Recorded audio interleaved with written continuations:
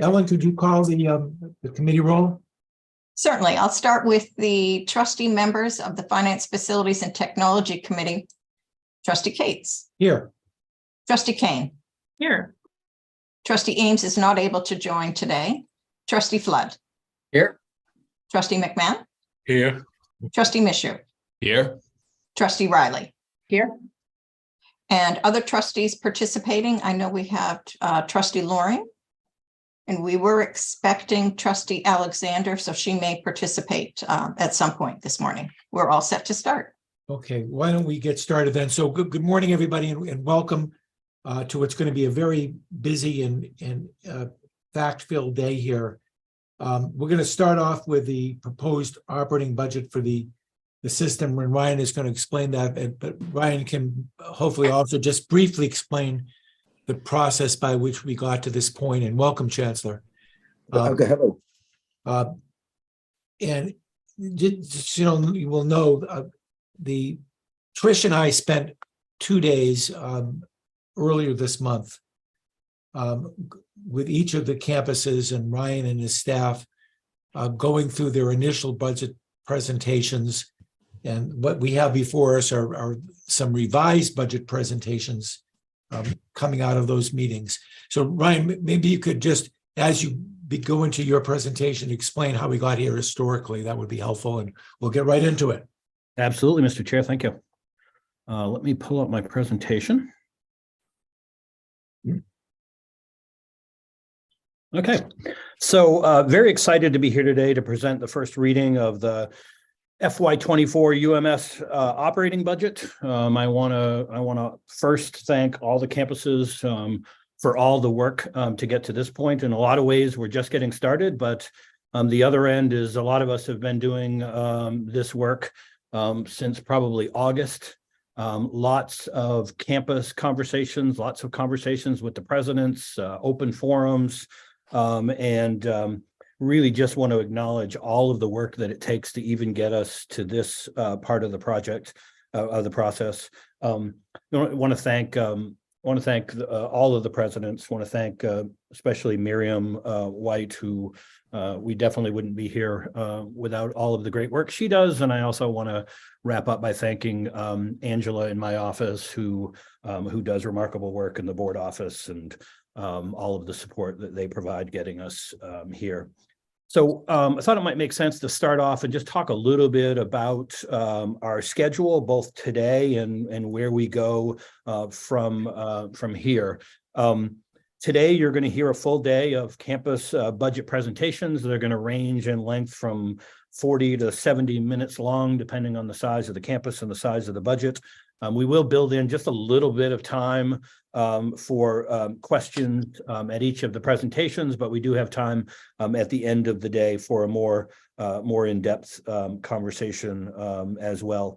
We'll start off after my presentation with Fort Kent, and we'll work through all the campuses, and we'll wrap up the day with the University of Maine at Farmington. The plan is that we will be back together as a committee on April the 12th.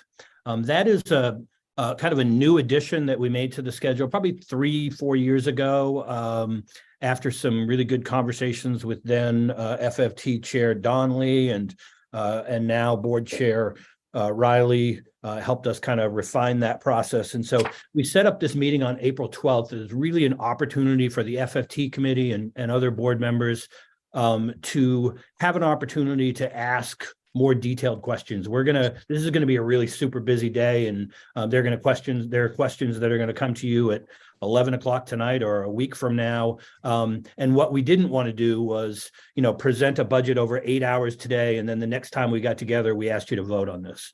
So we added this extra meeting in there to give you the opportunity to ask any questions that you might have.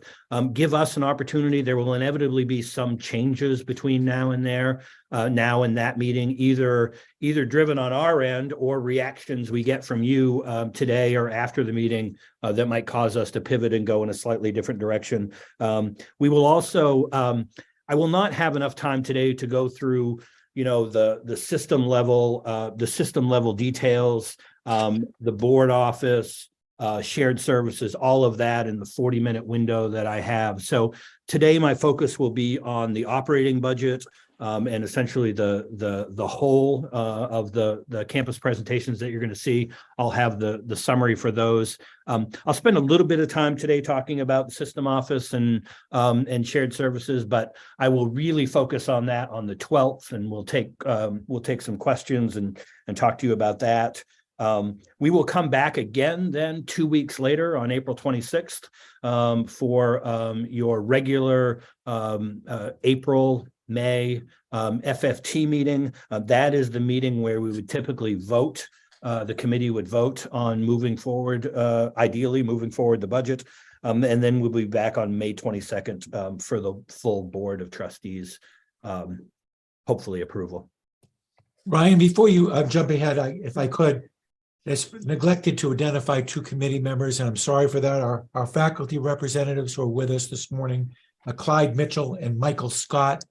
I don't think William Otto is with us, at least at the moment, but welcome, gentlemen. Thanks for being here. Thanks, Ryan. Yeah, excellent.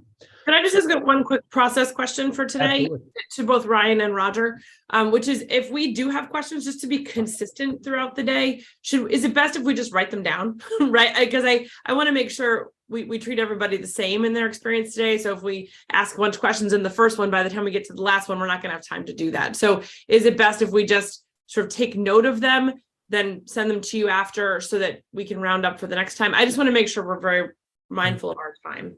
I'm going to try to make sure we leave at least 5 minutes at the end of each one for some initial questions. I'm sure we won't get to all of them, so why don't we just see how that goes, as we'll try to keep on schedule. We should wait until the end of the presentation for questions. That's really why don't you do that if you don't mind, and at the end of each presentation, and then again, to the extent we don't get to questions or new ones arise, we'll take them up at our next meeting. Okay. Thank you. I'd just like to be consistent. Thanks for the question. Okay.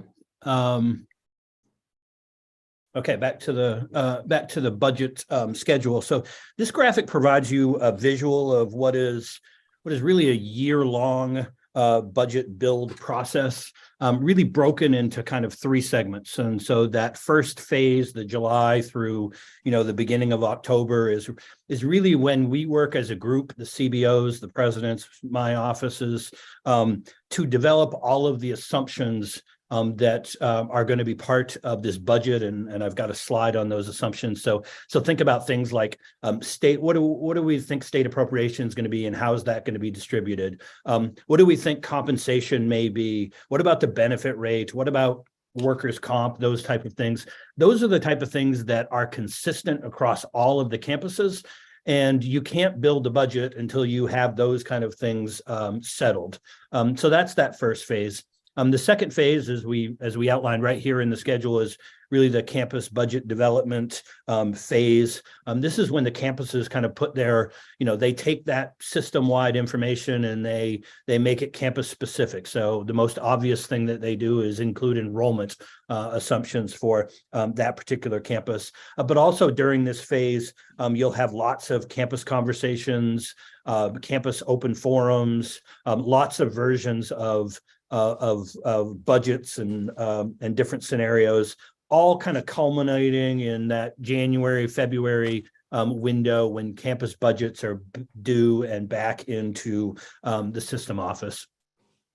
Now we're entering today and going forward the kind of what we refer to as kind of the trustee phase of this, where we get active participation from the Finance Facilities Technology Committee now and through April, and then into board approval, which typically comes at the May meeting. COVID has thrown us for a little bit of a loop. So a couple times in recent years, we've deviated a little bit from that schedule and approved the budget a little bit later in the fiscal year. But typically, this is the schedule that really drives the budget process. So I think everyone is aware of some of the budget pressures that we have, some of the challenges that we have. I'm not going to go through and read all of the bullets and stuff that I have in here, but I will emphasize just a couple of things. The FY24 enrollment projections are down. We know that. We've talked about that on several different occasions. It does obviously impact tuition revenue, but where we're really seeing the impact of COVID continuing to linger around is on the auxiliary side of our budgets, and especially true at our smaller campuses. No better visual for that than in the appendix of this material and in the campus presentations you'll see a little bit later. Would just encourage you to look at some of our smaller regional campuses and look at the occupancy rates in our dorms, what it looked like in 2019 and 2020 and what it looks like today. It's some pretty dramatic changes at a lot of our smaller campuses, and it's putting significant budget pressures on those campuses. We also have challenges with reserves. Again, we've talked about that a couple of times. Both the campus needs, and you're going to see that today, several campuses using campus reserves to help them balance out their 24 budgets, and the challenges that we've had with the market and investment losses have largely depleted our budget stabilization fund. It's limited the flexibility that we have in responding to some of the fiscal pressures that we have. The Gordian data, we talked about that last month at FFT. There are some positives in there, but we continue to have challenges with the net asset value at a lot of our campuses. And then, like a lot of employers, labor shortages, those kind of financial pressures are making it difficult to attract and retain new employees. So there are some budget assumptions that are consistent across all of the budgets that you're going to see today. And I thought I would talk about just a couple of those here. The biggest one is around tuition, in-state undergraduate tuition. Just to be super clear, the budget as drafted in front of you today does assume a 3% tuition increase for Maine residents. It would only be our fourth or fifth increase in the last 13 years.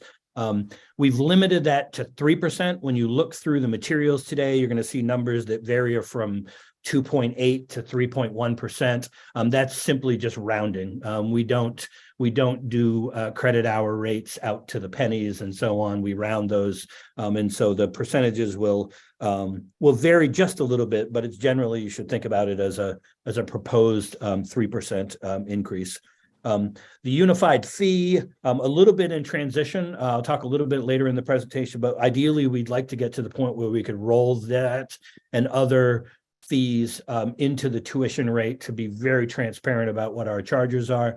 Appropriation assumes what is in the governor's budget. So a 4.5% increase in 2024 distributed through the allocation model. Compensation and benefits. Always like to be crystal clear when I talk about compensation and benefits.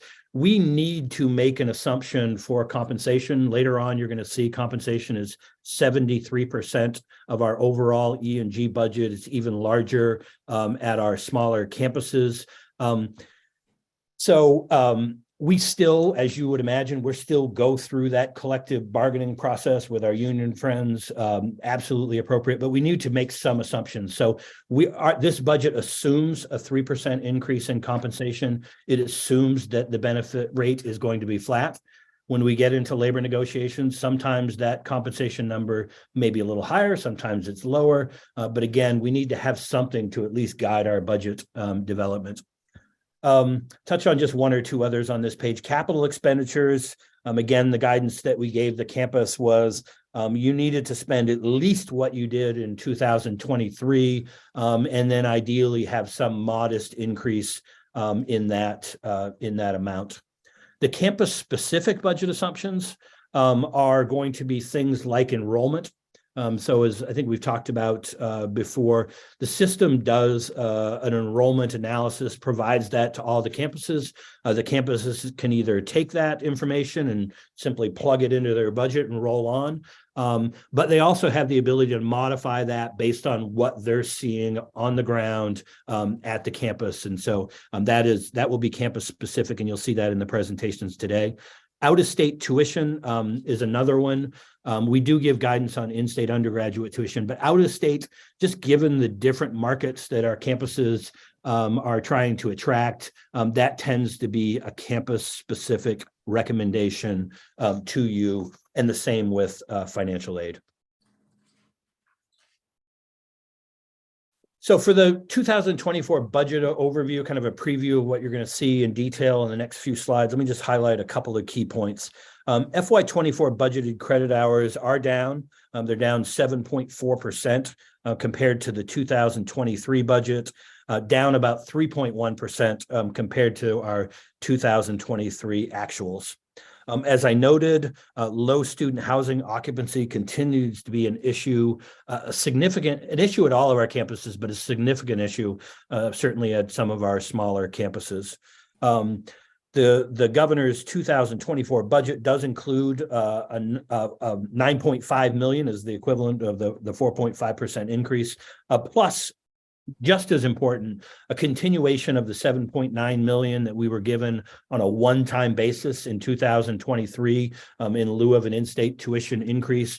Incredibly grateful for that recommendation from the governor and the support that we've received from a majority of the Education Committee in that recommendation. Unrestricted investments in capital are up by 1.1% $1.1 million. Or 3.6% over the 2023 budget. And we've got a slide that will show you the details of that. And then when it gets to balancing the budget, we're looking at a variety of measures helping get our campuses across the finish line. They include campus reserves. So at least 3 of our campuses are using some campus reserves to balance their budget. We have just a handful of system strategic reserves that are part of this budget. They're not really being used in this case to balance the budget. They are, just give you the best example is early college. We get a dedicated appropriation from the legislature for some of those early college costs. If we don't spend them in 1 year, they roll over and then they need to be spent for the same thing. And so this $488,000 is rolling over, but being used for strategic purposes that we'll talk about a little later in the presentation. The law school is we're recommending that the law school utilize some system funding that we'd previously committed to the renovations at 300 4th Street. We were able to free up some of those dollars. We're recommending transferring some of those dollars over to the law school that you had previously committed to help them balance their budget. And then finally, although there are no new system budget stabilization funds in this budget, and I definitely want to emphasize that, it's the first time that has happened since at least 2012. Part of that is because we don't have a lot of system budget stabilization funds. But the other half of that is it didn't necessarily make it any easier for the campuses. So I want to acknowledge the great work that campuses did there. So 2 of our campuses, I guess, did have budget stabilization funds that we budgeted for them in 2023. Through the good work on their part, they will not need all of those dollars. We are recommending that the campuses be allowed to use those dollars in 24, so we would roll those over. The board has done that on a number of occasions in the past. So this is kind of the high-level summary of where the 2024 budget essentially ended for each of the individual campuses. So let me just kind of quickly walk you through this so that you understand this piece. So for the University of Maine, you can see their budget, their final budget that is in front of you today, has ended with an E&G deficit of nearly $7 million, an auxiliary deficit of about $500,000, which gets you to that roughly $7.4 million deficit. They are closing their budget gap in this case by a one-time transfer from campus reserves, and that gets them back to a balanced budget. For UMA, no campus reserves, no system reserves. They are presenting a balanced budget. As you can see, their auxiliary budget is in a slight deficit situation, but they are forecasting a modest surplus on the E&G side, which balances them out for the fiscal year. At UMF, they are presenting a balanced budget for the first time since 2014, at least, balanced in both E&G and auxiliary. UMFK, you can see roughly budget deficits in E&G and auxiliary of between 850 and 900,000, gives them a budget deficit of 1.7 million. They are closing that through a couple of transfers. One, 1.2 million from campus reserves, and then 500,000 from system budget stabilization funds that we allocated to them in 2024, which we and the campus are forecasting they won't need to balance out 2024. So we are recommending those funds be allowed to carry over. That would get Fort Kent to a balanced budget. Same process with Presque Isle, although slightly lower numbers. So you see a total deficit there of 566,000. They are using what I believe is the last of their campus reserves, 345,000, with 220,000 that would carry over. That would get them to a balanced budget. USM is in a similar position to UMA. No campus reserves being used.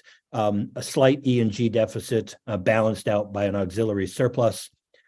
At Maine Law, a $1.2 million budget deficit. Although they don't have any campus reserves, you'll see the note there in the reference that I made on the last page.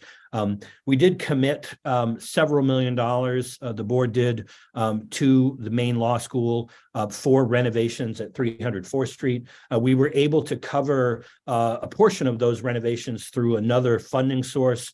That freed up 1.2 million, which we are recommending be transferred into the law school, or would stay at the law school to produce a balanced budget there. And then finally, governance and university services. We show a $488,000 deficit there. Again, that is really a product of a couple of transfers. Early college, I mentioned, we're moving about 136,000 of early college reserves, which need to be spent on early college. Again, this is a targeted legislative appropriation. So we're simply moving those, some of their reserve amount into 24 to help support that budget.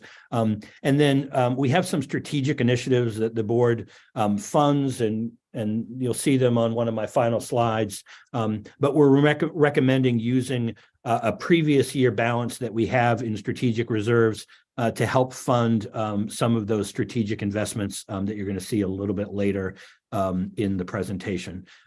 So collectively, you'll see overall forecasting about $11.5 million deficit. We close probably 95% of that through transfers from campus reserves, system reserves, and that gets you again to the balanced budget that you see in the bottom right-hand corner. Budget Stabilization Fund, again, pretty consistent with what I've mentioned on prior slides, so I'll just go through this fairly quickly. We entered fiscal year 2023 with about a $4.9 million balance. We had about $6.5 million of commitments against a $4.8 million balance. That's never a good thing. Fortunately, we have investment gains through the end of February of about 1.8 million, which would provide us a projected balance if we ended at that 1.8 million of about 200,000 at the end of the 2024 fiscal year, notwithstanding any other transfers that would potentially come in. Just a couple of slides to show you E&G state appropriation and where it stands. Significant increases in recent years from FY20 through FY25. So this is the 24 budget, but we do have a recommendation from the governor for our FY25 appropriation levels. That over those 6 years that the governor has proposed budgets for UMS, we've seen a 27% increase in state funding. So again, extremely grateful to the governor, extremely grateful to the legislature for that support, and certainly want to recognize Sam Warren for her tireless advocacy that she does for us in Augusta. And you can see the results here. This is limited to E&G appropriation. It does not include any restricted funds like MEIF or debt service. But just wanted to note, if you included MEIF and debt service in this, we are approaching about $300 million overall in state support. While it doesn't look like a lot, if you look at it over a 10, 11, 12-year window, significant support in recent years, very much appreciated. Former Chair Irwin always used to ask, how our appropriation was stacking up with CPI. Were we keeping pace? We knew we weren't at the time, because generally our state appropriation was fairly stagnant in that 2008 to 2017 window. So we knew we were losing ground. The recent appropriations have helped kind of catch that up. We haven't literally caught up again because inflation is so high, but we have started to see at least the green line increase at a little bit faster rate than what we had seen in previous years. So let me get into some of the specifics. So again, I won't spend a ton of time on all of these, because for the whole day, you're gonna see a version of this same exact chart for each of the individual campuses. But I'll just emphasize just a couple of key points. Again, as I noted earlier, overall enrollment is down 3.1% compared to 2023. Overall enrollment, if you look at the bar chart up top, is down about 8% over the last 4 years. The biggest part of that loss, if you look in the lower left-hand corner, is in-state credit hours, down 19% from 2021 to 2024. The bright spot here is CBE and AP in the lower right-hand corner, up 361%. In the 4 years that we've been budgeting for that. While I'm on this enrollment slide, let me just offer a caution, if you will. You're going to hear about individual enrollment assumptions from the campuses immediately after my presentation today, and they're going to cover some of the reasons for the changes in enrollment they're seeing on their individual campuses. There are several campuses where we are certainly encouraged by some of the early positive enrollment numbers that we're seeing, some of the initiatives that we have at some of our campuses. But we know, that some of those assumptions are aggressive, and we're going to need to monitor them. We're going to need to monitor them through the spring, through the summer. If we start to see enrollment assumptions that aren't materializing, as we've done in the past, we'll need to be ready to make changes, and we'll need to be ready to do that as early in the fiscal year as we possibly can. Residence hall occupancy, again, I noted the challenges that we're experiencing here. So the real story here is not necessarily on this slide. It's on the individual slides from the campuses that are going to follow. So I won't spend a ton of time here, but again, you can see occupancy rates range anywhere from 49% at Fort Kent to 100% at Farmington. To be clear, the Farmington one is driven due to the note that you see just below that. They have 2 residence halls that will be offline, so that reduced their capacity by 223 beds. The big change that you're going to see in residence hall occupancy, and you'll see it when we talk about some of the auxiliary numbers, is the Portland Commons coming online. So you see the increase in total capacity jumping up. Later on, when you see residence hall revenue coming in, it's up 20%. Interest payments are up 214%. Those are specifically related to Portland Commons coming online. So even with UMF taking a couple halls offline, we still see significant increases there because of that. This is the first budget that doesn't have a COVID capacity, so that's certainly positive news. How am I doing on time? About 10 minutes. So let me get into some of the tuition rates. The next kind of 5 slides I'll go through fairly quickly. Again, you're going to see a lot of the details in the presentations today. But over the next few slides, you're going to see tuition, a little bit about differential tuition, mandatory fees, room and board. These are all slides and information that we've presented to you in the past, but it was in a lot of different places. And so some of the good feedback that we got from the board chair, the FFT chair, was really taking some of that information, collapsing it into single charts. So it was very easy to understand where the increases were and where they weren't. And so that's what you're going to see reflected in the next several slides. So here you see, again, the 3%, roughly 3% in-state undergraduate tuition increase that we are recommending. As I mentioned before, out-of-state is an individual campus decision based on the circumstances there, and you're going to hear some of that narrative this afternoon. You see those proposed rates in the lower left-hand corner. Graduate rates on the right side, both in-state and out-of-state. And again, you're going to hear details about those individual campus strategies after my presentation. Differential tuition rates. So we talk about differential tuition rates in these presentations frequently, but this is the first time I believe we've actually put them all in a place where it's easy for you to see and understand what they are. So these are not all brand new proposals for new rates. Many of these already exist and are simply, you're seeing increases based on traditional tuition increases. In some cases, there are some increases that go above and beyond that, and you're going to hear about that in some of the campus presentations. Specifically, I know UMA is prepared to talk about the dental one. There's a significant increase there. You'll see some of the other increases here as well. Mandatory fees. Again, you can get a flavor of those across the campuses. We would like to move to the point where we could collapse a large number of these fees. Specifically, our focus is on the unified fee. What we'd like to be able to do is move the unified fee into tuition, collapse some of these fees down. So again, a student that is looking at a bill doesn't flip through 5 pages to understand all of the different charges.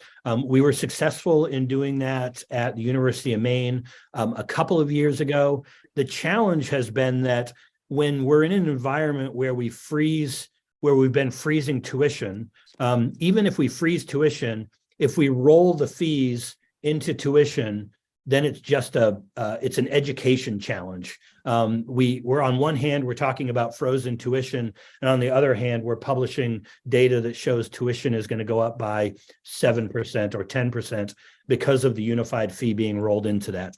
No net impact on the student.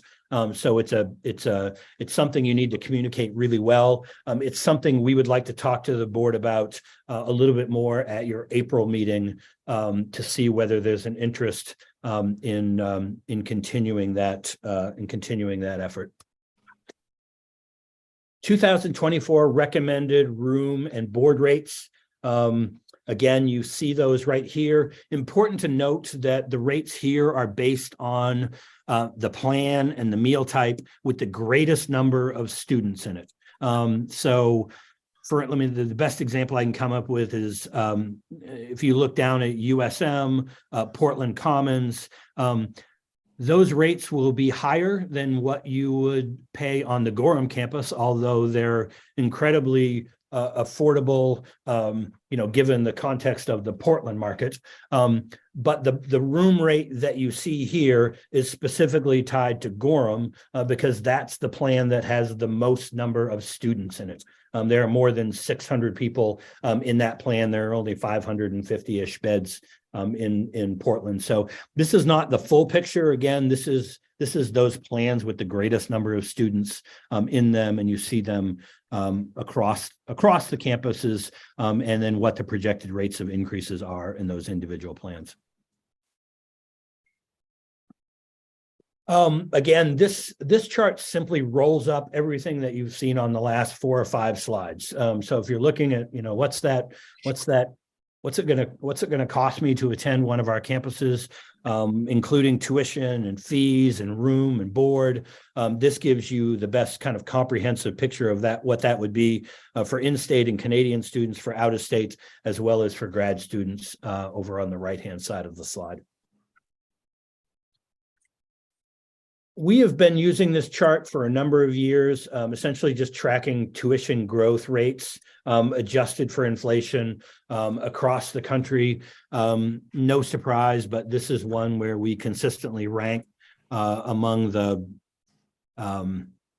lowest increases. Typically, typically our rates has not kept up with inflation.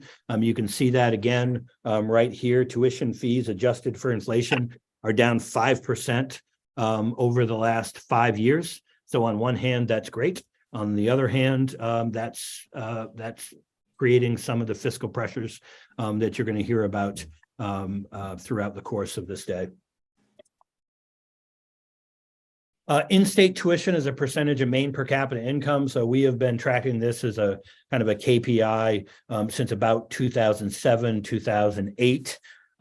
It peaked at about 18% in 2013, and you can see it has been on a pretty significant decline over the last several years. Most recent data getting us down below 14% for the first time. We did look at specific campuses. So we went in and we looked at, in-state tuition as a percentage of per capita income for all of the New England land grants, for instance.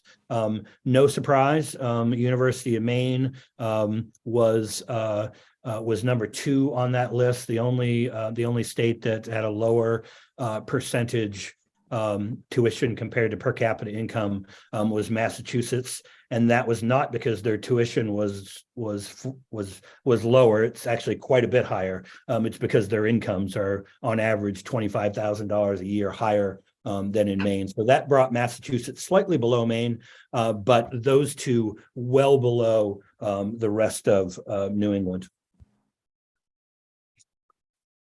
FY24 budgeted attrition. So I think generally folks know what we mean by attrition, but for those that might not, or for our thousands and thousands of people listening at home, attrition is really for us is just a way to leverage the natural flow of the workforce to lower our payroll costs. So you can go through a fiscal year and realize savings when one person leaves, and it takes you a couple of months to fill it.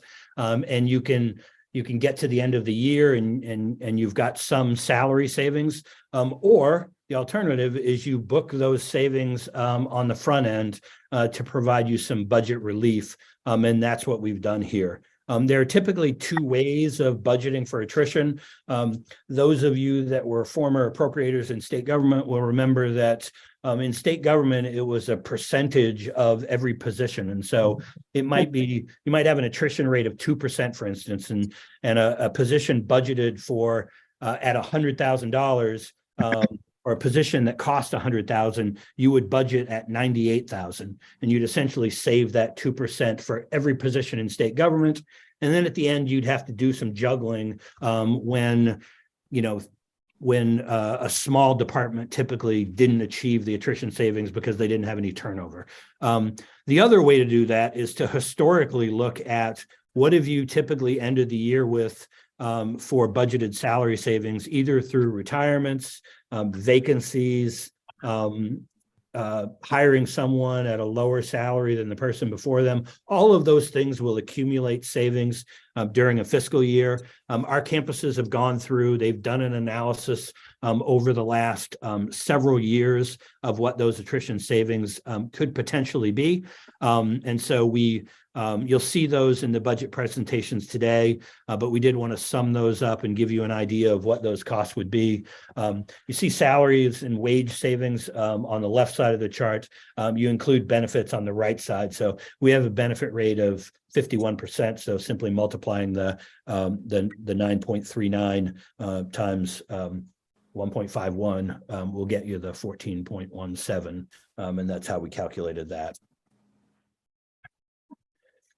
Just getting into my last couple of slides. Funded depreciation, just want to kind of emphasize a couple of points here. Total investment increase is up 1.1 million or 3.6% for the year. You can see that reflected if you're looking at the chart. You see FY23 totals 30.5 million in investment. If you look at the total just to the left of that, you can see 2024 is proposing 31.6 million in investment or in debt service. And that's what represents the increase. Depreciation expense overall is up by 3.7%. From 40.1 million to 43.6 million. You see those two bar charts there. That's a reflection of a couple of things. As we invest more in our facilities, the value of those facilities goes up. It means we need to put more money in to keep them up. It also reflects new buildings coming online. So we spent some time this morning talking about Portland Commons, the Furlan building at the University of Maine. All of those have boosted up that depreciation target to 43.8 million. Overall, we're funding about 72% of our depreciation expense. That is down about 4% from the 23 budget. So even though we're spending more, the value of the depreciation expense increased by more than that. So we lost a little bit of ground, or we will lose a little bit of ground in 2024. So these are my final three slides, just wrapping up the summary. So let me just kind of highlight a couple of key points. There are some positives in here on this slide. I think the biggest one is the pie chart in the top left-hand side. You can see state appropriation is 44% of our E&G revenue. Net tuition and fee revenue is 47%. So the net tuition and fee revenue, which is that portion that comes from students, is down 1% in this budget. State appropriation is up 1%. So that's a good exchange. We're excited about that. In the expense side of the equation, compensation is creeping up again. It is up to 73% now. It was 72% a year ago. It consistently goes up by at least 0.5% to a full percentage point every year. A couple of the specifics in here that I'll highlight. Again, tuition and fee revenue up by about 2.6%. You can see that up in the top right. That is a combination of enrollment changes as well as changes in rates. Waivers and scholarships is down $10 million. That is driven by some individual campus decisions and some campus circumstances that we'll get to when we get into the individual presentations. And then, as I noted, you can see compensation is up. That is, again, largely attributed to the 3% increase that we've projected for cost of living adjustments there and the corresponding impact on benefit rates. Overall, you can see this is about a $543 million E&G expense budget. If you can see my my arrow down here, the 10.1 million here, for those of you keeping track at home, if you go back to kind of the summary slide that I had back on slide 4 or slide 5, and I talked about the total E&G deficit, that is this number. It is the 10.1 million. There are some offsets to that. So this is the budget stabilization amount that we recommended being carried over. Gets you to a budget deficit on the E&G side of about 9 million after those transfers. We are transferring in 9.5 million from various campus and reserves, which would give us overall a modest budget surplus on the E&G side of $511,000. This is the auxiliary side. So for auxiliary, just cutting to the end, again, you can see here, we're forecasting a modest deficit of also 511,115, which will get us to a balanced budget when I click the slide and move on to the next one. Just a couple of observations about the auxiliary budget at a high level. The biggest change that you're going to see here is the pie chart in the bottom left-hand in the bottom left-hand side. So if you looked at this last year on the expense budget was 31% compensation. It has dropped down to 18% compensation. That is driven by the decision of the Orono campus to move to Sodexo. So that takes those former kind of employee costs, if you will, shifts them from compensation and shifts them down into non-compensation, because now it's a contract with Sodexo. So the overall numbers are largely the same, just the buckets that they're in are just a little bit different. You'll see residence hall revenue is up. That is due to, again, more beds because Portland Commons is coming online, more beds at higher rates. Salary and wages are down, again, directly attributed to the shift in Sodexo. The interest expense you can see in the middle is up considerably, 2.1 to 6.6. Again, a reflection of Portland Commons coming online, and those debt service payments are coming due there. This is the overall summary of E&G and auxiliary. The most important thing that I can point out in this one is the FY24 base. Take it all the way down to the bottom. Net change in cash, reserves, and transfers is 0, which is exactly where we want it to be. And we want to present a balanced budget there. So I think, Mr. Chair, that gets me through kind of the summary. Again, governance and university services are included in your materials. I will review those in a lot of detail at your April 12th meeting, but just in the interest of time, I think I'll stop right there, see if there are any questions, and then we can move into campus presentations when you're ready, Mr. Chair. Thank you, Ryan, for an incredible amount of material succinctly presented in a short period of time. That's remarkable. Recognizing that we've got to get to the individual campuses and we will have another meeting. We're actually a little bit behind schedule now, but if there are any questions, we certainly can take time for a few right now on this overall budget. Are there any? Please raise your hand or shout out. I'm not seeing anybody. So why don't you hold those questions? I'm sure people are taking notes, and we'll then move on to the first campus presentation. And again, what we're doing here, correct me if I'm wrong, Ryan, is we're inviting each campus in as the day proceeds. They will enter our meeting room here, make their presentations, and certainly answer any questions. Then they will leave, and then the next campus team will come in. Do I have that right, Ryan? That's exactly right, Mr. Chair. Okay, well, thank you. So we're going to start out then with the University of Maine at Fort Kent, and President Hedin is with us. I see her. And I don't know if you want to introduce the rest of your team who's here, and you can go right ahead with your presentation. Sure thing. Thanks, everyone. So Pam Ashby, Chief Business Officer, is with me today, as well as Heidi Carter, Executive Director of Marketing and Brand Management. So good morning. We are pleased to share with you our budget FY24 presentation. Slide.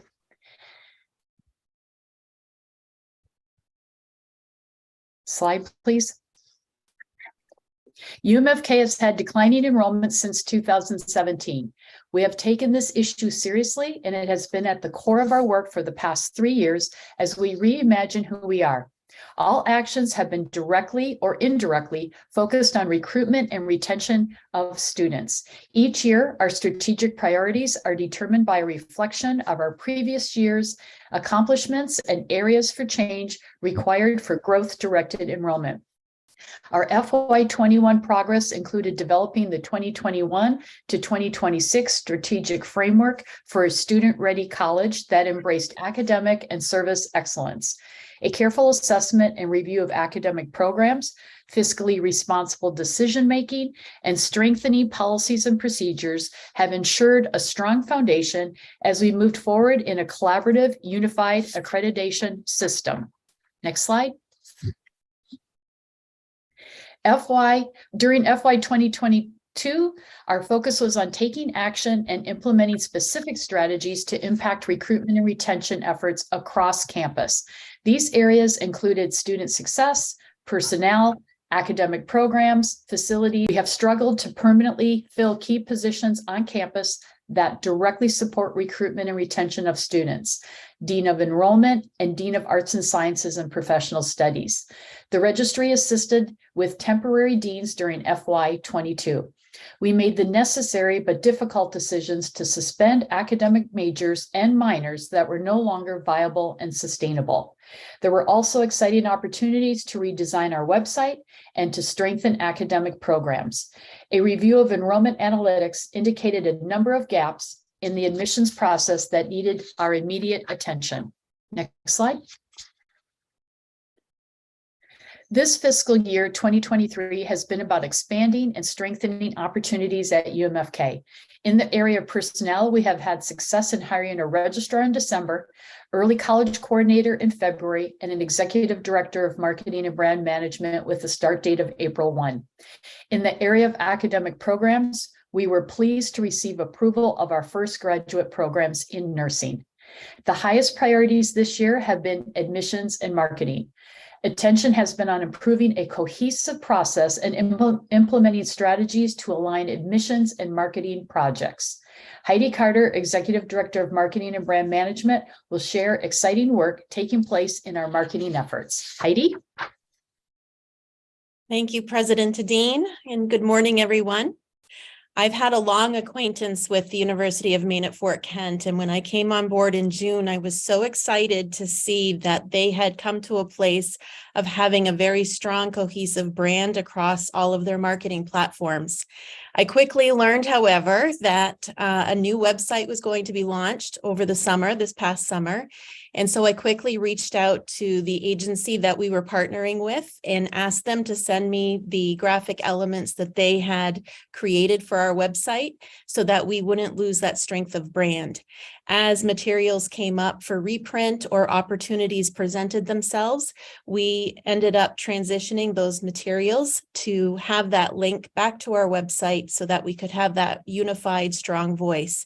I'm thrilled to tell everyone that a few weeks ago, we were notified that our web services team won a gold award from the Educational Digital Marketing Awards for excellence in website redesign. So that was a lot of great validation that we're on the right path and good things are happening to build that strong foundation to have some great marketing efforts as we move forward. Next slide. One of the things that was on my desk for review when I arrived was a contract for digital advertising, something that we've done for a number of years. And I am just very inquisitive by nature. So I had a lot of questions. I took some time to share with this team who I was and what my visions were, and took time to listen at what their thoughts and their ideas were. And we walked away from being able to reduce our contract amount by $10,000, but we were also able to add 2 new media channels to our efforts, and that work really paid off. As of March 15th, our conversion rates are up to 834, and we're only halfway through our current campaign.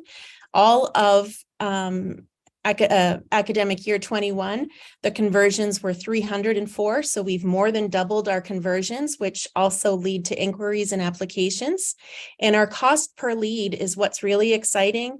Back in 2021, our cost per lead was $119, and I'm thrilled that we are now in March just over $30 per lead. This is really exciting. The leads that we're getting are quality leads. We've been able to matriculate a few of those students already, and it's given us some good conversations to have with students that are really interested in what UMFK has to offer. Next slide, please. Some of the work that I've really enjoyed over this past year has been collaborating with different offices. It's been really exciting to come up with solutions that it's not just beneficial for our admissions team when they go out to recruit, but also is beneficial to the students that we're looking to reach. One of those tools that we developed was an early decision scholarship, and this is the result of work that was done from finance, financial aid, enrollment management, and marketing. Once we were given the go-ahead that this would be a tool that we could proceed on, I reached out to the web services team. We got some good content up on our website that we were able to link to. I created some digital marketing assets that we were able to use in advertising on social media platforms and other digital marketing opportunities. And we even had a parent communication that was a postcard campaign that actually was extremely successful for us. And we've had other tools that we've been also able to develop, but I'm not going to steal the show here. I'm going to let Pam talk about some of that. But every time we seem to come together in our offices, we end up coming out with some really great work that I think is moving our marketing in really positive directions. Next slide, please. And then the rest of some other notable work that we've been working on is it's been a really big task of ours to align with some of our, not just align, but identify some of our third-party vendors. And these vendors that I'm talking about are websites that prospective students might find themselves exploring different colleges and universities to find the fit that works best for them. So our profiles on some of those sites were not very strong. They were not very representative of our campus. And with some work and guidance from our partners, we were able to improve our landing pages, and we were able to add photography, in an instance, a video. We worked at perfecting our links and giving more valuable links to those students. And in turn, from October to February, we more than doubled our conversion rate on those platforms. We're going to continue to identify those platforms and continue to make those improvements as we move forward. Some other work that we've been doing is the University of Maine system has recently started doing some marketing campaigns that's been very beneficial to all of the campuses. And in the strategies that I've been implementing, I've been aligning the work that we're doing at UMFK with some of that system-wide work so that we're better leveraging our marketing dollars and helping them stretch further. Again, this is something that's ongoing, and I look forward to continued work in that area. And as I mentioned before, we've been continuing to update our creative assets to better reflect our campus community and represent our student body in a more appropriate way. In the areas of enrollment and admissions, this has been a really kind of a reboot year where we've been able to get on the ground and running again. And that's been very exciting because we are operating with a very, very lean admissions crew at this time.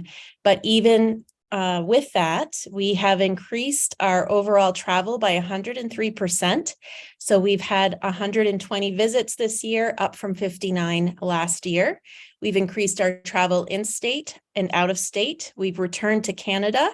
We've been on some military bases recruiting, and we have been looking at ways that we can better utilize our alumni to do some of our recruiting efforts for us in areas that we may not be able to frequent. In addition, we've developed some tools, as I mentioned, that have been very beneficial to our enrollment strategies.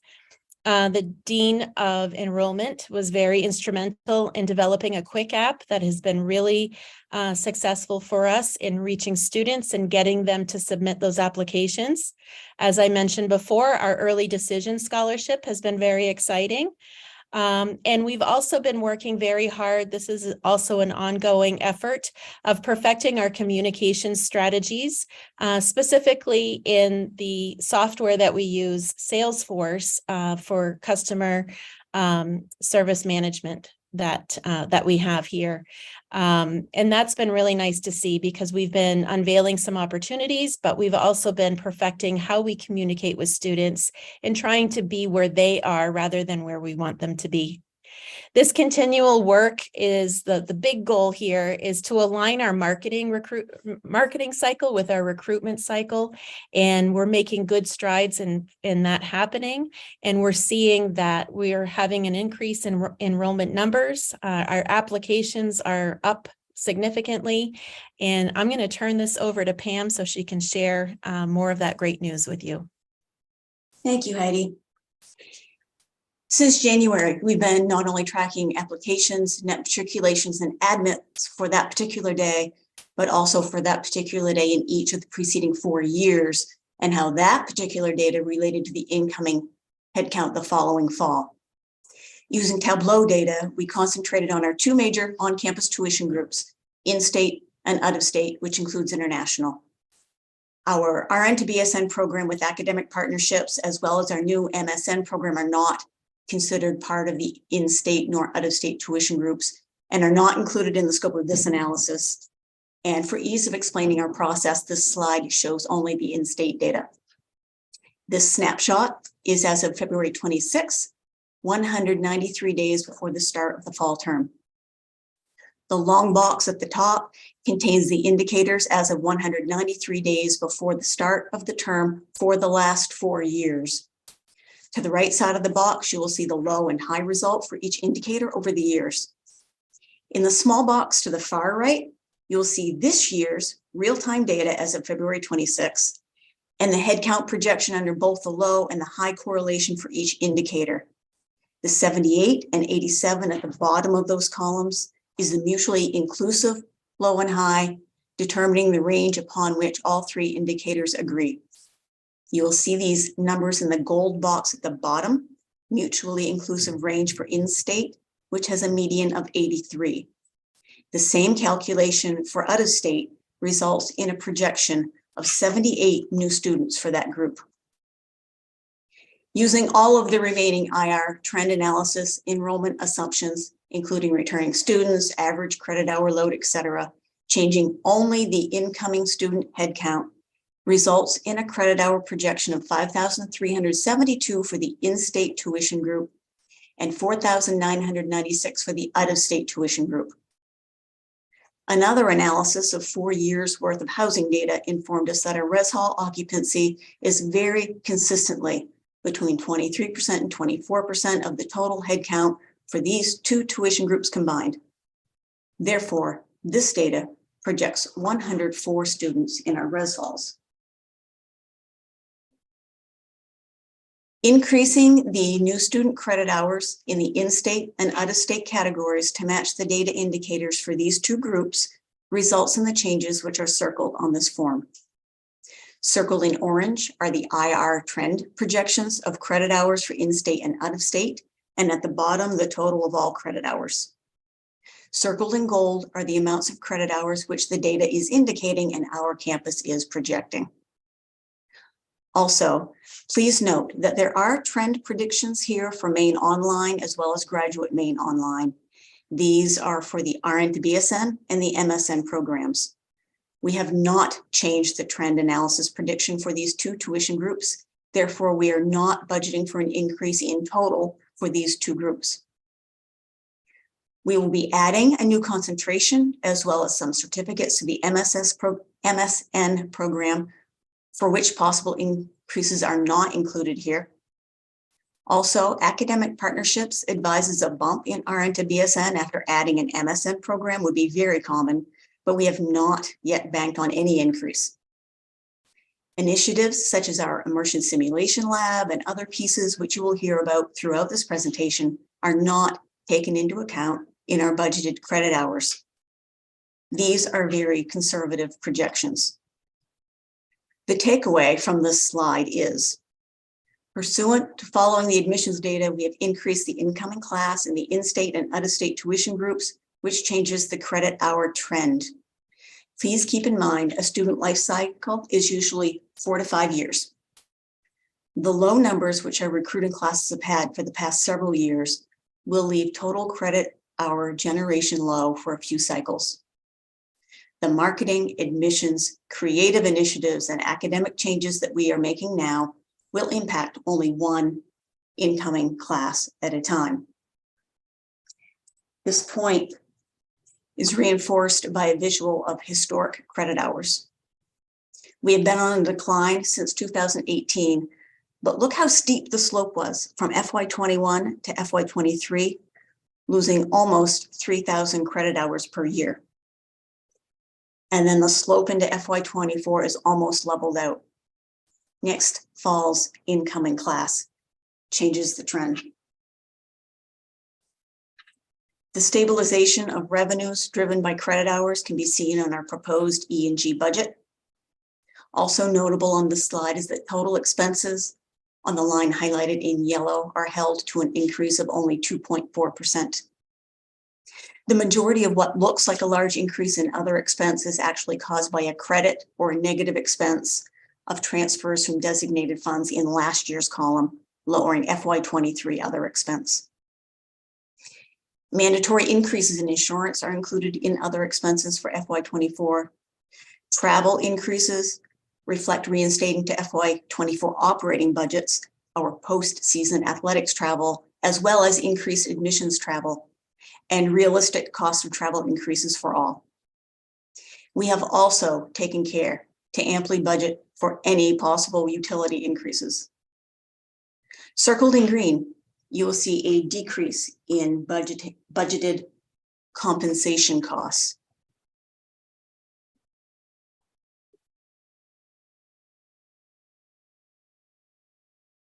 In FY23, we budgeted 106.25 positions. This proposed FY24 budget includes 102.35 funded positions. The details of the net decreases, I believe, are in your budget forms packets and include vacancies held for one more year, as well as consolidation of vacant positions where possible. For a visual of the work UMFK has been doing over the past several years in this area, the chart on the right shows the actual amount of employees of record according to HR census headcounts as of the last 5 Octobers. I will note that this varies from positions budgeted because of vacancies or being between hires, or because we decided we could hold on some positions for just a bit. We have decreased from 111 full-time regular employees in FY19 to 92 full-time regular employees as of this past fall. We've done the hard work already. Our operations are very lean. A look at the auxiliary budget shows a stabilization of dining and residence revenue.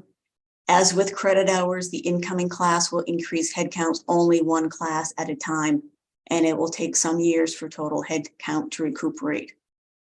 As in past years, we continue to be laden with almost $400,000 in principal plus interest payments for the lodge, which, as scheduled now, will continue until 2034.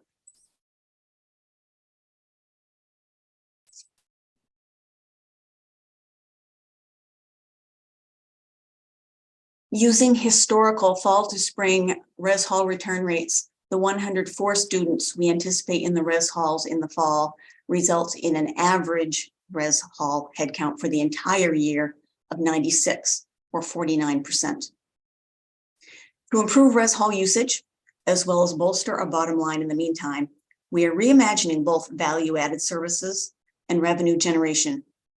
We're going to be operating all-day unlimited dining to solve several student scheduling issues, make sure students are well-nourished, and add value for all.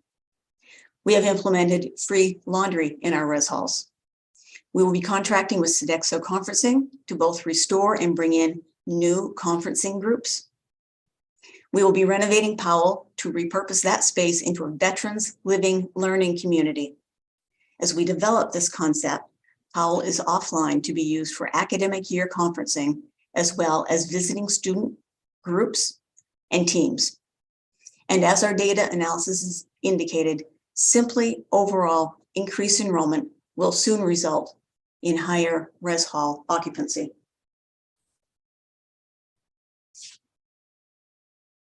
This is our combined comparative proposed operating budget. Here at the bottom of the first column, you'll see that in FY23, UMFK received approval to use $938,000 of budget stabilization funds.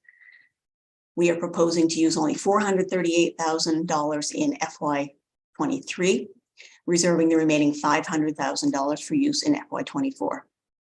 If absolutely necessary in FY24, we could also use up to $1.257 million in reserves as we continue through this transitional year. Using just a few assumptions over the next 3 years, we can get a rough estimate of how long it may take us to fully recover. The scenario at the top assumes our rates increase by 3% each year, total expenses increase by 4.5% each year, and each incoming class in our in-state and out-of-state tuition groups only increases by 5% each year. As you can see, under this scenario, we make progress, but have not yet eliminated our operating deficit by FY27. In the second scenario, we increase rates by 3% each year, total expenses increase by 3% each year, and each incoming in-state and out-of-state class increases by 10% each year. To put this in perspective, our FY24 budget anticipates an incoming class of 161, so a 10% increase is only 16 more students. Under this scenario, UMFK is once again operating without assistance by FY27.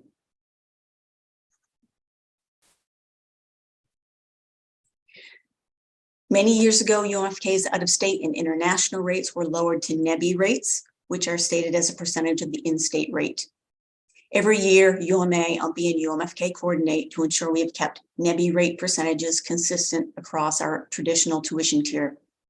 At 165% in FY23, we were lower than all others in the system, so we decided together to move from 165% to 170% of in-state rate for FY24. The result is a total increase to out-of-state rates of $24 per credit hour, or approximately 6%. We propose also increasing the unified fee, our RN to BSN rate, and our room rates by 3%. Moving all students to all-day unlimited dining results in most of our students realizing a 3.5% increase.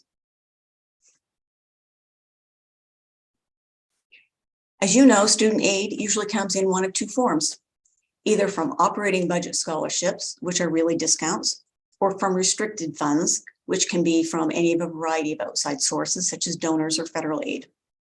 These sources do not impact the operating budgets at all. They just help students pay their bills. One such fund is the Racino Scholarship Fund. To the right side in the white section, you will see the Promise Scholarship, which we instituted several years ago. This scholarship is for in-state students with income levels low enough to be eligible for federal Pell Grants.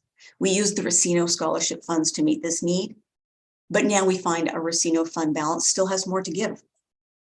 Admissions, marketing, financial aid, and finance have worked together to create a new and fabulous scholarship, which leverages unused Racino Scholarship monies to help in-state students who are in the situation in the middle. They need help, but do not quite qualify for low-income programs. This will assist and attract students whose incomes are above Pell eligibility requirements, but below an estimated family contribution of $20,000 per year. This scholarship will provide more help for in-state families, more marketability to in-state families, and zero impact on our operating budget. A year ago, we entered into an MOU with UMaine to utilize their financial aid office. The collaboration is not only a natural progression as we entered unified accreditation and one OPE ID number, and it is not only a personnel savings. This MOU is a true leveraging of talents. The agreement involves 4 different individuals with 4 different skill sets. My staff is delighted with the training, the data queries, the sharing of best practices and ideas, and just overall support. One tangible product which has already resulted is the creation of a production quality financial aid brochure. The financial aid letter is another area of improvement. Within the next year, we would like to begin a review of our merit and other scholarships to ensure maximum effectiveness. On the capital investment side of budgeting, Gordian data indicates UMFK, along with the entire system, is not spending enough to completely renew every building every 30 years. However, if we were to insert a trend line over the past 5 years, it becomes more clear that UMFK is making good progress. This slide exhibits our 1-year capital plan. It is sorted and color-coded based on source of funding, with a column for total project cost, as well as the column on the far right, which is the dollar amount of work expected to be completed in FY24. The box in yellow is funded from operating funds. The amount circled, $389,000, is the amount budgeted to be transferred from this operating budget into capital projects. And for those of you checking to make sure this ties into the E&G and auxiliary budget slide, this transfer to capital projects plus $12,000 budgeted for purchase of equipment equals the $401,713 budgeted for capital expenditures.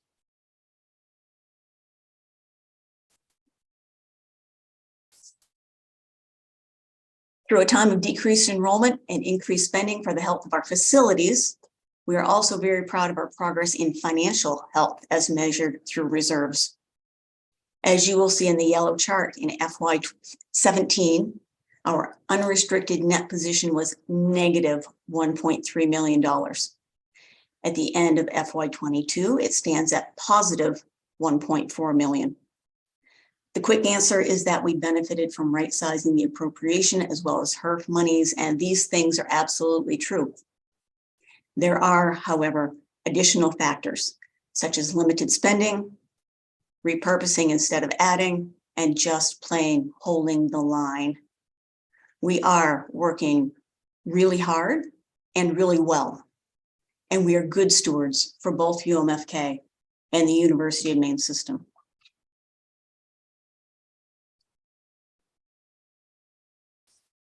To share with you a few results of our constant efforts to increase efficiencies, I will first draw your attention to the bottom quadrant on the left in green, finance. We have streamlined processes, eliminated costs, and leveraged the strengths of personnel within our own business office, as well as utilizing existing staff in the financial aid office at UMaine. We are reevaluating every position which comes open. We have leveraged funds outside of operating funds to create a new marketable scholarship for Maine families. In facilities, as we move to the lower right quadrant, most of you are very familiar with our multi-year space reduction and deferred maintenance plan, anchored by renovation through replacement, for which we just have a few small details left to completion. According to Gordian, and accomplished mostly by leveraging funding available, through this plan, UMFK increased net asset value by 2 or 3%, depending exactly on which year's calculation you're referencing. We eliminated 7.8% of 10-year asset need and reduced square footage by 3.9%. In the area of enrollment, earlier in the presentation, Heidi spoke to you about the numerous opportunities found to optimize the ROI by better using third-party vendors, on-campus talents, alumni contacts, and interdepartmental communication and collaboration. President Hedin, in her dual role of both president and provost, has undertaken many challenges of efficiency in academics, which she is going to now share with you. In academic affairs, we offer courses that align with semester enrollment projections. This ensures greater enrollment in listed courses with fewer canceled courses due to low enrollment. This intentional process has provided a more accurate and dependable schedule for students, as well as savings to academic affairs. Next slide.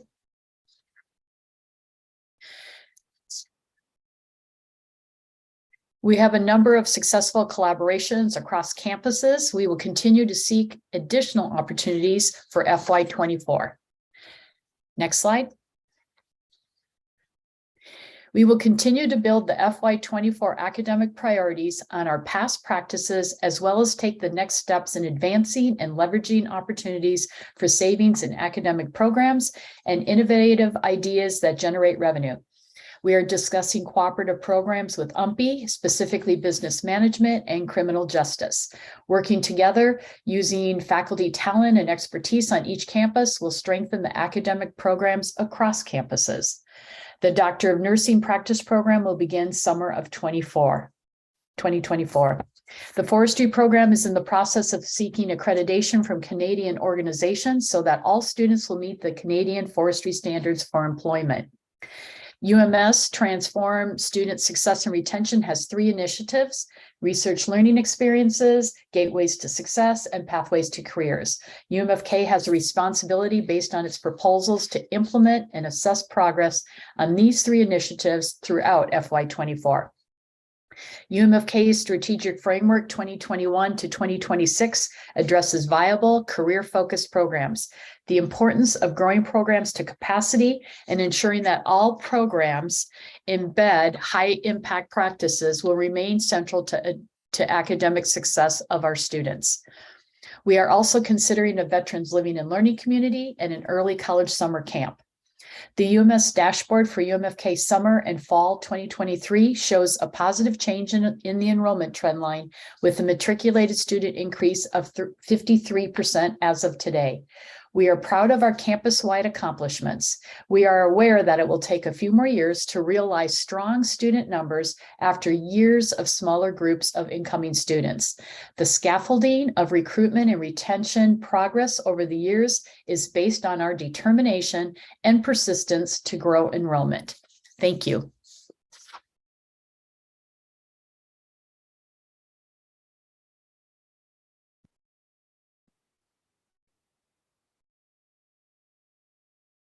You're on mute. I am so sorry. Thanks to President Hedin and her team for the presentation. We do have a couple of minutes for questions. Trustee McMahon. I really commend you on your social marketing, your targeted marketing. Can you tell me what improvements you've made on time to decision? So you've got all these leads. How much time have you taken out of the decision process when people apply to the system, to your campus?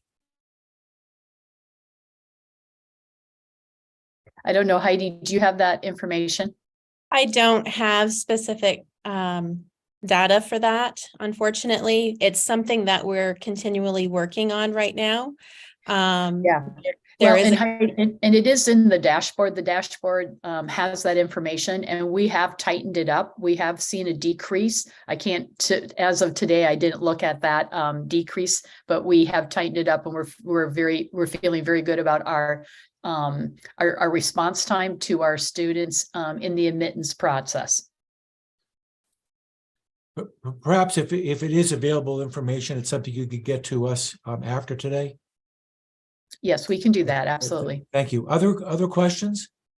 I did have a couple of quick ones. One, you're not the only university where this is the case, but I understand that the system makes enrollment projections based upon its analysis of historical data. Your enrollment assumptions are more optimistic. You've made out the case, I believe, of why you feel that way based upon, but clearly you're being more optimistic than the system is in your incoming class projections. Fair enough? Absolutely. And with those projections, as Pam has mentioned, we've taken a conservative approach to those projections and feel very confident that our projections will result in those enrollment numbers for this next academic year. Okay, thank you. And also, if I may add, this Please. is the first time that we've challenged the system analytics. Okay. Secondly, well, let me go to Trustee Flood, then I've got another question. Trustee Mine's Flood. very, thank you. Mine's very basic. It's just for Heidi. And I know you used a term often and you were pleased with it. I think the conversion rate, and for me, I don't deal with that subject area. Can you describe just in a little more detail what is this particular factor, conversion rate? certainly. And yes, I apologize for not describing that in more detail earlier. Conversion rates are the actions. So the way that our digital advertising works is we have these ads on multiple platforms. When people click on them, they land on our landing page. And when an action is taken from our landing page into our website, or an inquiry form is filled out, which we have captured on our landing page, or an application is filled out, that is counted as a conversion. Does that answer your question?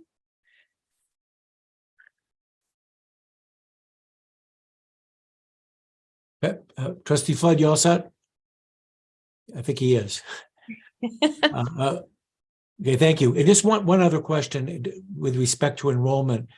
Unless I missed it in the materials, are you making any assumptions about retention rates which are different from historic data, or you are assuming a continuation of those historic rates?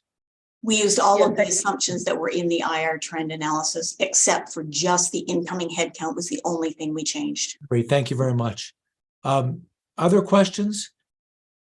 And again, to those trustees and other members of the committee, if you have other questions after today, we'll talk about later about how we can get those funneled to the appropriate people for answer before our next meeting.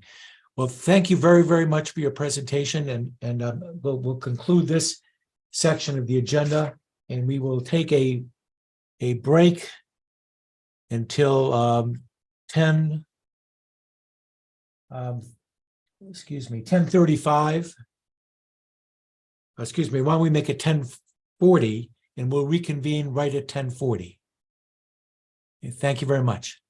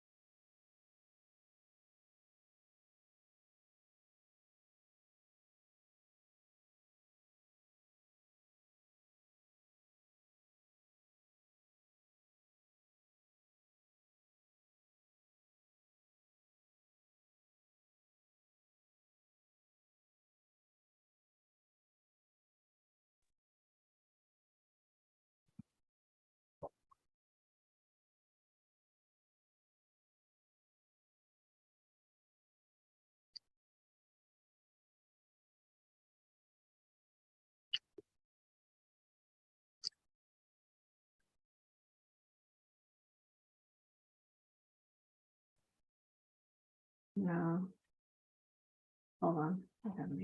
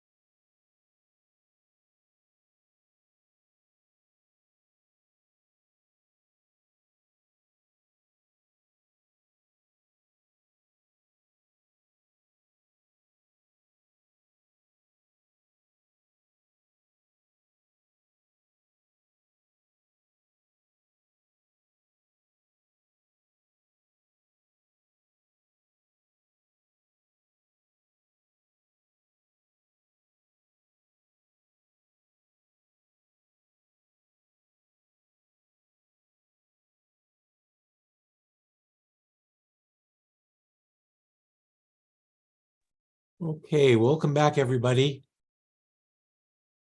And we are at 10:40, and in our tour of the state of Maine, we now go down to University of Southern Maine. And do we have President Edmondson and her team with us? We do, great. Yes, indeed. President Edmondson, good morning and welcome. And why don't you go right ahead with your presentation any way you wish. Good morning, Trustee Cates. Thank you all for being here this morning. We're really pleased to have this opportunity to share our budget work with you. We've been working very hard over the past number of months to address some of the challenges that we see as a result of declining enrollment since 2019, approximately a 15% decline in enrollment, as well as rising costs. And I feel very optimistic about the plan that we have put in place. We are looking to a future that's very bright for the University of Southern Maine, one that is puts the university as an important part of the state and of New England.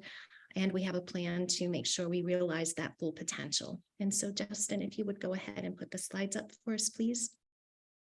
Thank you. Okay, we can go to this slide. And so we have some points of pride that I would like to share as we look at the FY24 budget. One is that the University of Southern Maine's Foundation's Great Campaign is poised to exceed the target of $46 million in fundraising. And this has been done over a 3-year period. So it's been quite remarkable to see the work that's happened through the USM Foundation. The Promise Scholars Program is a model for successful student support with its focus on academic excellence and wraparound services. We're learning a great deal from this program as we look to support students more broadly within the university. And this particular program is giving us some wonderful examples of what we need to do as we move into the future. We've been doing some strategic work on recruitment and retention with Provost Tuchinski and Vice President Arena's leadership. This has broad support from the university community. Everyone knows that we need to focus on retention, and to really realize our service promise of being student focused every day.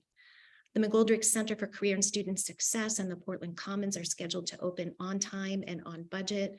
We're really excited about that. And we have some wonderful collaborations with our sister universities that are promising, including the University of Maine at Augusta, at the Lewiston Auburn campus. And more recently, I've been in conversations with the University of Maine at Presque Isle about some collaborations there that I think are quite promising.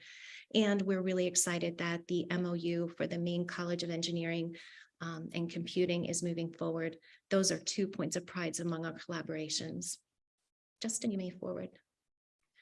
So we began our budgeting process several months ago. As Ryan mentioned earlier, this involves weeks and weeks and weeks of hard work. And when we started, we had a $7.2 million gap that we were solving for. We've worked very hard with Cabinet and with the broader university community to solve for that particular gap. We focused on position management and the accompanying savings that go with those. We've identified gift funds and other funds that will help to offset our E&G spending. We've established business plans for revenue producing activities in order to increase our resources. In fact, most recently, we made some decisions about parking and how parking will be managed moving into the future that will give us some additional revenues to the university. We're increasing efficiencies in all areas, and we have developed a balanced budget for FY24.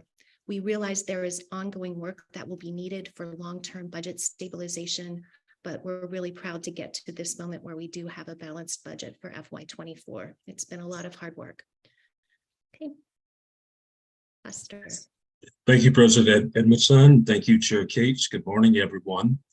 As President Edmondson detailed for you, an incredible amount of effort went into looking at all possibilities of how to close that $7.2 million gap.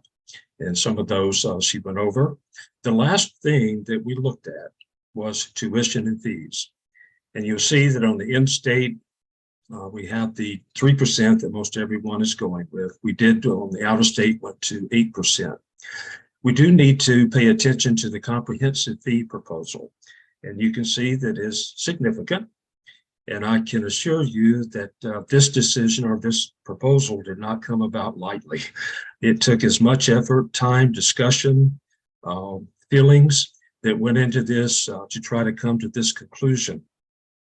I can tell you that when you do add in this additional amount, we did the research on this, USM still remains very competitive with its peer institutions, even with the addition of this amount.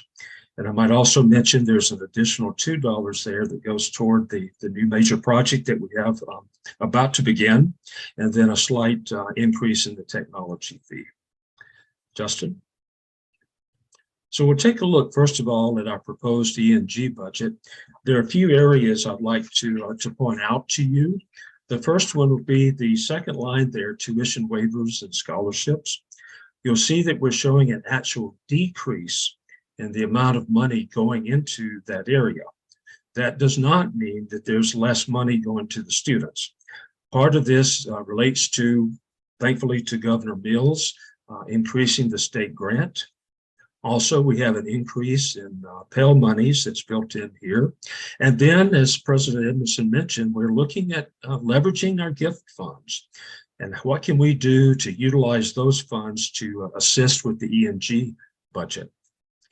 Going down just to 3 lines, you see recovery of facilities administrative costs, showing a $700,000 change. In reality, that's a budget adjustment, and that reflects reality. We've actually been bringing in about $4.2 billion. So that was a budget adjustment. And then, as also mentioned by President Edmondson, we're going to our revenue producing areas and asking them to get creative, find ways to bring in additional funds. And so you see an increase there. And as she also mentioned, we've already made a decision on parking that's having a very positive impact. So it's already underway. As we get into the expenses, primarily, we're talking about inflation. Fuel and electricity, obviously, energy costs are soaring. Supplies and services, very high. And as Brian mentioned earlier, you see the interest expense in that line. And then see travel, that's also related pretty much to inflation. And then the other expenses category, a combination of inflation, but also some corrective action. As we went through line by line in all of these budgets, President Edmondson charged us with coming back with a real budget. And so we made whatever corrections that needed to be made and got us to that point. And that's how we came to the 7.2 million also. And Justin? And of course, the auxiliary area is where the major change occurs, as Ryan mentioned earlier this morning. You see the housing and dining line of the 56% increase in revenue there. And then you're going to see corresponding increases in expenses because it does cost us to grow. And then too, you see some of the impact on inflation as well as increasing the amount of square footage. The big one, of course, is interest expense in this area. And you see the huge increase because of the financing of Portland Commons. And then as you drop down, you see the debt service also increasing significantly. But then if we go forward, Justin, thank you. You'll see when we combine E&G and auxiliary, and you go down to the bottom, we do have a balanced budget. I do think you need to understand that this, to some extent, is a stopgap measure to give us time to work on a long-range solution of where we need to go. But this is a great first step forward. Some of the activity that took place in developing this budget will serve us well going forward also. But we did want you to be aware we still have some hard work to do.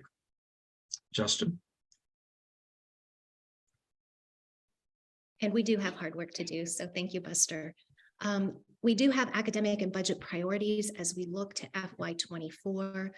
Some of these include applied digital sciences, as you'll see the Dubiac Center, the MIST Lab, computer science. Those are all part of the priorities as we're looking into the future, areas where we can really connect the university to regional needs and to trends nationally. We are working with our business programs to implement a new core and concentrations, and we're very focused on sport and e-sport management because those help us to partner more specifically with CMCC in particular. With education, we are working to introduce a regional serving undergraduate degree in special education that again puts us in partnership with Southern Maine Community College as we work to increase the pipeline of teachers into special education. With engineering, we're really excited about the implementation of the new industrial engineering degree program and our partnership with the University of Maine and other University of Maine system institutions through the Maine College of Engineering and Computing. At LAC, we are implementing the needs assessment plan that was done under Becky Conrad's leadership, and it has a really explicit focus on health sciences, on connecting us to the community colleges, and on system partnerships, specifically with the University of Maine Augusta and the University of Maine Presque Isle.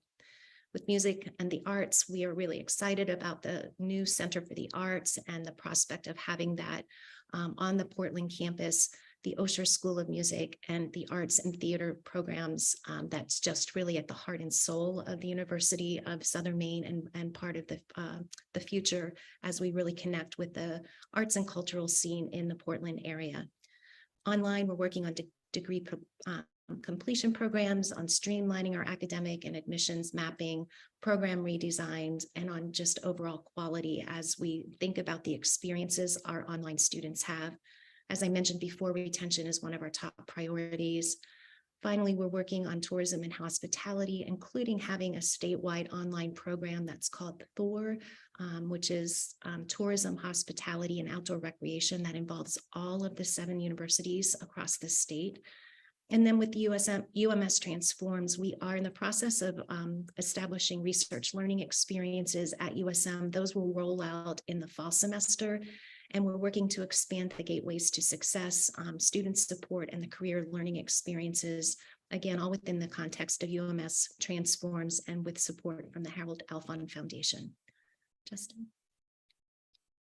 We have increased our efficiencies. We're continuing to leverage our donor scholarships to offset merit aid. That's how we're using gift funds to help with our E&G. We have a departmental review of individual budgets and we've made cuts. I've asked every unit to look at their non-comp budgets and we have roughly a 3% cut in non-comps across the board for our units. This was very hard work that happened with our cabinet leadership and I'm very appreciative of that hard work that happened in this area. We have delayed previously planned position investments and we are using our part-time faculty in more efficient ways, thanks to the leadership of Provost Tishinsky and our deans. We do have a position review committee that evaluates all of our compensation expenditures. That committee works very hard to make sure that positions that are vacated, to make determinations about what positions need to be filled, which can be paused, which positions we may not need moving forward, and all of those come to me for final approval. We are increasing the collaboration among and across our revenue generating operations. And then we're also working on energy conservation measures with HVAC, lighting, water, both in Anderson and Bailey Hall. Thank you, Justin. So now I'll turn it over to Dr. Arena, our VP for enrollment. Thank you. And thank you everyone for the opportunity to speak with you this morning about enrollment projections. In collaboration with the system, we did sort of work together on appropriate projections. And while I won't go through every aspect of this slide, I do want to highlight a few notable elements here. Our early college program is quite robust. We're the second largest in the system, and we're seeing that really rebound after the pandemic, which is a wonderful sign that our high school students are feeling ready once again for college coursework. Also, when we look at the undergraduate numbers here, we do expect out of state to increase with the opening of Portland Commons, our new residence hall. So we expect those numbers to be positively impacted in the coming years.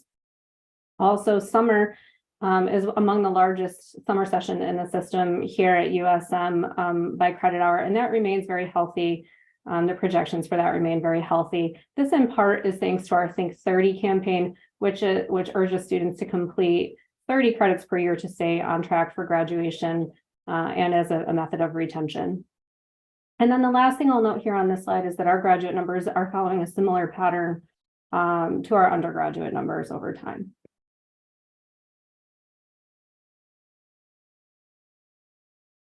And here you have a chart of those trends and how those look. And I'll mention here again that I think most of you are aware that the demographics for undergraduate first-time students are certainly shifting, right? And here in Maine, we have smaller high school classes each year. We also have fewer of those graduates going on into higher education. So we are really focusing on the concept of return on investment for entering higher education in general, and of course, USM specifically. On the graduate side, you'll notice that we've been relatively stable here. Slight declines. There's a cyclical nature to some of the admissions of some of our programs. And of course, we see more job availability for students. So some are delaying graduate school, although again, this has been relatively stable for us over time.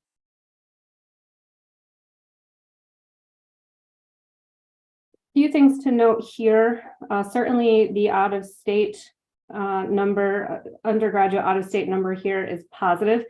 And that's part of a very intentional plan to bring new people to live and work in Maine. And while we understand our commitment certainly to those citizens of the state of Maine, we also understand that the future of Maine and the future of Maine's university system really depends on having out-of-state students join us as well and hopefully stay here after graduation.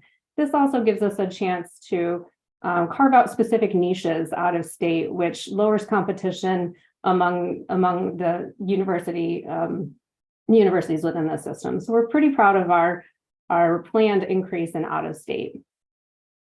And again, on the right-hand side here, you'll note that our graduate programs, while relatively stable, have a little fluctuation for the reasons that we talked about on the last slide.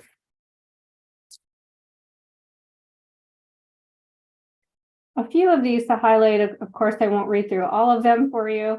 And I really struggled with what to put on this slide because we do have such a great number of enrollment strategic initiatives taking place. But we did recently complete a website overhaul, which launched in December. And this new website is now prospective student facing. It's ADA compliant. We've received many compliments from our prospective students and families about the ease of finding information on our website. So we are proud of the work of our marketing team in conjunction with System IT. Also, as President Edmondson mentioned, we are focused on retention. And so Provost Tuchinski and I oversee the Retention, Persistence, and Graduation Committee, which is really tasked with figuring out not who leaves. We've got a lot of that data. We know who leaves, but why do they leave? And thus, what interventions can we put into place? And we'll be hosting an open forum in the next couple of months to talk about what our findings are within that subcommittee. So we're pretty excited to take some positive steps forward in terms of retention. Another thing I'll mention is that we do have a number of committees and task forces looking at various aspects of enrollment so that we can understand barriers and how to overcome them. In particular, I'll highlight the transfer committee, which is really looking at how to bridge the gap between community colleges and four-year institutions and how to forge those better partnerships, particularly with SMCC, who is so close to us. And lastly, I'll highlight number 7. As President Edmondson mentioned, the Promise Scholars earlier on in the presentation, we are looking at a variety of successful subgroups within the university. What makes them successful? Why are students in those programs retaining at such a high rate? How can we take what we've learned there and apply that to a larger population? And so that work is ongoing, but very heavily focused on retention.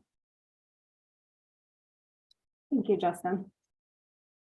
I will turn it back over to Buster. Thanks so much, Megan. So looking at the residence halls, obviously this is a huge change for USM as we add the commons. Having residents on Portland campus is certainly a change. As we look at this entire management of residence halls, we're very mindful of Gorham. We're very mindful of how important Gorham has been to USM and the partnership that we have. So there's nothing here that we see is going to have a negative impact on Gorham. We think it's going to be a very positive addition. You can see that we're increasing the number of residents by almost 50%. And so that's going to be a fun time for us, as well as some challenges. But we are budgeting at 95% occupancy on both campuses. In Gorham, we have traditionally run a little bit higher So we think we still may be a little bit conservative there. And then we're still looking at that 95% in Portland. Please be aware that there is a 3-year plan in place looking at the housing rates. Part of that has to do with the new project at Robey Andrews, and that we will be coming to you in the not too distant future to discuss further. We also are looking at the comparison between what we're charging and our peer institutions, as well as what's the difference between Portland and Gorham. So there is a 3-year plan to have an 8% increase each year on the housing rates. Donning, honestly, Donning probably could have gone higher given the inflation, but we also are being very mindful of our students and what we're being asking them to do. So we're holding the Donning rate at a 4% increase. Justin? And then this just gives you all of the various rates. And you can see the comparison also between Portland and Gorham. Also on the right, you see a statement about Robey Andrews and the question, what will happen when that call goes down for all the remodeling. We've worked with the housing folks extensively, and they truly believe that they can absorb the students that are currently in Robey, and that there will be limited impact on the financials during this time while we're under construction. So just wanted you to be aware of that also. Justin, thank you. Looking at our capital, we have a lot of work to do. And what you see here is a plan to do as much as we can with the monies available, primarily focusing on deferred maintenance, infrastructure, and safety. So we have a wide variety of projects scheduled for the campus, with some still to be determined, especially with a new CBO coming on board here in a few months. I think that gives that person the opportunity to have some input into these projects also. Justin? And this graph will clearly indicate to you that we do have some work to do. And it's been an ongoing challenge for USM. We've made some effort at times. We still need to have this as one of our priorities to maintain our buildings, and we'll continue to work on that. Justin? In terms of space reduction, you see that we have taken out about 52,000 square feet. Some of that was related to new construction, obviously, but they do have another 17,000 that's currently in progress. Also going forward, we have plans related to CFA, where we'll be doing some space reduction there potentially. And then there are other facilities that down the road we may be looking at also. So this will not be the end result. Justin? Looking at reserve balances, certainly we're not where we need to be. We have a goal of having 10% of our operating budget in reserves. We're not close to that. Also need to share with you that fiscal year 23 is a challenge, and it's probably a given that we're going to have to dip into the reserves to balance our budget for 23. So as soon as we can, we'll let you know where we think we're going to end up in reserves there. Auxiliary, of course, is a challenge, but as you saw, looking at 24, we will have a positive there. So we'll start chipping away at that negative reserve there also. Justin? This slide shows some of the ways in which unified accreditation has benefited the University of Southern Maine. It shows some of the partnerships that we have in place, and I'm really proud of the work that we're able to do with our sister universities. I won't spend time reading all of these, but it gives you a nice snapshot of the work we're doing across the system to deliver programs to students across the university system. Justin? In terms of our financial aid strategy for FY 2024, we did do a data-driven analysis this past fall of our awarding practices in order to make the best decisions for our budget and for our students. We do emphasize need-based aid to ensure affordability first and foremost to our students. But we are also able to prioritize some of the university's goals through our financial aid awarding, including ensuring full capacity in the residence hall. We're also able to continuously monitor this strategy on a weekly, sometimes almost daily basis to ensure that our financial aid packages are meeting the needs of our students. This year, or the last couple of years, I think we've used merit scholarships stacked on top of need-based aid, which is a little bit of a different strategy for USM, but which really benefits our students and again, maximizes affordability. And as we've mentioned earlier in the presentation, we are continuing to leverage donor scholarships to offset the need for merit aid out of E&G, prioritizing philanthropic funds as opposed to E&G funds whenever possible. And as you know, the federal, and as Buster mentioned, the federal Pell Grant was increased this year, and Governor Mills graciously added to the state of Maine grant this year as well. So that will help both our students and our bottom line budget in terms of our financial aid strategy. So we're grateful for both of those bottom two bullet points there. So as we wrap up today, I do want to thank Buster Neal for stepping in and serving as our CBO in this interim period. He has been just amazing to work with, and I'm so grateful for everything that he has done to help us get our budgets in place. As he said earlier, we're working to have a real budget, one that everybody at the university can understand, and one that people can contribute ideas to, so that we're able to focus on student retention, on our service promise, which you see here, which is being student focused every day. There are so many points of pride at the University of Southern Maine, and I am certain that we are taking the strategic steps that are necessary for future growth. We have some short-term challenges. We have some plans in place that I feel very confident will help us to get the university's budget right-sized. And I think it's really good news that the University of Southern Maine is ready to grow and be a vibrant university that advances knowledge. I have a strong leadership team. We're making tough decisions based on data, research, and benchmarking, and I know we're up for the challenge. So thank you. Thank you, President Edmondson, and to your entire team for that presentation.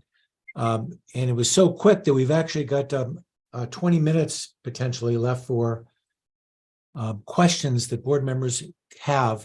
If you could possibly take down that last slide so we could see the group there. Thank you very much. Questions from committee members for President Edmondson and her team? Let me ask the first one. And again, this is a question really for every campus as we go through this. You've made certain assumptions with respect to enrollment changes going into the fiscal year, and certain assumptions regarding retention as well. And I know that the system does its own analysis campus by campus. Have you basically adopted the system's analysis of those two things, or have you done your own and your numbers are based on your own review? I'll let Dr. Arena answer that question. Thanks. We have agreed with the system's projections On both of those things. on both of those things. Okay. Other questions?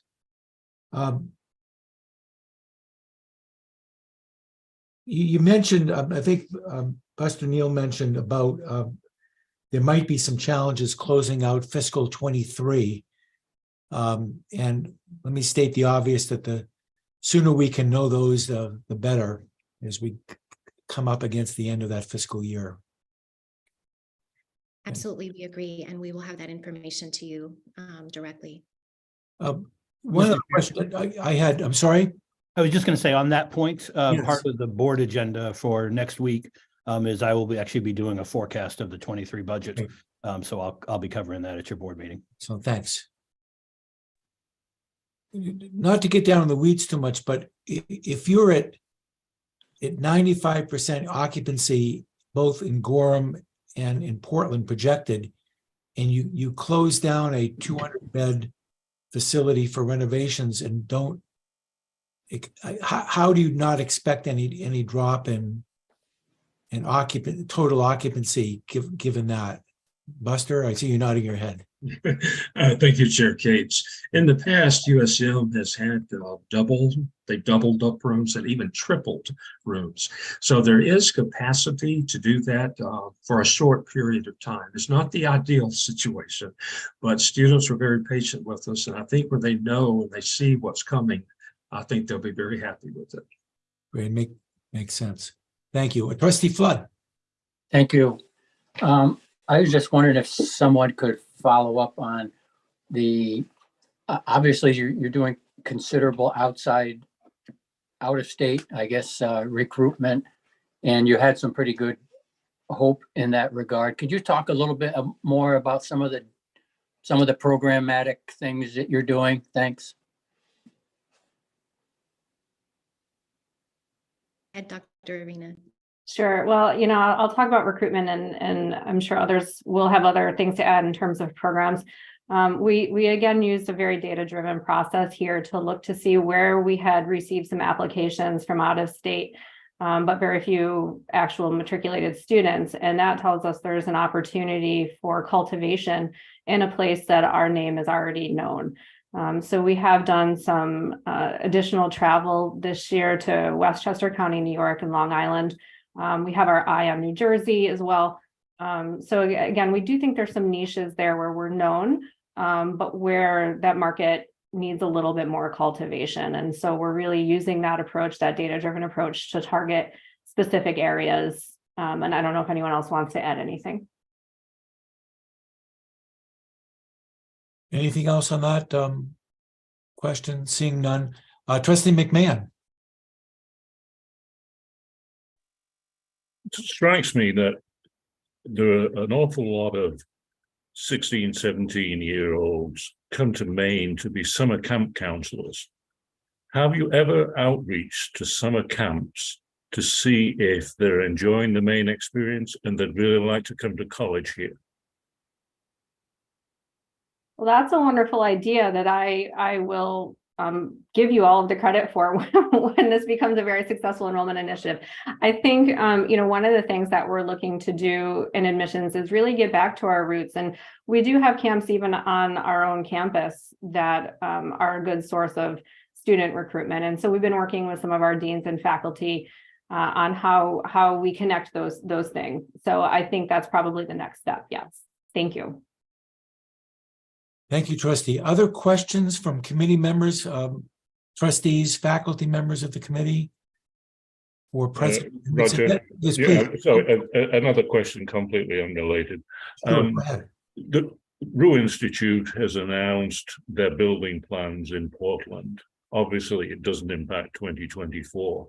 But as you think forward to competition being established Oceanside in Portland, how are you thinking through how you will combat that, how you will accommodate that in your plans? Thank you, Trustee McMahon. I think that's a really excellent question. We have been working to build relationships with the faculty and staff at the Rue Institute. We think that we are stronger if we are working in collaboration rather than in competition. And we're thinking about the ways in which their programs can be complementary to what we are doing. I know that the University of Maine also has relationships that they're building with the Rue Institute. And our hope is that we can really make the greater Portland area a college destination, and all of us working together, I think we can really achieve that. Portland has such great potential, as does Gorham and Lewiston, and so we really want to be a strong presence, a strong partner, and really attract students from all over the country and around the world to our universities. Thanks. Thank you. Other questions? President, could you comment, since we do have a few more minutes, what assumptions are you making about our ability to improve our relationships with the community colleges, either through our articulation agreements or otherwise, to capture more of those students who may have had some community college at least experience?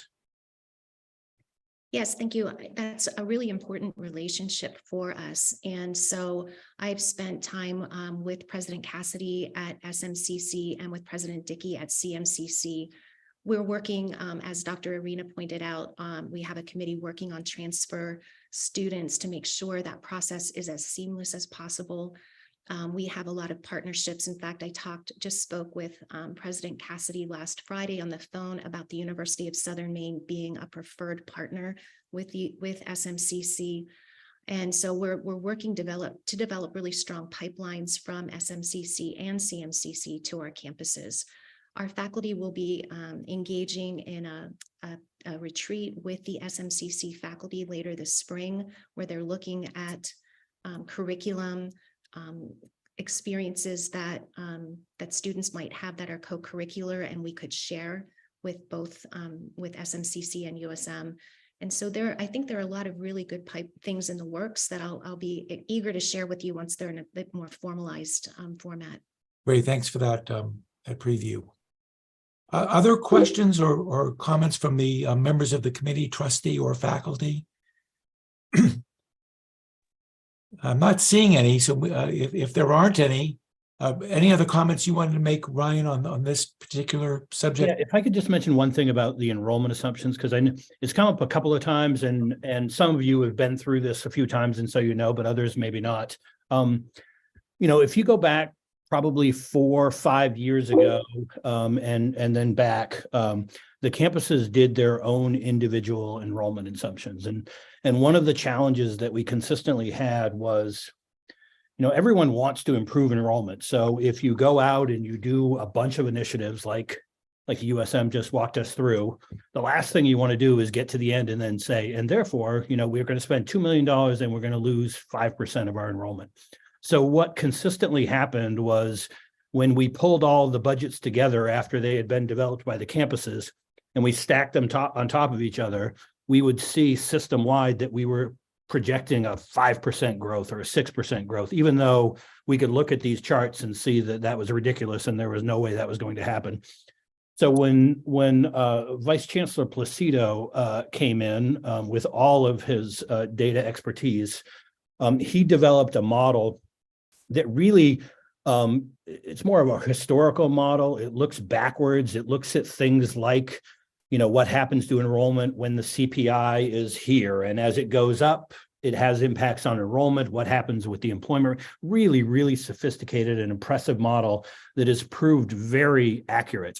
Having said that, it represents almost what the status quo is. So if a campus comes in and they're going to invest in several different initiatives that are going to impact specific segments of enrollment, it's not, I don't want anyone to think that it's a bad thing that all of a sudden their numbers disagrees with the system model. Sometimes it will make sense and it will be lined up perfect. And other times a campus will be launching an initiative that is going to have a positive impact and is going to change the way things have happened over the last 4 or 5 years. So just wanted to note that kind of process that we follow. And sometimes our system and campus enrollment assumptions are going to line up perfect, and sometimes they're not. But when they don't, it's for a very legitimate reason, that the campus has taken some initiative that they think is essentially going to change that historical trend. So I wanted to provide that context. Thank you, Ron. That's really helpful. Any other questions or comments before we move on? So I don't see any. So President Edmondson and your team, thank you very, very much for joining us this morning. And we'll see you. We'll be talking again, I'm sure. And Buster, you can get in your car and drive north, because we're going to see you in a little bit with UMA too. I look forward to it. All right. Thank you. Thank you all. Thanks. And our next team is from University of Maine at Presque Isle. And I see they are joining us.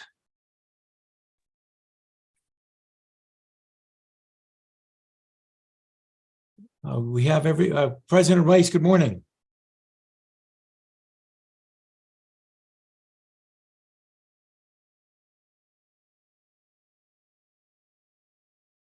Good morning, President Rice. We can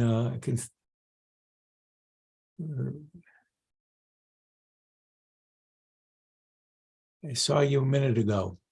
President Rice, are you with us? We'll wait for him to reconnect. Yes, am I with? Sorry, I was getting off the live YouTube feed there. So that's quite all right. Good morning. You, other members of your team, you want to be with us, with you? Yes, Betsy Sahil SB is with us, although she is with us from a snowy New York State. Oh, boy. All We're right. making our way back to our campus. So Well, welcome remotely. So we're now ready for the budget presentation from the University of Maine at Presque Isle. We've got actually until 12:10 available to do that. So President Rice, why don't you go ahead in any manner you wish. sure, let me just check with Betsy to see if she is sharing the slides or she wants me to share the slides. I can share the slides as soon as I figure out how to do this on a single screen, you know? My ability seems limited. While you do that, I will give the introductory remarks I have that will introduce our slides. So. Okay. So I just wanted to briefly note that 5 years ago, this institution, it was my first year as a non-interim president. We made a conscious decision to employ what's called a dual transformation model in regards to our academic portfolio and delivery, which was intended to reposition our current situation, which was challenged, through greater resiliency while simultaneously creating a new growth engine for tomorrow.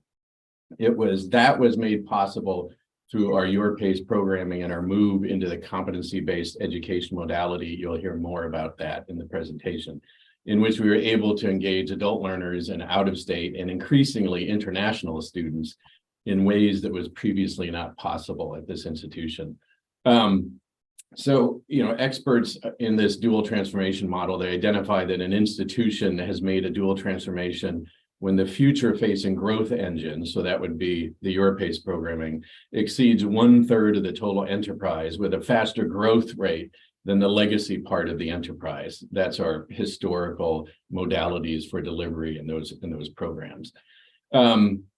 Prior to the pandemic, we were making steady and significant progress toward that 1/3 mark. However, since the pandemic's disruption, our enrollments in that regard have surged in particular, and I now expect UMPE to realize 50% of its enrollments from competency-based programs in Your Pace within the next 2 fiscal years. This is both a testimony to the success of that program, but also a reflection of accelerated challenges within our other operations, especially in regards to in-state students, generally, and residence hall students specifically. The budget we present to you today is made possible through 3 major initiatives. First, the continued diversification of our revenue streams by reaching broader populations of students both within Maine and increasingly far beyond our state borders. Second, we have instituted a multiple-year cost management plan that has leveraged both system initiatives through faculty retirements, for example, and structural reorganizations on the UMPE campus itself. Third, we have pivoted to greater support for projects from external agencies, organizations, and philanthropy. So our mid-range enrollment growth projections and tuition hour projections both reflect strong continuing gains, and I expect enrollments to grow about 10% year over year, with the Your Pace competency programming climbing 30% per year due to increasing market interest and additional programming. As our presentation will illustrate, this combination of cost management actions, projected incremental recovery in our residential numbers, the stabilization of our in-state numbers, and our continued growth in adult learner and competency education markets will provide this institution a short and a longer term fiscal stability.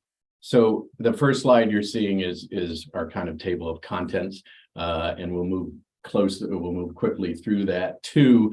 One of our most important areas for success in our growth in regards to our programming is our collaborations, and this is just a sense of collaborations across the entire system with institutions, some of which are long-term abiding collaborations, such as those with UMFK, which started 10 years ago with 2+2 transfer programs in nursing and education, for instance, some of which are new in regards to psychology and political behavioral science and political science, and some of which also include faculty teaching within our competency modality.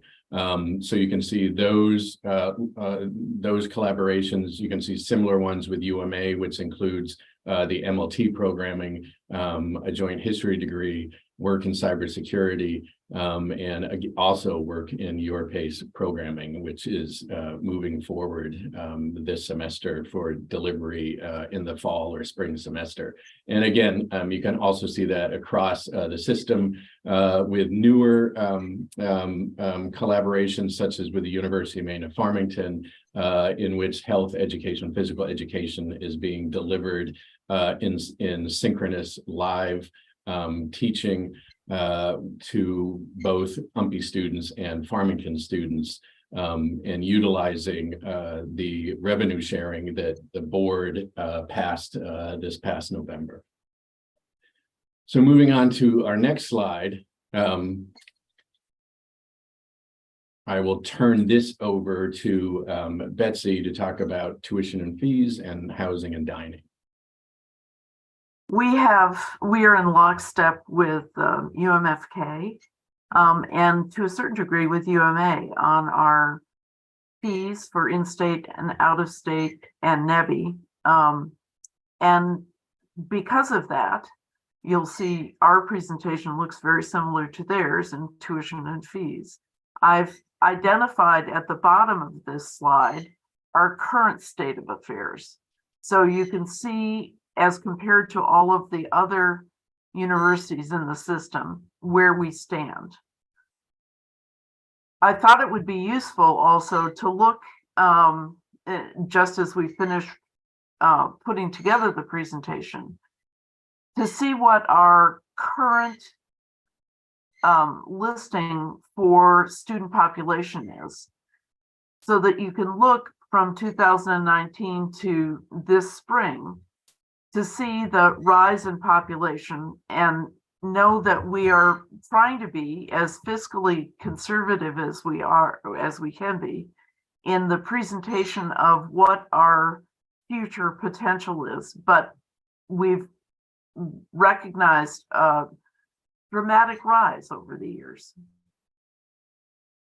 For housing and dining, the interesting element of what we've done is to identify what students would like to have in place as a highest priority.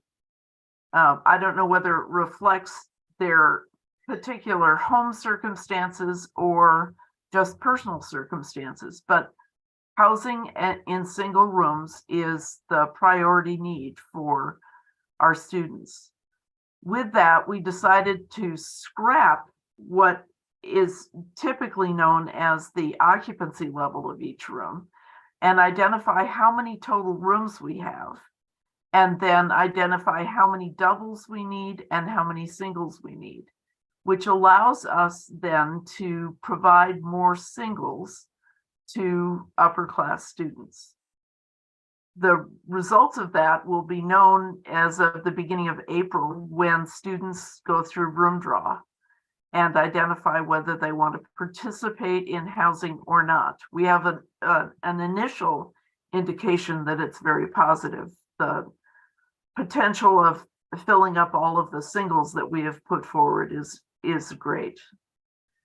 What we have done is maintain the dining, all-day dining, and simply raise the cost, not a provocative amount, but an amount which is in keeping with others in the system for both singles and doubles. We are currently working using the deferred maintenance bond on one of the dormitories, Park Hall, which will be done in June. It will have new flooring. The asbestos flooring has been removed and new flooring is put down. All of the bathrooms are being redesigned and all of the walls have been painted. It is not as great an increase in appearance as a new dormitory would be, but our students are telling us it's very positive. We begin work on Emerson Hall May 15th, and it will be staged by floor and over either a 2 or a 3 year period, depending upon how long each floor takes us.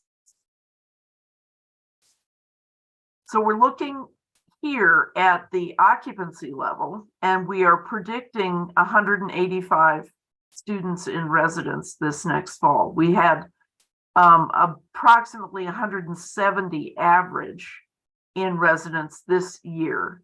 So we believe a 15 student increase in occupancy is not a stretch. We also believe that the change in our posture having to do with singles will make this easy to achieve. On the other hand, we've been very careful not to exceed what we know we can accomplish in 1 year. I think it's important that we explain that we've been working on our financial position ever since last spring. We had a $2.5 million deficit for this year, which the system kindly assisted us with stabilization funds. But we knew that we would have to address the $2.5 million deficit and decided on multi-area address, both in our personnel, staffing, and with our operations. So in the last year, we have accomplished all of these pieces, which cut what we know our operating deficit is in half. So we still had a little over $1.2 million to address.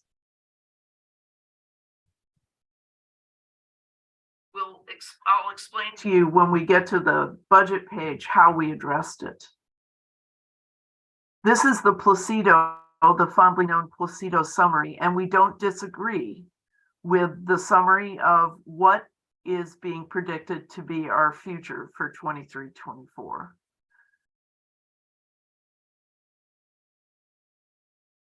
Here's our budget. So last year we ended up with a 2.458206 deficit. This year we were able to address those operations that required streamlining, and you'll see one of them in our new organizational structure. But we were also able to come through this year with very streamlined activities for operations. You'll note at the end that we show a reserve transfer for this coming year of $345,000. And we are carrying over, with your permission, the stabilization funding that we won't need for this year into next year, allowing us to balance the budget. Now, part of what we have modeled in this presentation is a change in our agreement, our split with AP.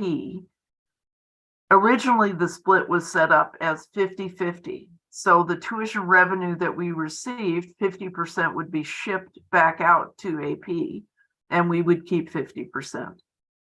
We are negotiating, or I should say the chancellor's team is negotiating for us, a split to 25% to AP and 75% kept on campus. That means that we ended up with, while it's about a $4 million program this next year, instead of shipping out that extra $1 million to AP, we would be able to keep it. In addition, we have a energy consulting team that we work with, that all the universities in the system work with. And we found that we had predicted our cost of fuel oil to be far too great, and we were able to lock in a rate at $2.99. So we have a $425,000 savings between E&G and auxiliary on our fuel and electricity. The other element of this is our solar field went active in September, and we are finding it with the bifurcated solar panels to be much more successful than we thought.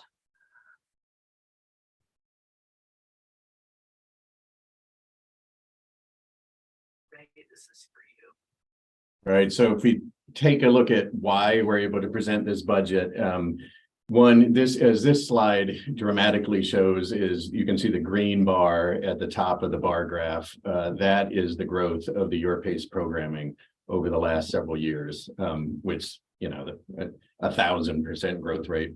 Which just shows that that truly has been a program that's been transformative to the institution, as I noted above, and will be supplying over 50% of the enrollments, but less in regards to tuition because of the reduced discount tuition of the program. That is part of what makes it amenable to so many adult learners in particular.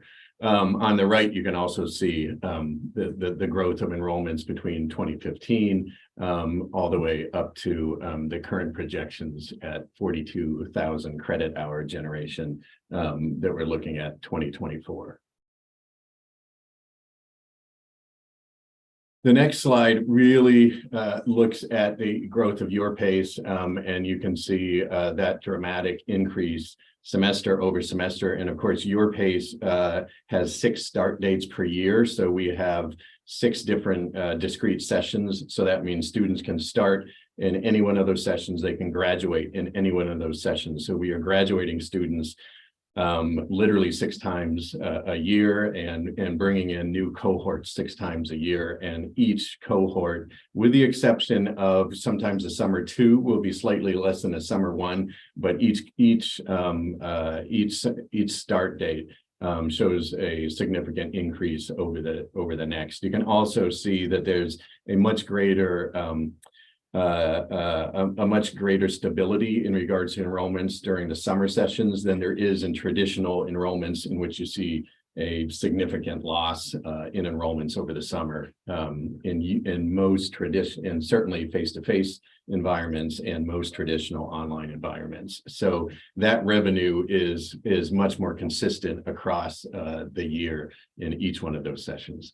And again, you can see the increase in subscriptions and our projections on the right graph in the yellow column is based upon the increase year after year we've seen over the past 3 years. So we've tried to make, I would call them realistic projections, but realistic projections that are modeled over the actual increase in percentages that we've seen the past 2 years, which is a bit of a break from what we've done in the past, where we've shown where we projected very limited increase in that regard. So in this sense, we're trying to show our increase that our models are actually demonstrating to us.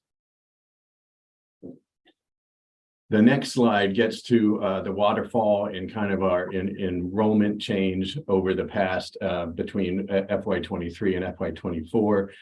You can see our projected in FY23 on the left, which was 35,000 credit hours, and you can see our projection for 42,500 credit hours on the right, and our increase in regards to Your Pace enrollments, and still looking at a decrease in our traditional programming in regards to graduates of 5,000. So with a 10,000 credit hour increase in the Your Pace and about 3,000 new students being added on top of that, it will more than balance out our 5,500 credit hour loss from our graduating students. So that will account for a fairly significant credit hour increase in our FY24 budget. The next slide shows our financial aid history and the work we have done over the past several years. And again, it's important to note that one of the success points of the competency-based program in Your Pace is those students are also eligible for Pell financial aid packaging, and that has been that's a differentiator from some other competency programs that do not allow for financial aid packaging. But as you can see, our financial aid packaging and our budget to actual matches very closely, and in fact over the past several years has been drawn more and more more and more closely to our projections, and we're projecting that right in alignment for FY22. And you can also see the percent aid in regards to tuition fees, and that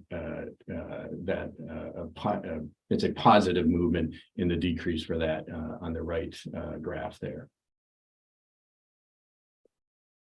One of the other things that we're engaging in, and I'll just speak briefly about this, but this is something that will be, I think, of increasing importance to the system and to our other institutions across the system, is we're looking at what we call an exchange in regards to the headcount that would be served by, say, a full-time faculty member teaching in the YourPace environment versus a 3-credit based average teaching load of 4 courses per semester or 3 courses per semester, depending upon the expected load of the institution.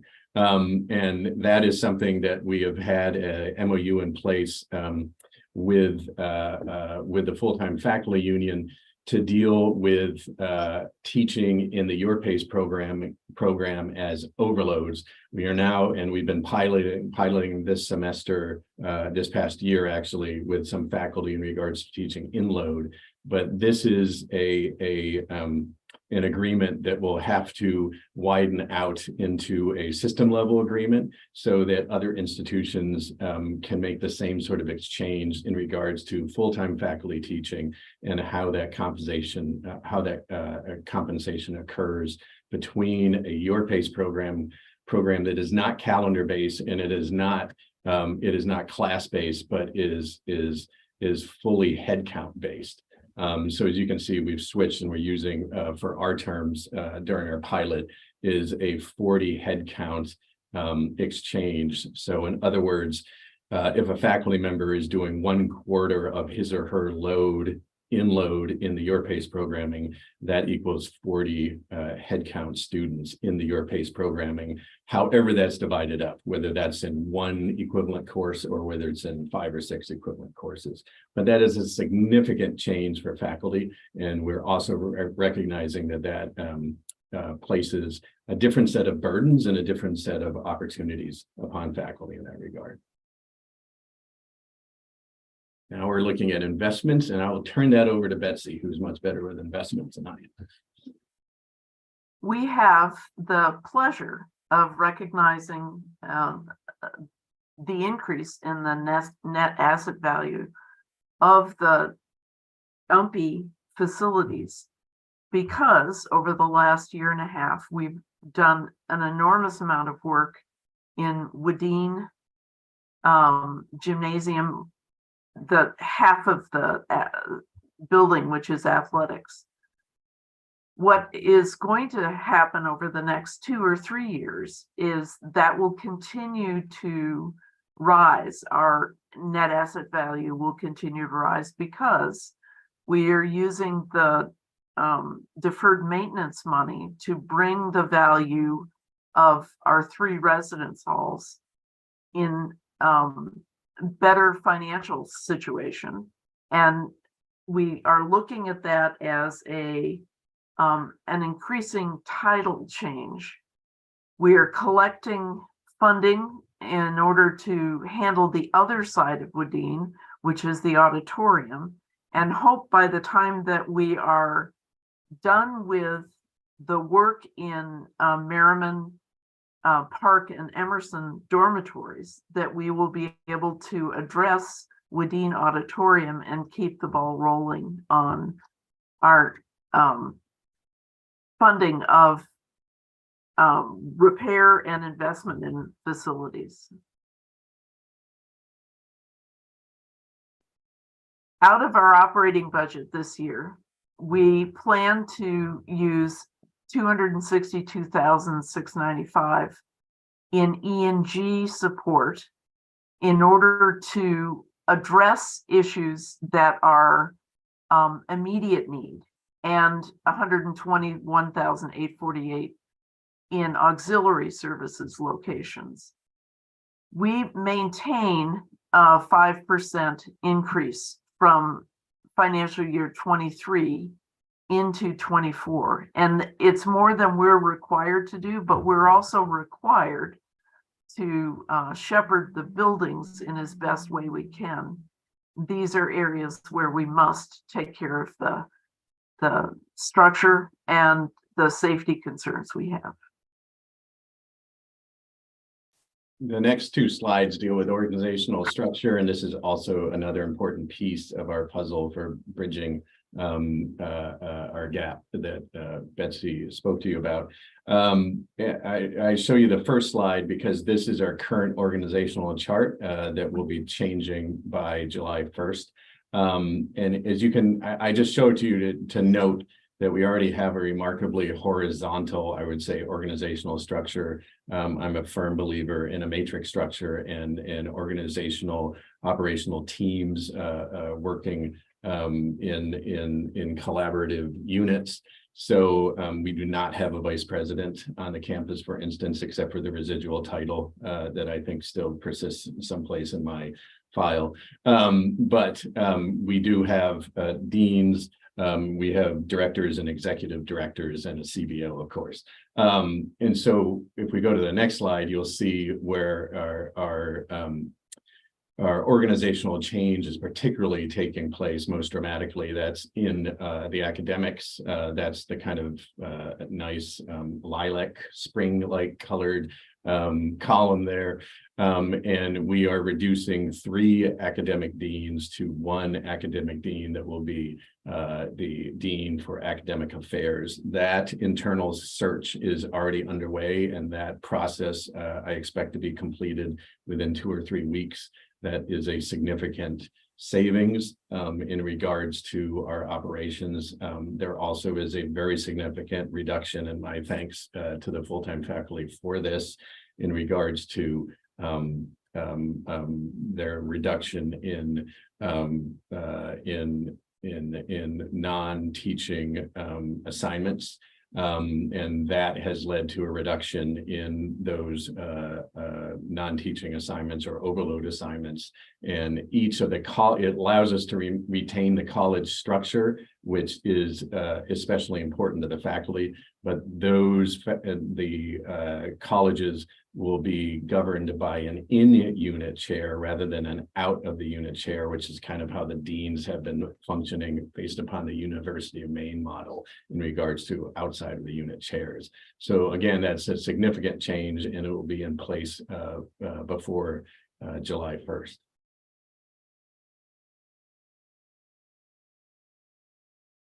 One of the charges the board and the university system has made to all of the campuses is to consolidate our footprint.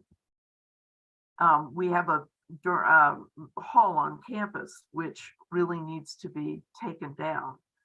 But we also have 5 off-campus locations, which are under review and inspection right now.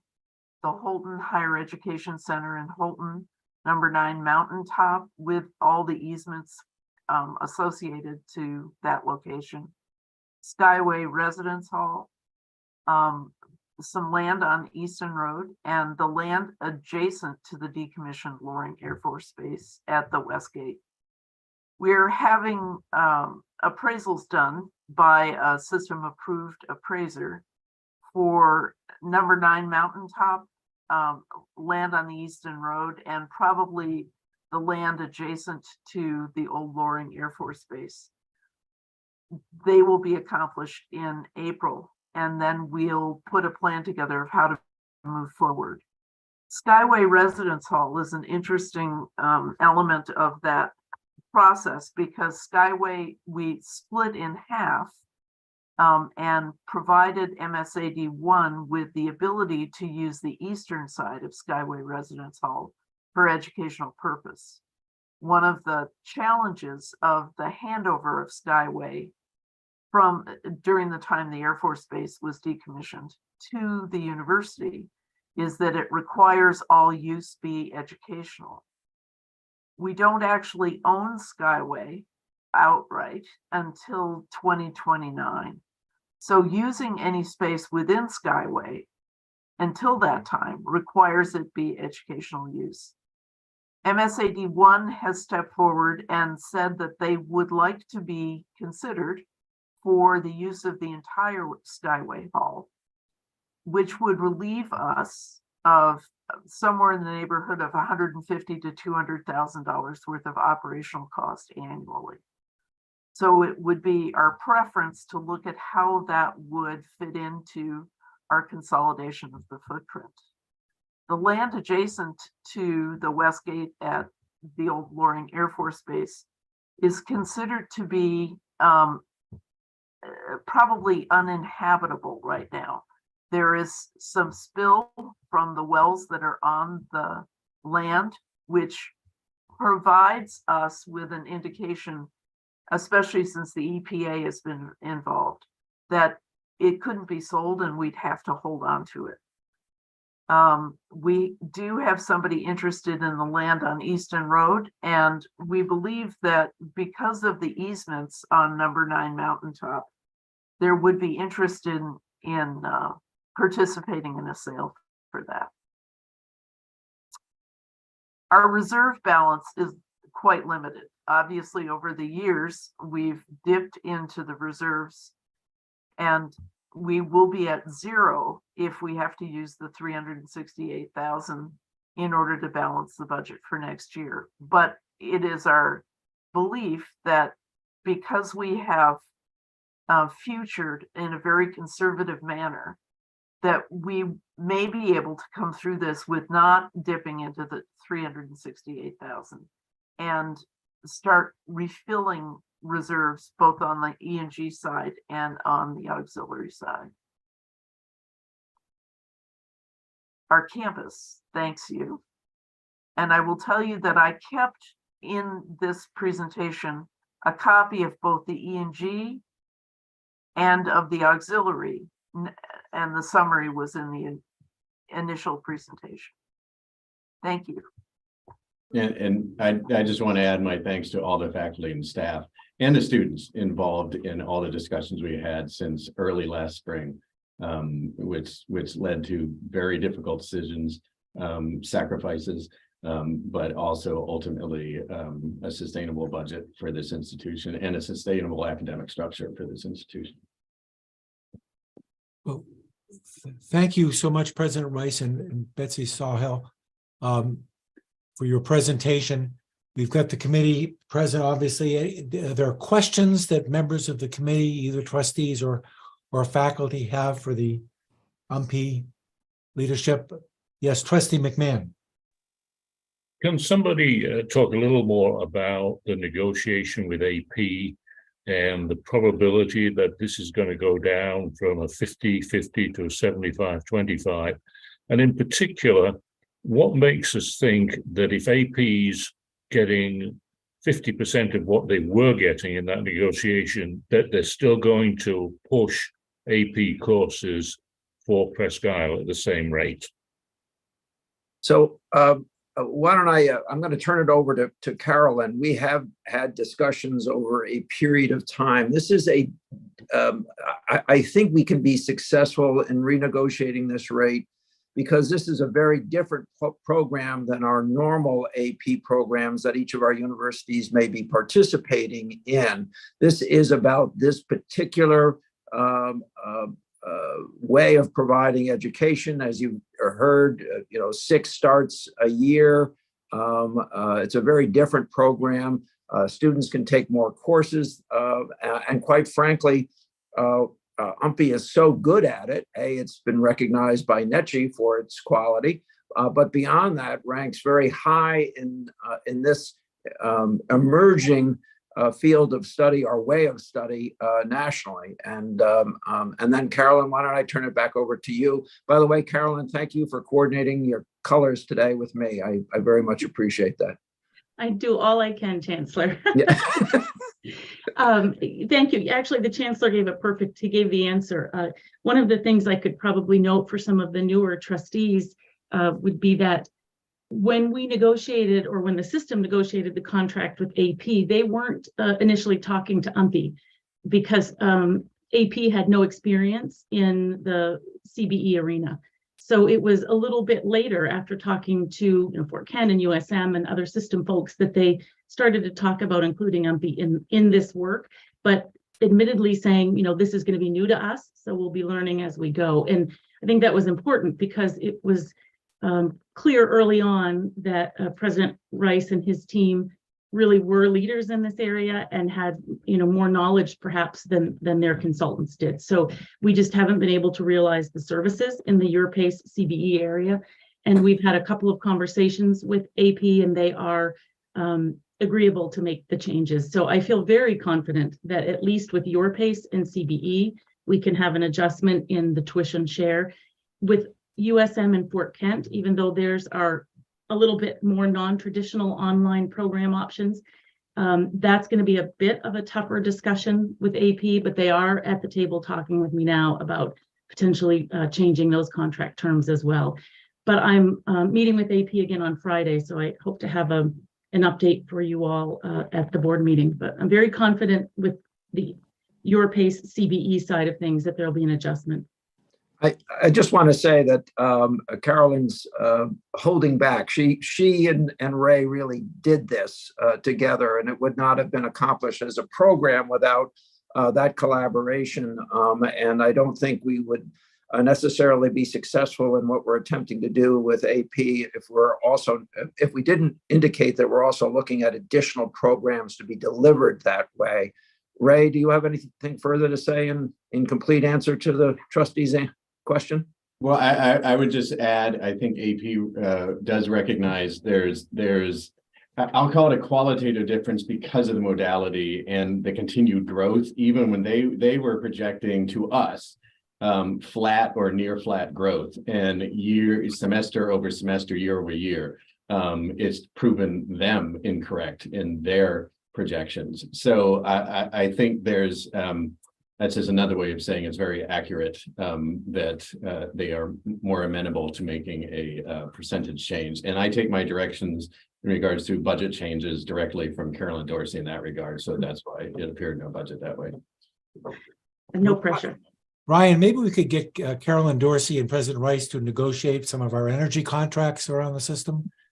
They're on it. All right, great. Trustee Flood. Thank you. I can't remember who put the slide up or who described it. There was a 68% occupancy. I don't know if that was 23 or 24, but that was a number I can remember from the presentation. And thank you. That was a very good presentation. If we have a 68% occupancy, my question is, where do the students stay? They're not staying with us. Are they finding less expensive single units that they aspire to, or are they staying in less expensive double units, or is this related somehow to the growth in our programs that don't require housing? I just wonder where all the students are staying when they're not staying with us. Thanks. I can tell you that we have a significant population of students whose preference it is to rent an apartment, 4 together, rent an apartment and live off campus. Curiously, Presque Isle is tapped out for apartment rentals. If somebody comes here to work for us, they can't find a place to rent because the students have taken up everything. But we're also finding that we did a series of cost comparisons for the students and identified what it costs them to live off campus using real numbers based on students' rent and all the utility costs and communication costs, and then what it costs for them to live on campus. And living on campus is much cheaper for them. We started doing that sales pitch a little over a year ago and explaining what the gain is living on campus, and we've seen a migration as a result of that. It's especially true with juniors and seniors who find that it's a real pain to live off campus when you've got to do so much work on campus. So the gain, I think, is that if we identify what housing need they have, single housing, And we ignore everything to do with the initial definition of the room size and identify a percentage that are filling the rooms, 170 rooms, in whatever way we choose based upon the year. So we could turn some doubles into singles, or turn singles that were originally doubles back into doubles. We can gain students back on campus, and that 68% then becomes a greater percentage for the university. But I think it's all in the mix of habit. The habit of living off campus happened as a result of COVID. And we're trying to change that habit with making our on-campus offerings more alluring. I would also add, I think that the room size is important to the students in that regard. And I've had a conversation with 2 colleagues at private institutions with also facilities that are not the newest of facilities, but the students enjoy functional facilities with better space. I would put it that way. And that is a productive factor. So interesting that other institutions are finding the same thing. So we're hoping that's our very carefully logically made wager by Betsy in regards to our continuing our enrollment increase. Thanks. Other questions from the committee? I am not seeing any. So President Rice and Betsy Sawhill, thank you very, very much for your presentation and for answering our questions. And we will conclude the University of Maine Prescott presentation now. And for the rest of the committee, we are off for lunch until 12:40. So see you all back here at 12:40. Thank you, everyone. Thanks.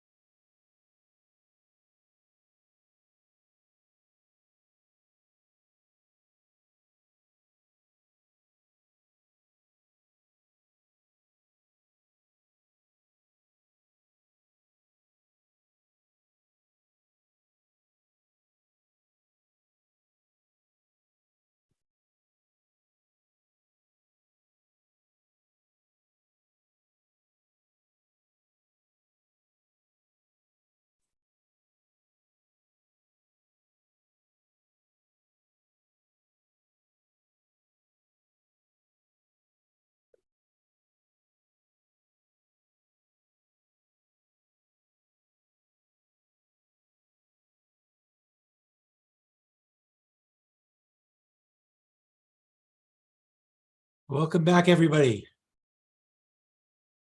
We will start up again in just one moment.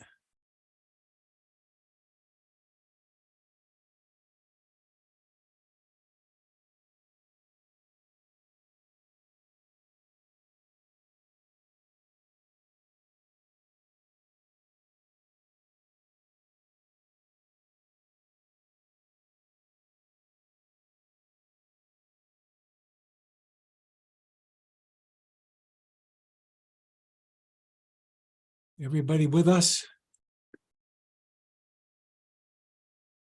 Can everybody hear me okay? Somebody wave yes, okay, good, good. I don't see. I don't see the UMA folks yet. Okay. Well, we'll wait for them then.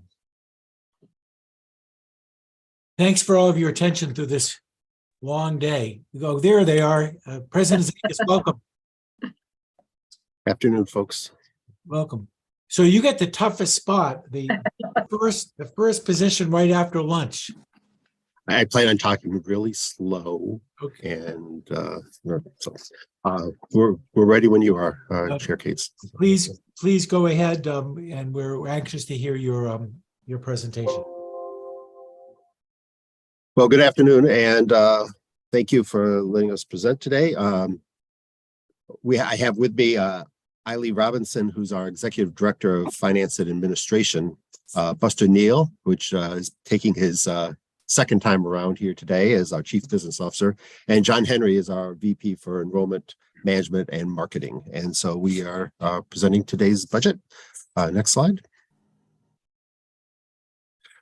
So we'll start with the hindering forces first. It's a hot economy, and for working adults, that means they've got higher wages. The average credit load for working adults taking classes for non-traditional students is decreasing. Even the demographics, the use the term non-consumers, which are students that just have chosen not to do college. But even, a term we're using now is called post-traditional, where we have 18-year-old students who are deciding to work and then start taking classes part-time. So all these things are kind of working against us. We know about the community college challenge with their free college program. Our mental health challenges, I think, are real across the system and across the nation. UMA has seen about a 20% increase in our care team cases, and what you've heard on other campuses as well as the general inflation and energy costs are headwinds for us. The good news is that I think we start off with saying that from a structural point of view, I think UMA has good bones. I think we have strong fiscal ratios. We have a modest surplus from last year. We've had some retirements and restructuring, which has given us the ability to do and extract some efficiencies and cost savings. I mentioned the transfers on the community colleges, so it's a two-edged topic here. One, yes, we did lose some students to the community colleges, but what we saw in the spring is that our transfers, we did a concerted marketing effort on the community college. And we saw that was one of the bright spots from our spring enrollments is we actually saw a larger entering class in the spring, and and also coupled with that is our retention. So we did a restructuring with our advising staff, and we have now seen results of our retention rates continue to improve. All that said, this budget will represent and lay out a conservative and strong path forward as we leverage opportunities in efficiencies, our academic programs, and collaborations.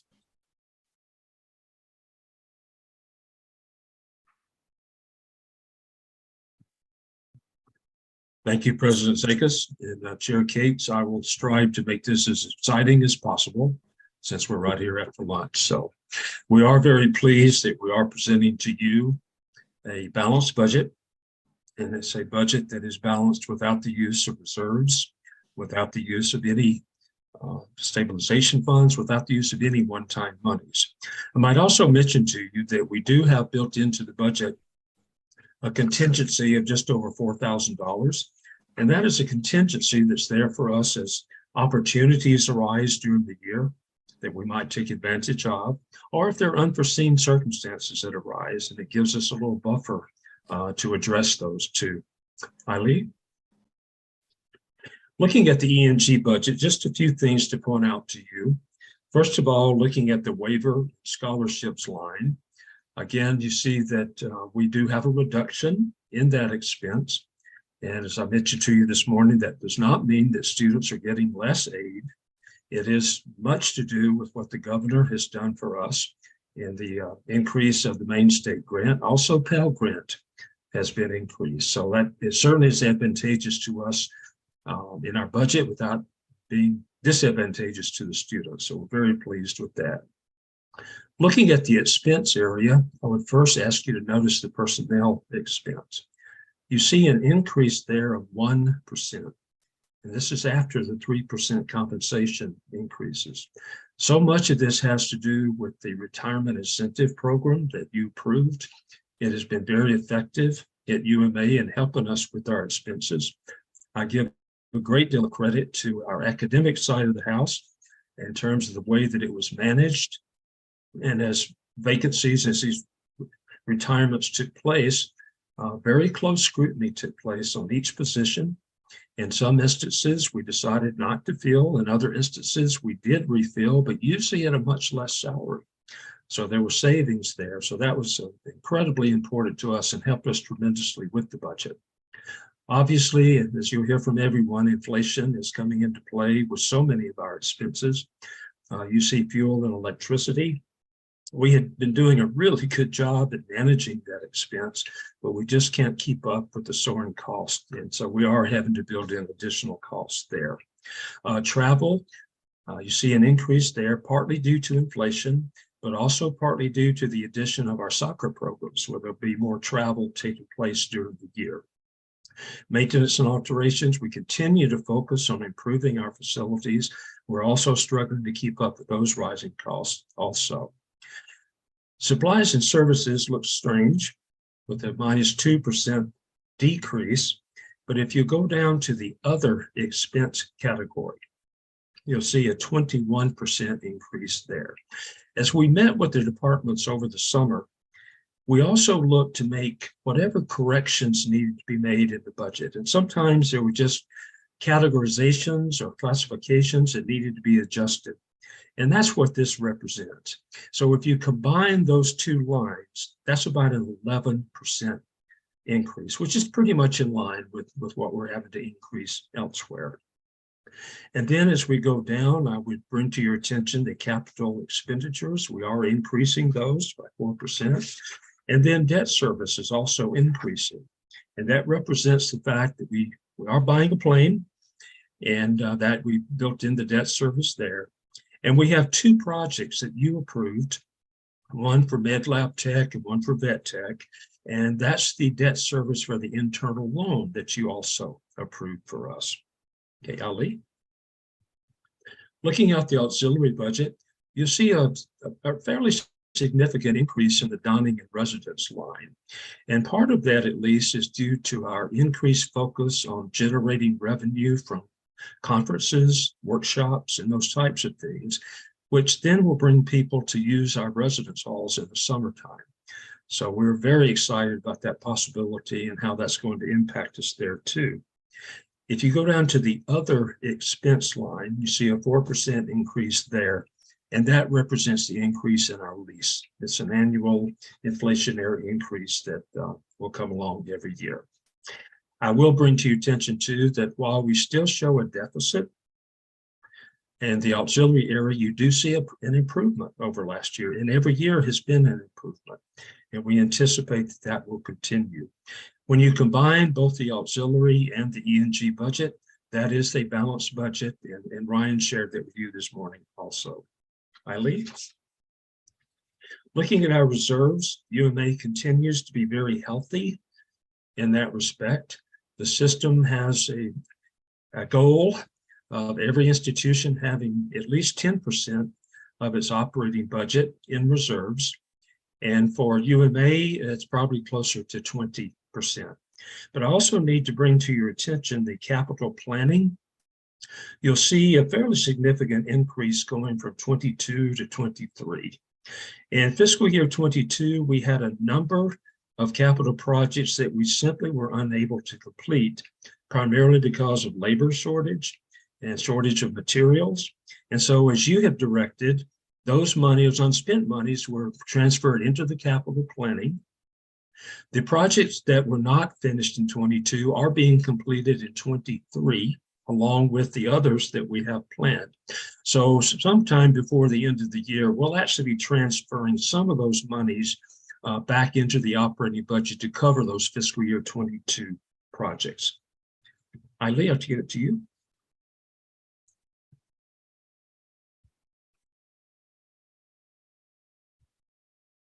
Thank you, Buster. One of the key drivers for UMA's balanced budget is our ability to increase our general tuition. As you can see on this slide, we've proposed a modest increase in all of our tuition rates. An increase of 3% was applied to our in-state, Canadian, and non-resident online tuition groups. An increase of 9% was applied to our out-of-state and international rates. And in order to stay in sync with UMPI and Fort Kent, we went up 6% on our NEVI rate. Finally, our unified rate, which supports student services, operation of facilities, our fitness centers, and student utilized technologies, was increased by 3%. Each year, we conduct an analysis of our academic programs that we call the quantitative review. This review calculates the revenue and expenses that are directly related to each program to quantify their performance. This is a sample of last year's review. As you can see here, there are 4 programs at UMA that have consistently run at a deficit. To address this, a fee has been proposed meant to address 15 to 30% of the program deficit. Market sensitivity, program popularity, and additional required investments are all considered when we're determining what that fee should be. Program fees and differential tuition rates are a direct reaction to this analysis, and they're used in place of course fees to make it easier for students to plan for and understand their tuition bills. On this slide, you can see a schedule of the program fees and differential tuition rates that we charge to our programs. I'm not going to go through all of them, but there are a few that I want to draw your attention to. The first is our nursing program, which has been charging a program fee since fall 2021. We've seen the program continue to grow, and the deficit has continued to decrease, even with those COVID-driven price increases in the healthcare supply industries. We have complete support from our program director, who communicates the need for these fees to students. That strong partnership between the administration and faculty have made assessing this fee very successful. Next, we're proposing a shift from course fees to a program fee for the vet tech programs. Historically, vet tech students have paid about $2,800 during the last 2 years of their programs. So what this program fee will do is actually standardize that fee across they're all 3 or 4 years. And it will help decrease the deficit that's caused by the increase in veterinary supplies and materials. And finally, I want to draw your attention to the dental hygiene fee. We're proposing a 50% increase in the differential tuition rate from $400 to $600 per credit hour at the suggestion of our dental program coordinator. If you recall the last slide, the FY22 deficit in the dental program was nearing $1 million. We completed a market analysis that showed UMA is charging far less than any of the other schools in New England that offer this degree. In fact, our closest competitor is 3 times more expensive even after this increase. Our dental program coordinator and the administration feels that the increase is sustainable, considering we receive about 150 qualified applicants annually, while we only accept 20 into the program. Next, UMA is looking forward to FY24 being our first truly normal year in housing. We have both units online without any planned closures due to maintenance or any rooms being held open due to COVID. UMA is proposing a modest 3.4% increase in the housing rate to help address the auxiliary budget deficit. We feel this rate is still very competitive, and the desire to move into these beautiful suites is still really high. Our fall 24 housing application opened on February 7th, and as of this morning, we already have 107 applications. For budgeting purposes, we've chosen to continue to calculate our revenue on a 96% occupancy rate. We do believe that's conservative though, because demand is obviously very high. We're also working very closely, as Buster mentioned, with Sodexo to generate additional revenue streams through summer camps and conferences, and Sodexo is helping out with that effort. President Zakis? So our academic priorities for the coming year, we start with graduate programs. I won't go through all of these. I'll just highlight a few. Our data visualization is a graduate certificate. This aligns nicely with our commitment to analytics in all our academic programs, but we have the only bachelor's in data science in the system, and that gives us, and so there's a nice pathway to this graduate certificate. If you look at the to statewide needs, I think you could summarize this as that this is we're going to work hard to address the allied health needs within the state. You're going to see efforts in med lab tech expansion, dental expansion, nursing expansion, and that is puts us in I think where we're going to be helping address really big needs in the state, and working with our sister institutions in order to do it. If you go down to aviation, it's probably time for me to mention that we have a plane. Besides that fact, we also have a congressional earmark for to stand up a drone maintenance program. And so we're excited about that. I believe the need is there. We're starting to see more and more commercial use. And so we are really high on that opportunity, shall we say. On the other side, you'll see that the justice impacted students is the other one where we see, and we're very confident about movement there. As of July 1st, Pell will be reinstated for our justice impacted students. So we know that there'll be opportunities there, and we are been working to prepare for that. We also received a grant to assist in the reentry of students. So, it's one thing to do prison education when they are, when attendance is not an issue. Once they get out, there's a challenge there, and so we think that we can meet that need. And the last thing I'll mention on this slide is that our commitment as a leader in distance education for the state is that we've been working very hard on ADA compliance for all our online materials, and so and that was a theme for UMA this year. And I can say that we are roughly, I think, well over 90% of all our academic material is now ADA accessible. Next slide, please. So when we look at what we do is is that our partnerships with can be probably summarized across the system as I would say one is that we're building pipelines with UMaine, Maine Law, USM, letting our undergraduate students have a clear pathway to their graduate programs. We've mentioned nursing expansion. That is part because we have a cohort on the Farmington campus doing their gen ed and our nursing programs. We also have been working with Farmington on a joint effort to credential working professionals in substance use disorder, a certificate that both of us are working together on. And then finally, and you've heard this from the previous presentation, the Lewiston Center is one that we also have some space in, and we are looking to expand that space. We've been working well with the folks at USM. We have an in with the budget officer down there for at least for a little while longer, and so we are excited about the opportunities there. But what we're going to see is dental, med lab tech, at least as two opportunities for us to again work towards expansion, use, and partnership to meet statewide needs. Next slide. So every line that we, as Buster mentioned at the beginning here, every line that is open is reviewed. And so just because we've always done it doesn't play well with us. And so we're asking the hard question: do we need it? And I will say that we have completed 2 reorg efforts in admissions and advising. We have seen, I think, the admissions is showing good promise. The advising is showing measurable promise, as well as as I mentioned, the retention rate on our first slide. We are also doing these reorg efforts in our Dean of Students office, as well as our marketing and communication. Part of it is that we're always going to be looking for savings, always looking for those efficiencies. If you look at energy savings, we know about the headwinds. So what can we do about it? Well, buying an e-vehicle is helping, I think, the HVAC improvements. So everything we're doing to help our infrastructure and our nav thing is also making things more energy efficient for us. The interesting one is the virtual reality, which we're using with the aviation program. We do have a new plane, just mentioning that again.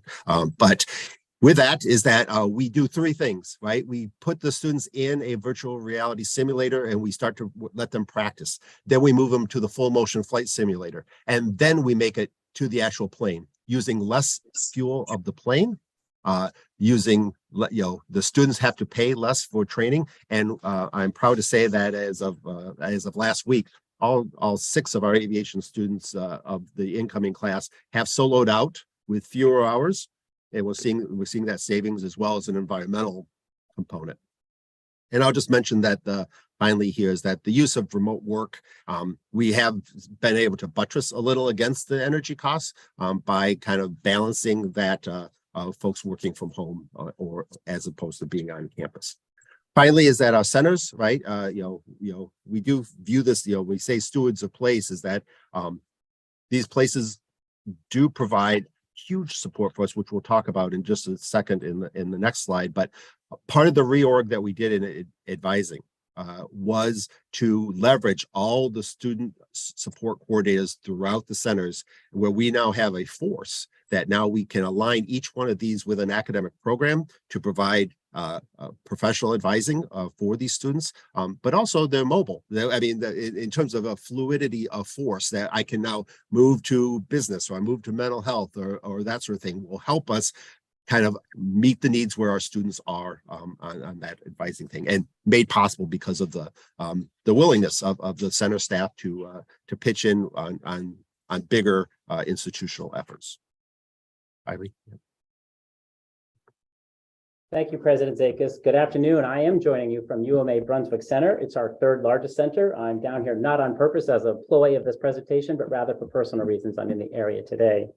A key component to our statewide mission and our statewide success is the placement of our 8 centers across the state of Maine.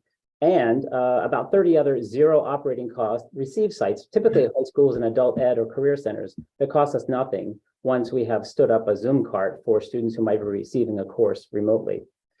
Interestingly, just this week, Education Dynamics just released a survey that showed that 76% of students are more likely to choose an online institution more than 2 hours away from their home if they have a center or a satellite facility closer to their proximity of home. So I think that proves the model that 3/4 of the students surveyed said they are more interested in a distant institution that's far away from home, if in fact there's a local satellite facility available. And this model plays out for us exceedingly well. What you see here is just an apportionment of our credit hours that we use to assess the expense and revenue sides of our centers. And we can demonstrate that we do generate net positive tuition revenue through these centers. The services of which are consumed on a basis that changes each semester as our students fluidly move in and out of online, on-site, or hybrid or blended course formats. But on the right side, you see some important reasons why this advances our statewide mission. Because we can provide a quick and flexible response to workforce needs. We have student services coordinators or advisors located at each of these facilities. It tethers us to the early college programs because we have connections with local high schools throughout the state. And for several of our centers, it is the only higher education access point in the town or the region. That's not true in Brunswick here today. We are co-located with Southern Maine Community College. For our growing prison education program, which will be fully restored Pell beginning next year, it's essential to our success because we do support enrollment at 5 correctional centers through these, the 5 university centers. And the staff at the center serve as primary academic advisors and points of contact for the prison education program inside the Department of Corrections. I think the quote by Randy Liberty, Commissioner of Corrections, says it the best in the bottom left in red, that they see this as a significant investment for the residents of the Justice Correctional Centers. Next slide. We made some adjustments to these numbers. You can see those in red, but I'll go through them very quickly. We decreased our early college revenue slightly because we had a dramatic growth, and that was playing out in the way the model was working. We didn't feel that we could sustain that growth trajectory, so we were more conservative and reduced that. We increased our in-state slightly because of the addition of sports and a higher entering class that the president just mentioned in January. And we increased our graduate because we are continuing to load up our graduate programs as they are only 2 years old. So we expect a few more enrollments than the model was predicting because of the rollout of new graduate level programs. In the end, if you compare the bottom line, we're about 1,379 credit hours, or about 2% above the University of Maine System's enrollment projection model. And the next few slides will explain how we get there to support this enrollment growth. But for history's sake, this is a 10-year comparison, and you can see in the last several years, we did take a hit. I arrived at UMA in fiscal year 18, and we did enjoy a bit of a growth until the pandemic occurred. And we have lost some credit hours in the last few years. In fact, our biggest drop was in the last year alone. We had a 6.5% to credit hour drop, and most of that was in the last year when we had the unveiling of the free college movement, and we had very, very strong labor market with very high wages. So we are budgeting conservatively. You see that flat line, essentially about 400 credit hours fewer than budgeted last year. Next slide. So here's our enrollment projection and our waterfall. You can see how we adjusted the model downward, and we also aligned that in the third column with the University of Maine Systems enrollment model. We added back in 327 credit hours, very, very few. But we had looked back 4 cycles, and our model and the system model were in closer alignment the last 2 years, but ours has been slightly more predictive of the last 2. So we felt confident adding those 300 credits back in. And then when you add in not seen before credits through the emergence of men's and women's soccer, through our workplace arrangements with Kids Peace and NFI North that are social service agencies, and the emergence of graduate programs, we get up to 64,056 credit hours. But in that box, you see, we have additional credit opportunities that are not in the budget. We expect to have an international student push, as you have seen this explosion of international applications. I believe we can yield a few more of those this year through some aggressive scholarshiping, which I'll talk about shortly. We have seen the highest retention fall to spring and spring to fall than we've ever recorded, and thanks to EAB and the Navigator tool. We see a graduate program emergence. We've seen that at other sister institutions in the system. The full restoration of Pell is going to give us a big bump in prison education. We project 30 or 40 more incarcerated students who will participate, as well as reentry students, but we're not banking on that, so we're not baking those into the budget. And finally, as the president mentioned, our expansion in dental services, aviation, unmanned aerial systems, and so forth. And finally, lately, you may have read about our community policing certificate that Noel March has been supporting with police forces around the state of Maine. We didn't book any of those revenues either, but we're pretty confident that we will gather a few more police departments to take advantage of our new certificate in community policing. Next slide, please. We won't get there by accident. It has to be intentional and with plans in mind. So we have reinstituted a full recruitment model that we were unable to do for 2 years during the pandemic. We have returned to that normal posture and are going to be seeking especially out-of-state students and traditional students, which is our fastest growing enrollment segment at UMA. And it now represents over a third of our entering students and growing quickly. So we'll be attending college fairs out of state sponsored by the New England Association of College Admission Counselors. We're going to a Phi Theta Kappa transfer fair this coming weekend, for example. And you'll be seeing more of that, what I call a traditional recruitment program, in addition to what we do with community colleges, with career centers and adult ed and the like. We do have a renovated admissions office, thanks to that bond. We finally got it done after the pandemic, and you see those pictures here. It's a fantastic first impression in the Welcome Center. That was always the design of that Welcome Center bond that was created several years ago. We will leverage our CRM to do a full-on communication and cultivation campaign in sequence. I won't talk about that in detail, but a key message for us will be the zero tuition pledge. We were the first, we were one of 4 to go public with that in the fall of 2017. And ours was the most inclusive. And so that will be a lot of digital efforts that we will make to tell students about the zero tuition pledge. We also enjoy our chatbot and keep track of that. There's a lot of talk about chatbot and ChatGPT these days. Ours is not ChatGPT, but it's a very effective bot where 1/3 of the traffic, the questions and answers engaging our bot, are after hours and on weekends. So we know it's actually serving our students well. And finally, the other half of recruitment is retention. And we will continue to leverage, as I mentioned, the EAB Navigator tools, early alerts, midterm progress reports, our student service coordinator model, which is very mature and working very well at the centers and on both of our campuses. And through a Melmac Education Foundation grant, have funded a 24-hour, 24/7 mental health service called Protocol, which is used at over 400 colleges and universities across the country. This vendor is proving to be very effective, and we'll be keeping track of the engagement that our students have with that referral service. As you heard me mention, there's a high demand for residence hall, and we believe that the esports emergence as an intercollegiate sport and soccer will engage even more, mostly traditional age students in our residence hall demand. Next slide. Pricing is very important. You've heard us talk about our position on that. We do have the second lowest discount rate in the system at 16.8% last year, and a little less than that this year, primarily because of the larger Pell Grants and the significant increase in Maine State Grant. These are last dollar scholarships that we have to provide, and they're proving to be very affordable and very valuable to our tuition promise. It is the most inclusive, as I mentioned, and we are confident that our very bold recruitment efforts and marketing this coming winter and spring, actually spring and summer now, will convey the message that the free college concept is not exclusive to the community college system, that much of that is available across the University of Maine system, and particularly in my interest and my selfish interest across UMA. And finally, I think we can do well with some international scholarships. So we have approved 40 $5,000 a year scholarships for international students. It's an aggressive discount, about 33%.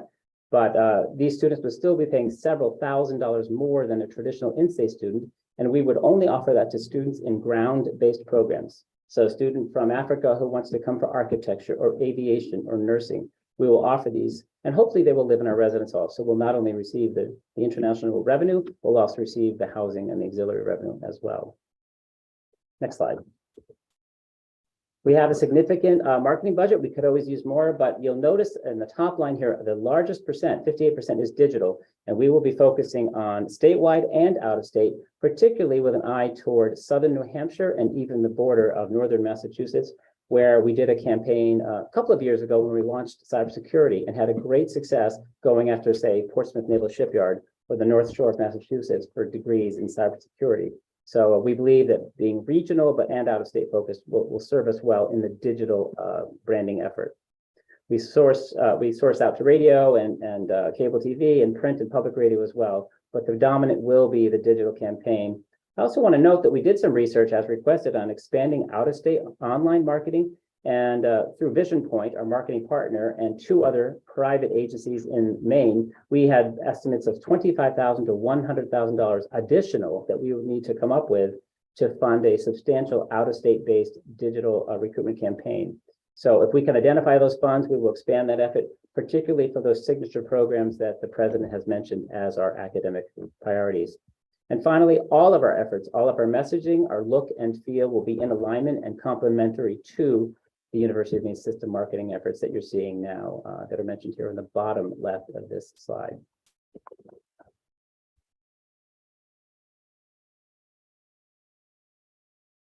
I think I'm turning it back to Eileen. Chair Cates, I'll take you from here, and we'll go through these next slides fairly quickly as we start to run out of time. In terms of space reduction, UMA got off to a pretty quick start reducing space, and you can see that almost 70,000 square feet has been reduced. We're now focusing more on repurposing our space, refreshing, increasing the net asset value. I would mention the esports arena that we developed. It's standing room only in terms of demand for that right now, and it's less than a year old. I also would mention to you that we're working with other institutions. For example, at Farmington, with our joint program in nursing, we're working on 2 rooms there, one for a simulator room and one for a classroom. And then in early stages of working with Presque Isle on dental. Okay, Ali. Won't go through all of these, but I will mention to you again, we're continue to put money into deferred maintenance, infrastructure, safety from our E&G budget. Once again, I'm mentioning the 2 internal loan projects that you provided, and then the revenue bond that we're drawing from and helping us with the net asset value too. You see our 3-year program there, and all of those projects in fiscal year 23 are at least underway, and possibly they'll be finished by the end of the year. Eileen? This is the Gordian slide that you see from every institution. You can see that UMA has put a lot of focus on trying to improve its facilities and the monies that are invested in the facilities. So we're proud of that. We're moving in the right direction. And a few years ago, the board established a goal for each institution to have a net asset value of 70%. We're pleased to tell you that we reached that in fiscal year 22. And then based on the previous slides, where you're looking at all the projects that we have on the books, I anticipate that that number will at least be maintained, if not increased. So we'll stay at your goal. And then just to end our presentation, looking at a couple of financial ratios that we watch very closely. The Composite Financial Index represents the overall financial health of the institution. You can see that UMA in the green line has stayed above at least the low benchmark for a number of years now. The viability ratio is the ability to pay our debts. And you can see that we're in a strong position there also and going in the right direction. And last slide. And just a reminder, Chair Cates, of why we're here and the rewards of working in higher education. And we're happy to respond to any questions. Thank you, Buster. Thank you, President Zekas. Whose dogs were those? Those yours? Sorry, mine. Oh, we'll put that slide back up. That's very interesting. That's great. Well, thank you very much for that excellent presentation. We do have a few minutes left for questions.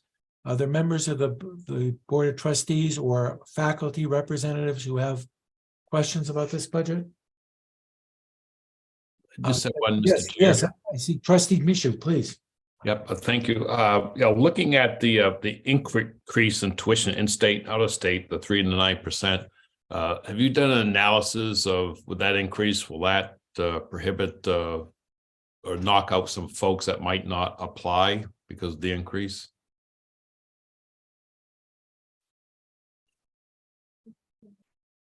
We'll see who wants to jump in here. So as I say, the 3%, I mean, I think we're consistent across that. We're still in the same band as with Lumpy and Fort Kent. So we're still the lowest of the four-year publics. So I don't think it will put us too much out of whack on that. Thank you. Other questions? Yes, Trustee Riley, Chair Riley. Thank you, Chair Cates. Joe, I didn't know you had a plane. Well, I'm happy to mention the CRSS R20 again if need be. So thank you. Can I ask? I just had a nitty-gritty question that was a curiosity, given my interest in these centers. Given that you've moved the plane to Augusta, can you explain why the drone maintenance stays in Brunswick? Yeah, it's a great question. So I would love to have the drone program here in Augusta as well, because I just think that's where the students are, and I think it'd be a great, elective for students to learn a little about this. The fact is that because we're so close to the Capitol and an airport, we are in Class E airspace, which limits our flying of them without always getting prior approvals all the time. It just simplifies, and down in Brunswick, although it is an airport, it is a better class space, and so it's more in line with what we're trying to do. And to be fair, also is that the drone maintenance program is because of a partnership with the folks on Brunswick Landing, and so it actually works out really well there. We got good space there, commitment for clear flying over there, and the opportunity for us to kind of grow in terms of the maintenance program. Thank you. I live a little close to that base. I'll be watching for drones. We'll buzz a few times over your place for sure. So Thanks. Other questions? President, about the centers, I was looking at the slide. It's on page 159 of our materials, but it's talking about tuition revenue versus expenses. And just a question about what those expenses are. Are those solely facilities expenses, or does that include some faculty expenses in that number, or what is that? So maybe I'll need a little assistance here, but I would say it's the staff costs. Basically, it's the lease costs, and then power, electricity, and those sort of things. And so, Buster. And then there are also individuals that work at the center, so their salaries are included in there too. Right. I take it not faculty allocated costs. Full-time faculty are only at the Bangor and the Augusta campus. Okay. Yep. Thanks. And the other question is, I mean, I know there are reasons why we want to subsidize programs for occupations and skills that the state needs, but looking back at the slide about the review of the licensed vet tech and the architecture, the nursing and the dental health, and you talked about that a bit. Can we at some point get those margin figures for FY23 once that's completed, just so we can see? And so You talk about the quantitative review for next year, is that what you're saying? Yeah. Right, and also, assuming you make the changes you're suggesting for 24, what that would do to these numbers? Yeah. Just so we'll know. Thank you. Yeah, that's what we do every year. We look to see, did the small changes make a, did it help kind of eat into that gap, that sort of thing. And so we've made modest improvements, but some of them, I'll use the dental one. It didn't, I would just say COVID and the costs for all the supplies for dental just went crazy, and then the filtration systems and all that. So the costs are still kind of, out there. And so by this means we hope to be able to slowly kind of eat into that gap again, but we do that every year, and we're happy to share. Great, thank you. Other questions for the UMA team? Seeing none, thank you very, very much for your presentation, and that will conclude the UMA portion of the festivities. Good to see you again, and we will move on now. Thank you, folks. Bye. Thank you very much. You move on now to the University of Maine, which is allocated, as you might imagine, some more time on this afternoon's agenda between now and 2:30. And welcome President Farini Monday and her team to the meeting. And President, you can go ahead and present it as you wish. Thanks very much, Trustee Cates. I like thinking of this as festivities. That's good. And we're delighted to be here. Thank you to the FFT, and also to a big thank you to those on our campuses, both the University of Maine and the University of Maine at Machias, who've been a part of working together over the past many months to assess the status of our budget, to understand the processes and structures of our budget, and to bring forward to you all some, I think, exciting new plans and solutions looking to the future. I'll introduce my colleagues who are here with me: John Volin, Executive Vice President and Provost; Kelly Sparks, Vice President for Finance and Administration; Megan Walsh, Dean and, new title, Campus Director. Campus Director, formerly Head of Campus for the University of Maine at Machias; and Jake Ward, I think, is here too.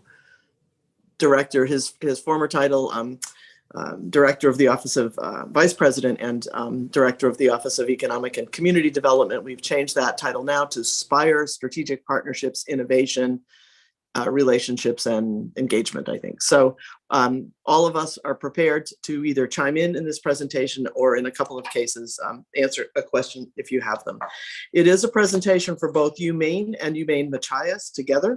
As you know, the University of Maine at Machias is a regional campus of the University of Maine.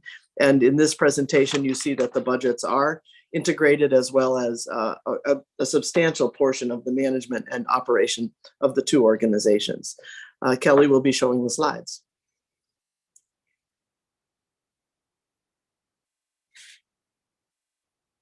So we can go right to the third slide, Kelly. And I wanted to begin by starting on an optimistic note. The University of Maine is a place with a strong foundation. It's our state's land grant and now sea and space grant, R1 University, flagship university. We've been here since 1865 and are excited to be in this position right now of thinking about the future both of our university system, the University of Maine within that system, and the state and its economy and its people going forward. Several successes that I'll just mention quickly. We are making great progress with our partners at the University of Southern Maine and across the state in taking a new look at the preparation of people in the fields of engineering and computing so that we can serve the needs of the state of Maine and so much of what goes on in our universities that depends upon these fields. So we are seeing growth and wonderful creative ideas there. Experiential learning opportunities for undergraduates across the system. with substantial activity here at the University of Maine as well, research learning experiences. Our research enterprise is healthy and growing. We are fortunate to be able to provide some support and leadership system-wide, particularly in the research area. And then the Maine Jobs and Recovery Plan and our earmark funding that's come across for the University of Maine and for the whole system. We're very excited about those affordances as we look ahead. We also want to emphasize that the planning that has been so central in thinking about these budgets for 24 builds on a series of activities that we've had in place in the university and have been working on for years, and they're listed here. We don't need to go over what these are, but I want to say how valuable it has been to have these tools in hand to be able to look to both system documents, state documents, and our own campus documents as we think about our future and try to both make the argument for how to grow strategically and at the same time how to find efficiencies that enable that growth to happen. So we can go to the next slide, Kelly.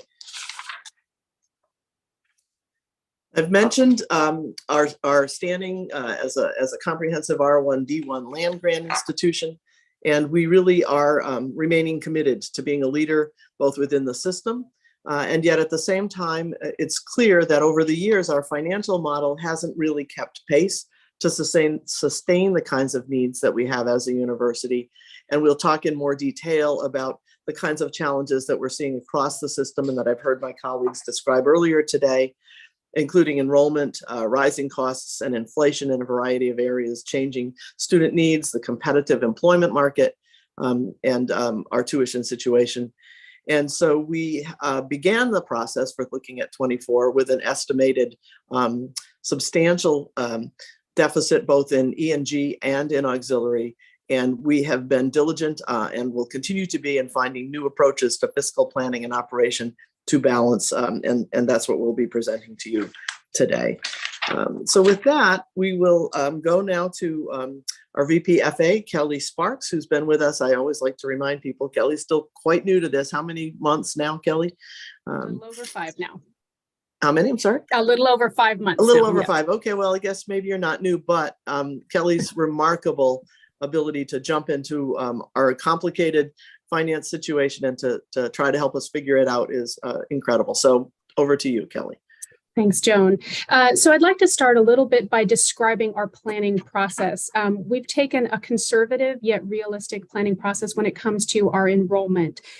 We anticipate, we've built in the CPI factors that have been provided by the system. So just as a baseline, we're using a 3% tuition increase. Our enrollment goals are largely the same as those with the system. So we do anticipate a decline in enrollment of about 307 FTE, and this is partially offset by that tuition increase. We are also planning with the good news of the incremental state appropriations. That for us is around $4.4 million. And we are also planning for $1.1 million in incremental indirect cost returns or the overhead associated with research grants to support the budget. So overall, there's some good news in our revenues, around $4.2 million coming into this fiscal year. However, as Joan mentioned, given rising costs, given rising fixed costs, given rising direct operating costs, compensation, potential compensation increase, and managing our scholarships and waivers appropriately, there's a bit of an imbalance if we were to continue to roll over our budget as we have in the past. That is not how we're approaching our budget. So we are proposing a 3-year solution to achieving a balanced budget. In this budget, we will prioritize both opportunities for efficiency as well as growth, revenue growth, both traditional enrollment growth as well as non-traditional revenue growth in our budget. We will so in the first year, we will seek $15.3 million in total operating efficiencies. I'd like to call out that in the documentation, you may have noticed that there is some unassigned budget in the dollars. Those budgets will be assigned across all of these categories. We have a plan for the full budget allocation. It's just not fully loaded into GL for those who may be looking at some of those details. I do want to call that out. For financial aid management and optimization, we're looking at over a $7 million improvement in our dollars versus last year. This has to do with both discount rate as well as an alignment of those dollars with the appropriate enrollment targets. We are seeking administrative efficiencies, policy enforcement improvements. We are looking at physical plan or energy reductions versus our original plans associated with this. This has to do with both building removal. It also has to do with a new contract being negotiated for energy that was better than initially planned. And we're seeking efficiencies across all of our areas, instructional, research, and leveraging external gift funding to offset. In addition to that, we're also seeking growth. So first year enrollment growth, Provost Volin will speak to that in just a moment. We're talking about enrollment and retention each of these 3 fiscal years in a line with our student success and completion model that John will talk about in just a moment. We'll also be seeking new growth in online education, growth in graduate student enrollment, as well as community serving programs. We'll also be growing our indirect cost return in each of the next 3 years, and then leveraging the good work of Jake Ward and his Shop with Spire to continue to grow our corporate partnerships. So you'll see that early in FY24, our focus is really on efficiency, and it will lean towards growth in the following years as we implement some of those new plans. We will leverage $13.2 million of our reserves over the next 3 years. And then starting in FY27, we will begin to replenish or recontribute dollars back into our reserves to set us up for growth in the future. So this breaks down, first of all, in terms of our internal efficiencies. That $15.3 million that I mentioned on the prior slide is made up across each of these categories. So if there was a speeding bullet, if there was one thing that we could do to achieve that whole, we would do that. What it really comes down to is really managing each area, seeking each individual opportunity account by department, and identifying those resources. I'll discuss, for example, administrative efficiencies as an example. Across our campus, we have 76 roles of people who have either finance, accounting, human resources, or administrative support titles across our campus. What we'll be doing is pulling together a group to evaluate all of those roles. And as people leave the organization, we'll be reassigning those roles into more centralized or more efficient use of those resources. We're doing this across multiple functions across campus. So these are not layoffs. The emphasis is on reassignment and reallocation of resources as people leave or through attrition lines or planned organizational structural changes. In addition to efficiencies, we'll be focused on growth. So I do want to call out here that our overall enrollment plan is relatively flat with an increase in tuition offset by a slight decline in student credit hours. That is then offset by the incremental state appropriations that are planned for our campus. We're also then building in each of these areas, so retention year over year, fee optimization, in particular for FY24, that is our tech fee. So that's an increase in our fees associated. That's a $3 increase from $12 to $15. That's one of the few increases in fees that we'll be seeking. It will include academic program review, the indirect cost return, and non-traditional revenues.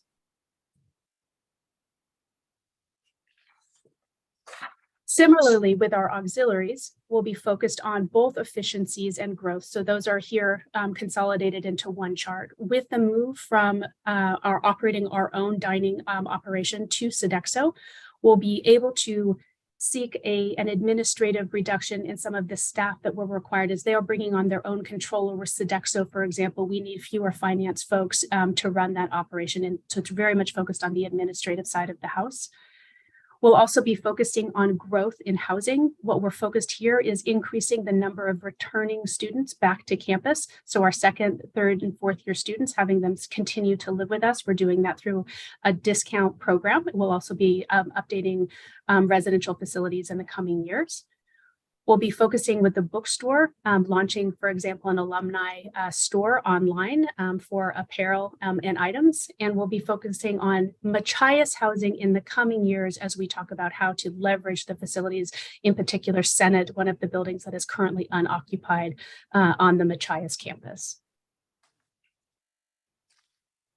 I'd like to talk a little bit about how this plays out because our strategy does necessitate using additional reserves. I'd like to start first of all by saying here in FY23, we estimate ending the year at $68.4 million. That's a combination of both E&G or unrestricted reserves and designated reserves. In that designated reserves, it includes things like projects that we've set aside dollars for that may or may not have been unspent. It includes facilities projects that may or may not have been spent, and it includes auxiliary reserves. We'll be leveraging a little bit of each of those categories in the next couple of years by reprioritizing the use of those spend, as well as leveraging those so that we can really focus on the long-term planning and making sure that the implementation of the fixes for our budget are sustainable and ongoing. So we'll decline each year for the next couple of years through FY26, and then we'll begin to start growing those back in the first year a little bit over almost $1 million at $900,000 in FY27. I'm going to hand it back over to President Farini-Mundy. Thank you, Kelly. We are now going to turn largely to some discussion about our academic programs and our research programs, and hear from the provost first about our priorities and how that's tied to the actual design of our budget. So Provost Volin is going to speak to us about recruitment and retention and why that's so critical, not only to the health of our university and ultimately to the health of our state, but why it's an important connection to research. And I'll pick that back up after John says a bit. Great, thank you, Joan. And good afternoon, everyone. So as you can see, our emphasis is on recruitment and will result hopefully in overall enrollment growth through time. And we have these 4 key areas that you can see here: marketing, improve processes, attract all learners, expand offerings. So from 2015 to 2022, we actually increased our applications by 30%. And a large amount of that is for our out-of-state applications, which increased 50% during that time. This last year, though, we saw a real competition, not just due to free community college. Yes, that went up 76% of our accepted students going to community colleges last year, but most of that, 75% actually was due to out-of-state competition and our out-of-state numbers going down. So as Vice President Sparks mentioned earlier, we have over the last 7-8 months, and it'll be coming out later this week, developed a new strategic enrollment, recruitment, and retention action plan, 2023 to 2027. And it really does seek to expand our market and improve our yield. That's really a key, as well as help hopefully it's built in. We're looking at ways to also increase our persistence of our overall enrolled students. So like when we see attract all learners here, yes, we'll be going for our traditional age students, but we are really focusing on out of state and new regional reps, new markets. We're doing much larger buys, focusing on transfer students, adult learners, expanding offerings, also expanding our online learner programs that we are working toward. When we talk about expanding offerings, these are to work with our community, continue to work with our community college partners on articulation agreements and pathway programs. 4+1s, we have over 20 4+1s as an example, and really trying to help partner not only with our University of Maine system sibling schools, but in other areas as well. When we look at improving our processes, this is looking at predictive analytics. Kelly mentioned earlier the financial aid leveraging pieces that we're doing. We're working with an outside consulting group on that. And marketing, I think you all know, we have been searching for a vice president for enrollment management. We hope to be able to announce that shortly. And this individual will work closely with our new CMCO. And so we're looking forward to that, which includes social media enhancements, et cetera. Next slide, Kelly. This really has been an all hands on deck approach, as you see here. These are some of the things that we've been doing this year. as far as having new communications campaign. You can see across different media platforms. We revamped our tour, our on-campus tour experience. Lots of work, working outside, visiting the northeastern states and beyond, and doing a lot more expanded visits here. Next slide. So what this has been our focus all along for many years now is when we do add a new academic programs, we're always very strategic about this. It goes through this process that you can see here where we do, we look at our overall portfolio analysis. This is being done all the time, by our colleges. We look at market validation. We do the market analysis. It's called Lightcast now. That's the old Burning Glass. And then we go through this whole process, as you can see here. So we're always being very strategic in any program that we move forward that we think is, one, of great value for our students, but then also in a high strategic growth area. Next slide. So I think this figure, it is our highest priority is student success and retention. And certainly if we can increase our retention, that's going to be where our biggest growth comes from. We see that these are the three highest priority areas that often are the reasons students don't succeed. It is this personal connection and support. You can wrap in the increasing rates of mental health in that first group there. The middle one there, the yellow circle, it's about learner success in the academic side, and then the green is the financial access. Those, and it could be a combination of those, are the reasons students often are not able to persist at university. We've included, there's many first-year student success initiatives that have been underway, but we've included on this slide the UMS Transform student success and retention initiatives. As you can see there, expanding the research learning experiences, the gateways to success, and the pathways to careers. These all touch on those, and what's really wonderful about those is they're now across all 7 universities in the system. So we're actually quite enthusiastic about that. Next slide. This is really a great slide. This is something that took us, it takes over a year to gather the data, and now we will do it continually from now on. This is NACE's first destination survey work. And so you're looking at your undergraduates as from last year's cohort, as you can see here, and then 6 months later, where are they? And as you can see here, that we have a 95% positive outcome. So that means they're employed, or they're pursuing further education, or they're in some service, such as the military, as an example. That's a very high rate nationally. That is very, very strong. So our students are out and getting jobs just 6 months after graduation, which is pretty phenomenal. And you can see at the University of Maine-Machias, it's 90%. These are really, really strong rates. So we wanted to share those with you today. Next slide. Joe. Okay, thank you, John. So I mentioned that I would try to make a bridge between all of our focus on instruction and academic activity at the university and research. And so I'll turn to that now. Our research growth has continued steadily. The numbers that you see here are total external funding and internal funding for R&D and related activity. So these are very promising numbers, and you do see the increase. I owe a great thanks to our faculty, to our research staff, and to the students who are heavily involved in the research. That's one of the important distinctions, I believe, for the University of Maine and increasingly for our entire system. And it is that because of our size and because of the inclinations of our faculty, we can actually integrate research with learning all the way through our curricula for undergraduates coming right in the door as first-year students. As John has mentioned, that's what the RLE program is about.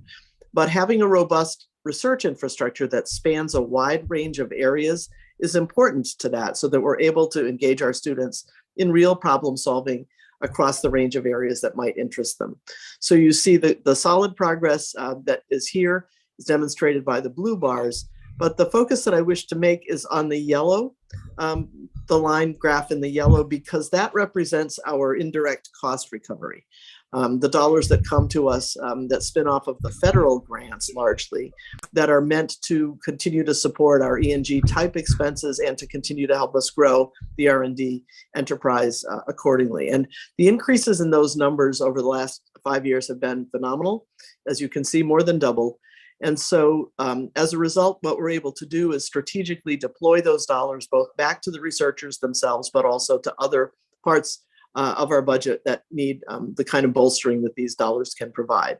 So what we say to our researchers is, as you bring in grants, that's fantastic. Then you need to spend them down, because that's what spins off the indirect cost money. And the growth has been terrific. We can go to the next slide.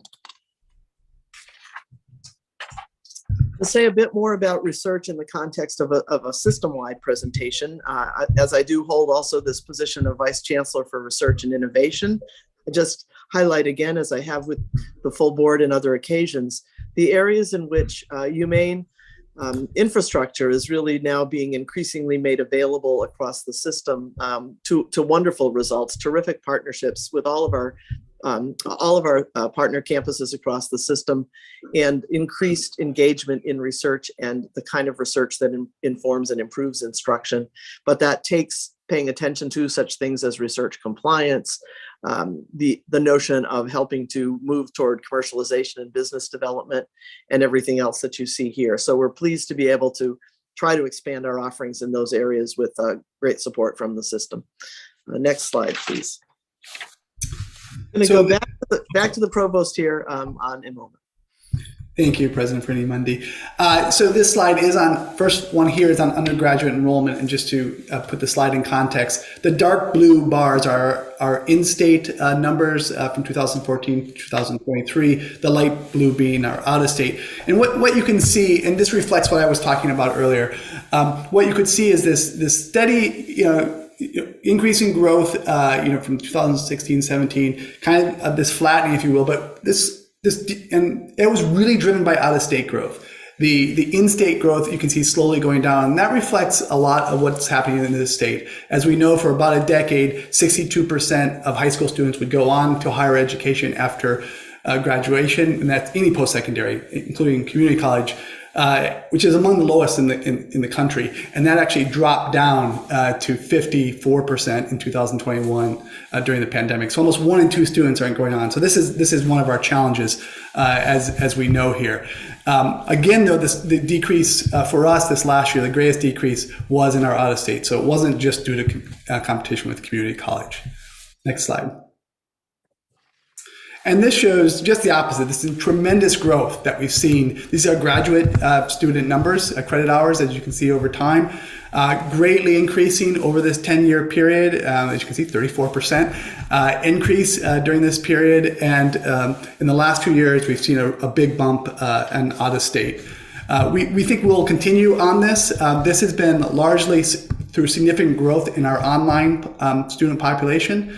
It's done since 2017, a 258% increase.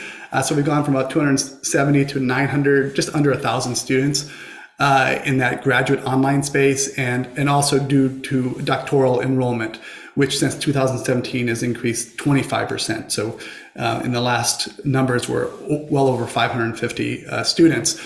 And PhD students, which is a huge number for a university our size. Next slide.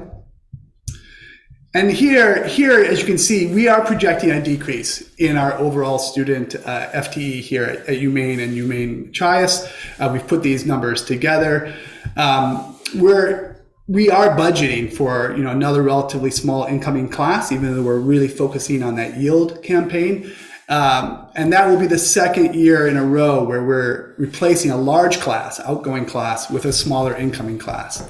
So we're being, as Vice President Sparks spoke earlier, we're being conservative really with our incoming class estimates to align with that previous year, even though, like I said, we're focusing on that yield campaign. And we also anticipate that the overall efforts we're taking to improve our recruitment and those retention that I was talking about earlier efforts that we hope will help offset the decrease, but we're not thinking that those impacts will likely be felt until about fiscal year 25. Next slide. You're on mute, Kelly. Sorry about that. I'll jump back in and talk a little bit about our auxiliaries. So our occupancy in our residence halls are directly relational to our incoming first year class. We are very specifically this year focused on returning students coming back to campus. So as I mentioned earlier, we'll be offering a $900 a year discount to returning students, and we've offered them early opportunity for placement into priority housing on campus. We are also focused this summer. We will be renovating entrance foyers to include common spaces, study nooks, entertainment collaboration spaces, really creating an environment when you come onto campus that is more pleasing to students and more welcoming. We're doing this both here and in Machias. We're also focused on trying to create single-use bathrooms where possible on floors. This is very important for students rather than the traditional group-style bathrooms that have historically been on campus. We'll also be engaging this year in a housing study to assess our housing stock and to evaluate how we can renovate our current buildings either through either internally or through the public-private partnerships or P3s to evaluate how we can attract and create a more an environment that is more conducive to admissions and recruitment of incoming first-year freshmen. The story is fairly consistent in Machias. While we do anticipate a greater number of students returning there, we do need to grow our occupancy or evaluate the use. So we currently have two buildings in Machias. We have Senate Hall and Dorward Hall. 100% of our current occupants are located in Dorward Hall.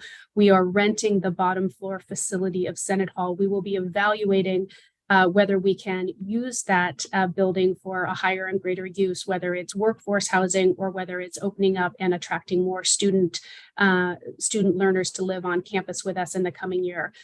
We are also renovating Dorward Hall lobby to create an entertainment and engagement for space that's a missing element on the campus, but in particular for our residential students. So we're very excited to have that come online this summer and really create a new attraction and a component for student engagement. While our enrollment is down, we are looking at the need to increase rates for both housing as well as dining rates for both Orono and Machias campuses.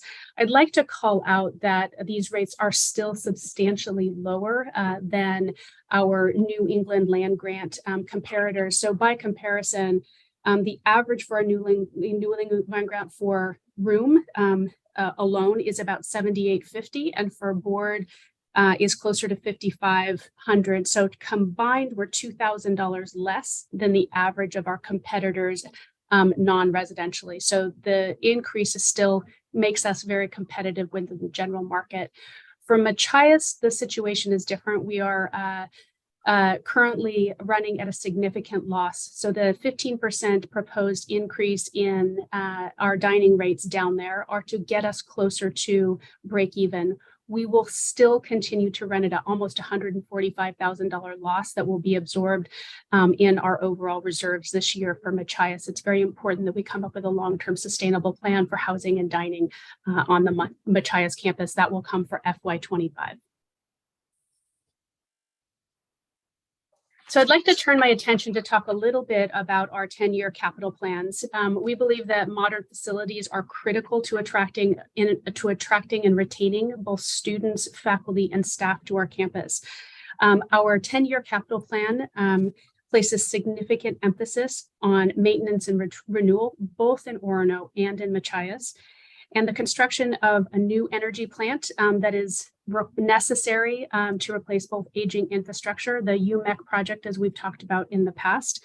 It includes the GEM, or Factory of the Future, that's currently under design. And it includes the Half Athletics Master Plan with specific emphasis on replacing or upgrading the hockey facilities going into the next 2 years. We'll also be studying our residential buildings to decide what renovations and improvements need to be put in place there, and then evaluating other opportunities for P3 projects in the coming years. The potential need for capital is up to $1.2 billion. We'll be looking very closely at that in terms of our ability to cover debt service, what third-party opportunities we have in the market, and what will help increase our overall net asset value for the campus.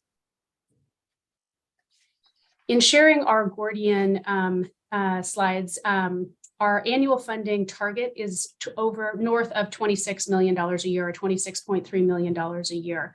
We are far below that. You'll see a turn of that in FY23. There has been significant emphasis and support from the earmark funding and other funds that have helped us improve that. This is going to be an ongoing emphasis for our campus into FY24 and beyond to make improvements in our space and our net asset value. The story is consistent with the University of Maine Machias. We need to make consistent improvements or ongoing improvements down there to increase the net asset value.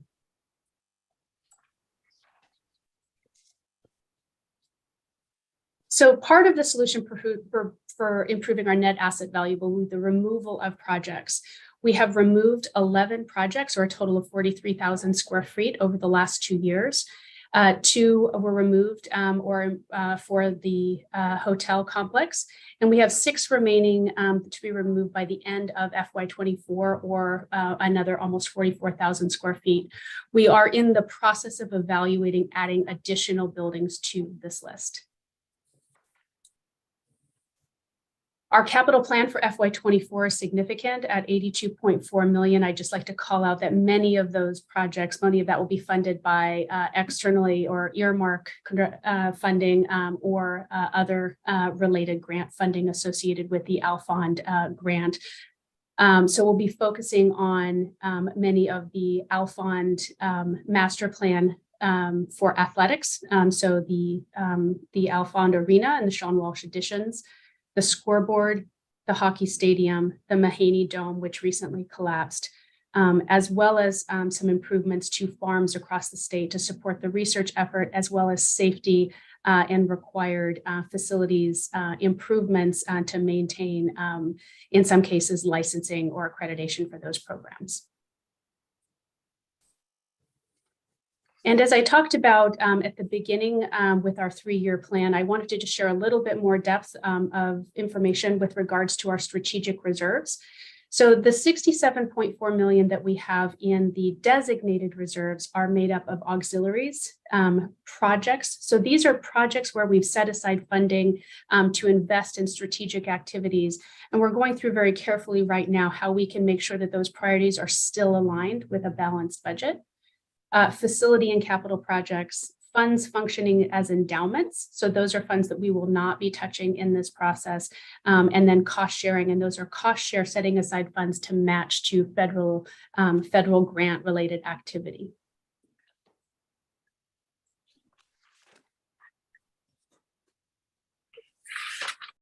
We are very focused on our financial aid management as well as optimization. I'll talk a little bit about management first and then optimization as a second part of it. We had 31 different organizations or different units within our organization distributing financial aid funds coming into this year. So the first part of the process was to truly centralize financial aid management. That allows us to take the dollars that we have available and make sure that they're getting in an equitable way to the students that have a need of those funds, but that we're then not overcommitting those dollars where they're not necessary. So this is really about aligning the dollars to the folks that need them in a more efficient way. That's how we have achieved the FY23 budget reductions that we talked about at the beginning of the year. As we go into FY24, we'll be using that same process, but we're also beginning a process of optimizing those funds. So really thinking of it in a much more formulaic way. Who gets what dollars? Why do they get those dollars? And how much do they need in order to attract and retain our students in an equitable way? So we'll be driving our discount rate down using both management and optimization. The total dollars here are fairly significant. There are $7.5 million budget improvement by changing both our practices and thinking more strategically about the allocation. I'm going to turn it over to Vice President Ward to talk about our statewide impact. Yeah, thank you.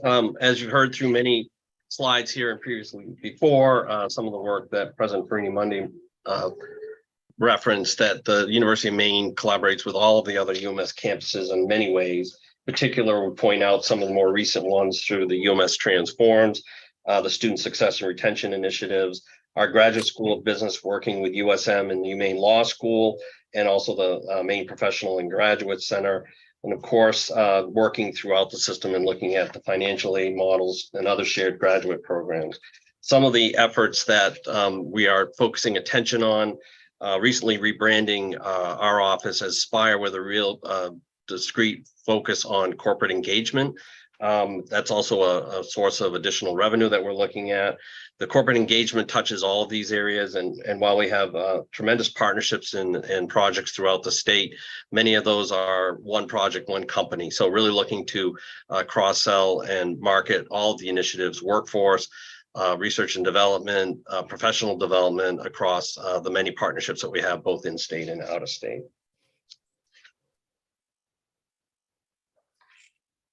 So this one's mine because it's an inflection point, which we talk about a lot. And I thought I'd use this to illustrate the fact that if we look at the blue as kind of the amount of change that our campus is undertaking, and then we look at the dot, which represents where we are, we could say we're at an inflection point where the change is going to need to happen more quickly going forward, right? We're going to need to look at processes. We are already doing so. Processes, procedures, the ways in which we do our fundamental work in the academic side, on the research side, and the engagement side. Find efficiencies, find savings, and at the same time, find strategic growth opportunities through creative approaches to improvement of revenue. We can go into a lot more detail on anything that we've talked about. I know we've moved fairly quickly through this, but at this point, we'd like to thank you for your attention and invite your questions. Thank you to President Farini-Mundy and your team for your presentation. Questions from the committee, please.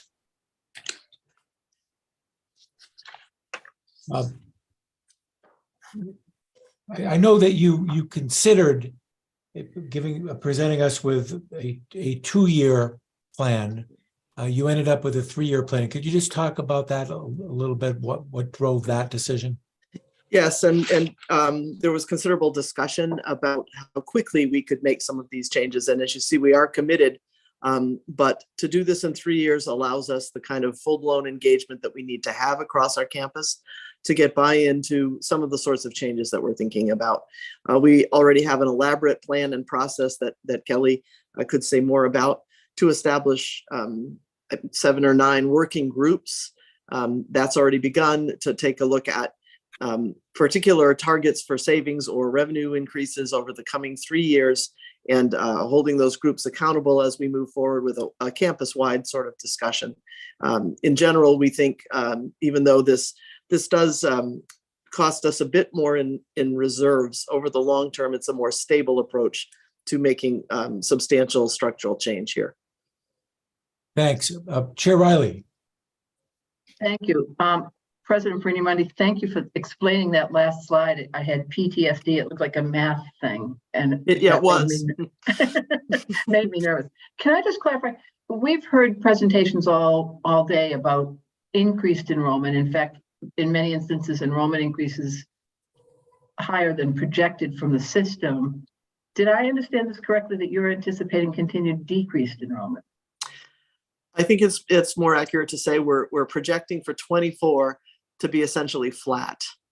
And our decrease was really only in this year. I mean, we've begun to see a slight modest drop. So no, we are looking to conservatively project flat. I could ask the provost to say a bit more. We are very hopeful that we'll do better, but because of changes that we're making in our enrollment management processes and staffing and personnel there, we've given ourselves until next year to start to really step that up in a way where we'll feel more confident with the projections. John, more to add there? I would just add that our projections are almost identical to those at the system. And as President Mundi just said, we are projecting to be essentially with what we were last year. But because we're graduating a larger class, that's why our overall student credit hours are projected to go down from this year. Thanks. Trustee Flood. Thank you. I had a quick question, and it's for Kelly. And Kelly, you don't have to actually answer it today. It's kind of unfair question because it's not gigantically important, I don't think, but it just struck me as unusual. You were talking about the resident occupancy of around 90-some% at Orono and making them more welcoming and renovations that were being done there. And then at Machias, it was like 57 or some percent, around 50%. And that one residence either is not being used at all or it's in some state of not being used. And there was going to be a plan in 25 to get that. I just was wondering why wait till 25 with it being in that state. And that's maybe an unfair question to ask you right now, but it just maybe something to talk about either now or later at some point. It just seemed like, why would we delay that one when it's kind of staring us right in the face? So that was my question. Thanks. Well, I think that's a very fair question. The answer is we're not delaying the work. It takes a little bit of time to implement. So this summer, we'll actually be renovating the main floor, the lobby spaces of the building, the Dorward building in Machias, as well as 6 lobbies here on the Orono campus. So we anticipate that having that impact on the experience of the incoming class, but it's hard to market or communicate those changes to students who are committing right now. So that work we are, actually, we had planned to do 2, we've now moved it up to 6 different entry hall buildings. We have also implemented the returning student discount that went into effect this year. Because I don't have any data or any analytics to be able to say how will that impact our incoming class, we believe that it will have a positive impact on our occupancy this fall. I just don't want to bank on that. I think it's important that we also achieve efficiencies at the same time. And then we have already written the first round of an RFP or request for proposal and are working with the system procurement team to launch a study of the improvements that need to be made. What I know from experience is that students want their own bathroom, they want their own sink, they want privacy in their rooms. They don't want to live in the same way that we may have as incoming first-year students, or they have very different expectations around personal space. So we'll be doing both a financial and architectural study of how we can improve those buildings, and that will be coupled with a financial analysis of what level of debt service this would require, or could we do it through a public-private partnership with an external. We anticipate doing that work over the next 3 to 6 months and have a plan to put in place to start renovating. While the benefit of, I guess, having a slightly lower occupancy is that we can renovate or improve one building and flip that into use and bring students into it. So we're going to we are starting the work now, and we're going to take advantage of that lower occupancy to strategically make those improvements. And I agree that it's very urgent. That's the first thing that a student and a parent asks when they walk on campus. They want to know, can they study what they want? And what's it going to feel like? Are they going to be welcomed? And is it going to be fun when they're here on campus? So there's a lot of emphasis that we're placing a high degree of emphasis on this area. Thanks, Trustee. Other questions? We've got a little bit of time left. Let me ask a couple if I could. And I think this is probably for Kelly too. Kelly, on the it's on page 179 of our materials, but it's your E&G 3-year solution slide about some savings that are going to get made. Yours, or 178, I guess it is. You're assuming $1 million of instructional efficiencies, or what is that? Can you answer that? Sorry, I put myself on mute there again. We have a siren going on outside, so I wanted to not have it be a distraction here. Yes, that's we made up of a couple of different areas. One, we spend over $20 million a year on part-time faculty. So it is considering how and where that part-time faculty is being, those part-time faculty dollars are being allocated. So that is in close collaboration with our deans and the provost office to assess the course offerings, small enrollment courses, where we might be able to teach a class every other year rather than every year. So that's a portion of it. In kind, as we are with administrative efficiencies, we'll also be looking at our overall academic administrative structures and determining if there are opportunities for efficiency or consolidation or shared service pools of administrative support in our academic side of the house, likewise with our administrative side of the house.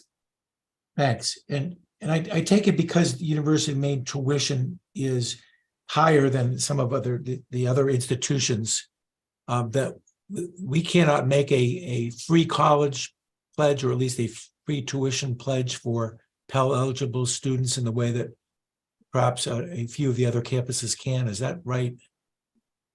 I think it would have a very negative, a detrimental impact to our overall budget right now to be able to do that. I'll let President Freeney-Mundy maybe talk to the strategic choice around that.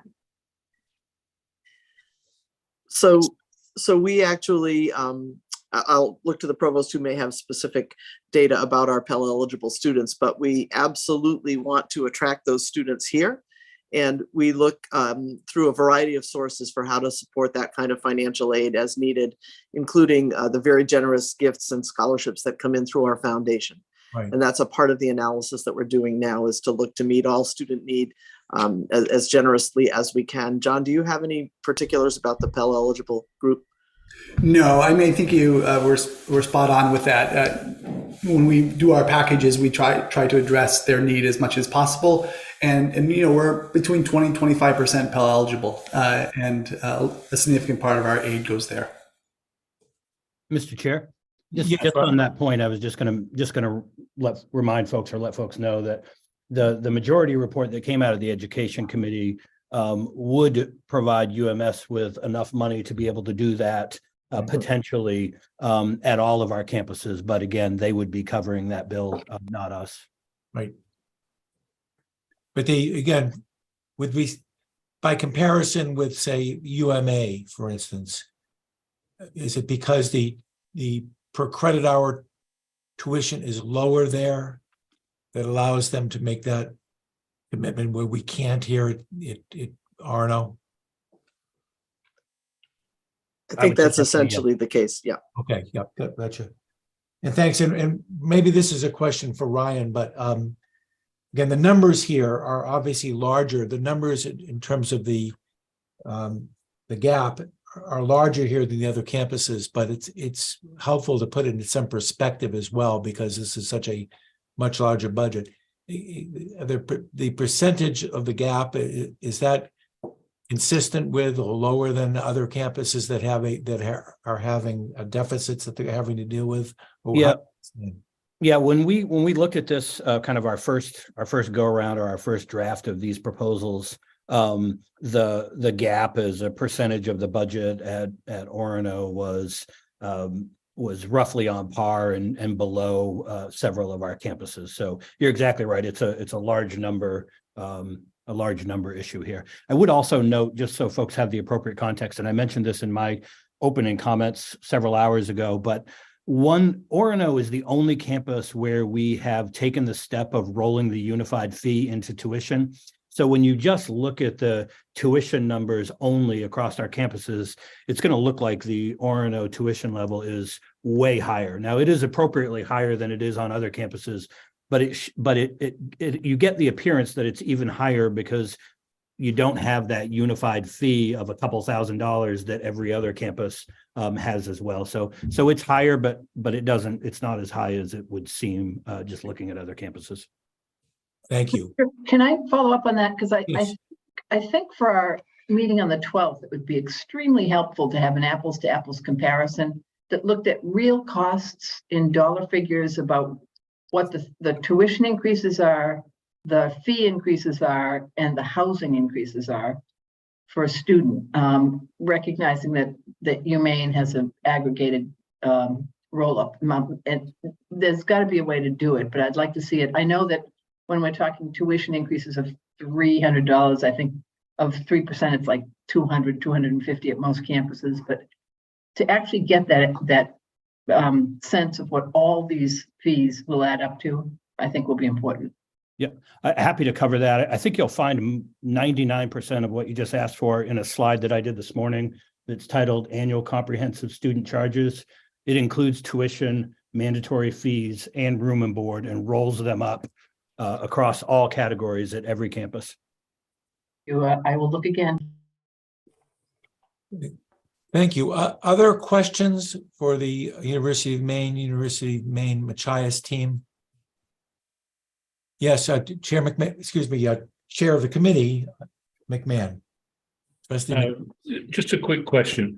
For the indirect cost returns, presumably we can forecast those in advance because this is spending down grants that have been given. So we have a trend line through fiscal 22 of 18.3. Do we know what the trend line is going to be 23, 24, given the grants that we have and the spending rates? And is that all factored into the budget?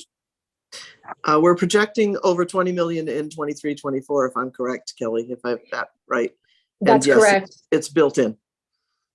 Yes, that is absolutely correct. It is difficult to calculate because the yield on terms of external grants is fairly low. So what we do is we may put out, for every grant, we yield about 7% of those, I think the number is. So we calculate what that overall budget will be for all of those grants and then what the yield is, but we do anticipate it being a little over 20.1 million. Just in the last couple of weeks, I anticipate that may grow by another 300,000. So we'll be adding that positive return back into our overall budget. So yes, we do anticipate that, and we do plan for that growth, and we'll be planning for a 3 or 4% increase year over year into FY25 and FY26 as well as a part of the long-term strategy. I'll just add that it's a combination, I believe, right? We do know grants that are in hand already. We can make some part of the projection out of those dollars in hand because they're in years 2, 3, 4 of their grants.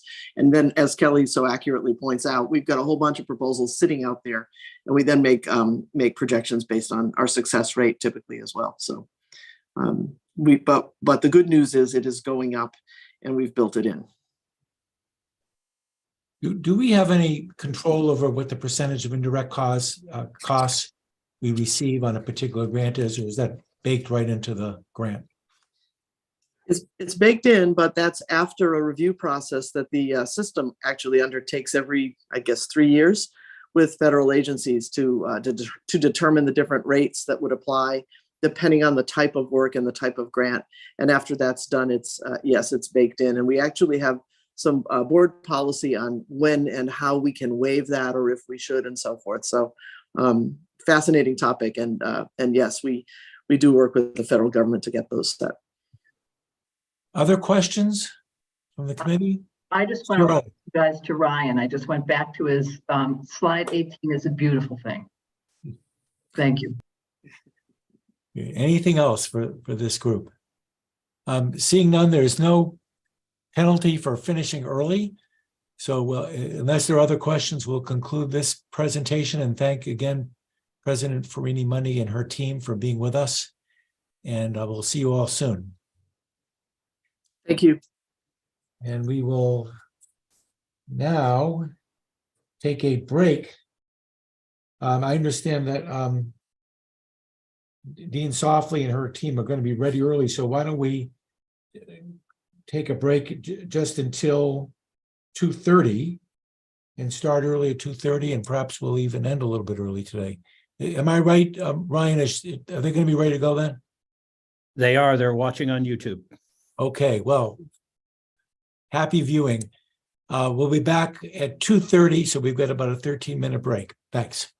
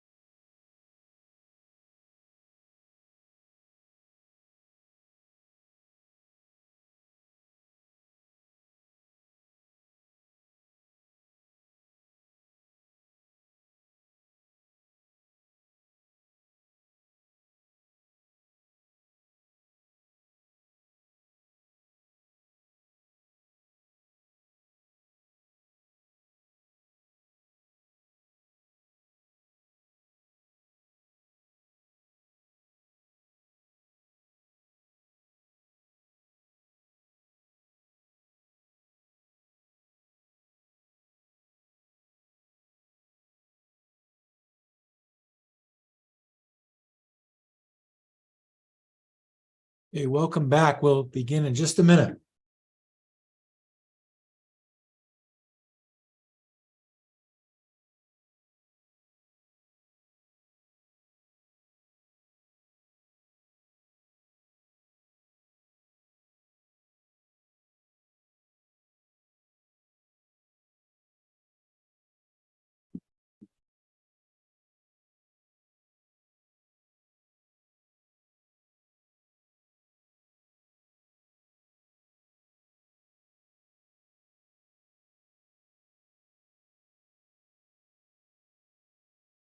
Okay, welcome back, everybody. We're now ready for the presentation by the University of Maine Law School. And we're glad to welcome Dean Softly and her team. Dean Softly, you have increased the percentage of lawyers significantly on this with this group by your appearance. So welcome. Thank you so much. We'll be glad.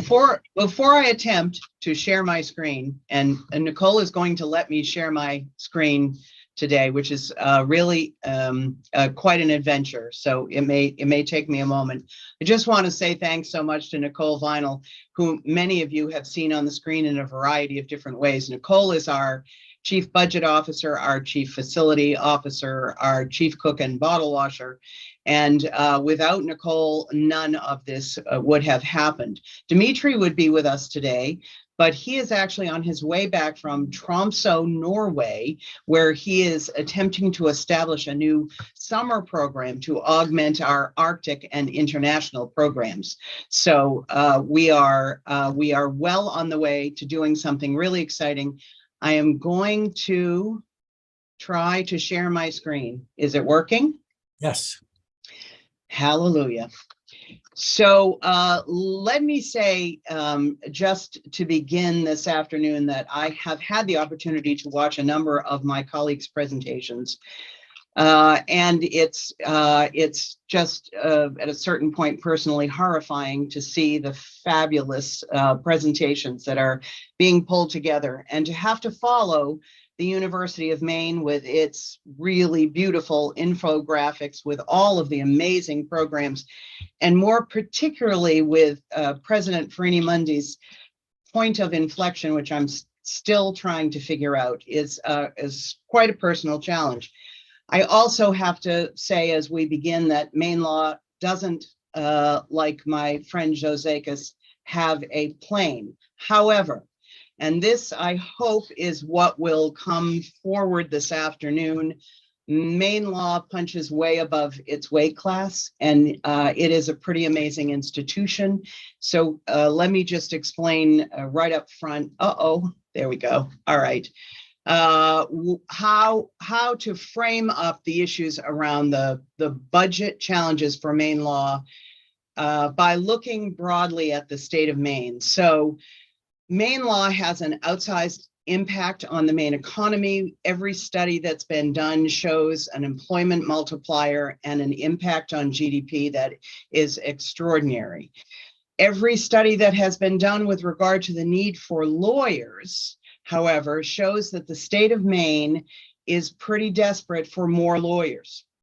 So you will see from just these brief numbers, the total number of attorneys who are licensed to practice in the state of Maine is just over 5,000. Those who are actively practicing in Maine, it's about 3,800. And of those, of the 5,300, the 60 plus generation makes up nearly 40%. The cliff is upon us. We are seeing the retirement of a huge generation of lawyers who have carried the weight of a number of different cases through the years. We're also seeing, and a lot of this is a much longer conversation, but lawyer advertising changed the practice of law fundamentally across the country. We saw it very much here in Maine.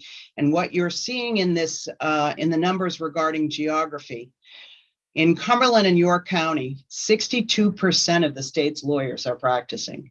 If you expand it up the turnpike to Kennebec and Penobscot, 83% of all of the state's lawyers are in just those 4 counties. And that is pretty alarming for people who are trying to start businesses, deal with family issues, deal with trusts and estates, or deal with criminal cases in our rural counties.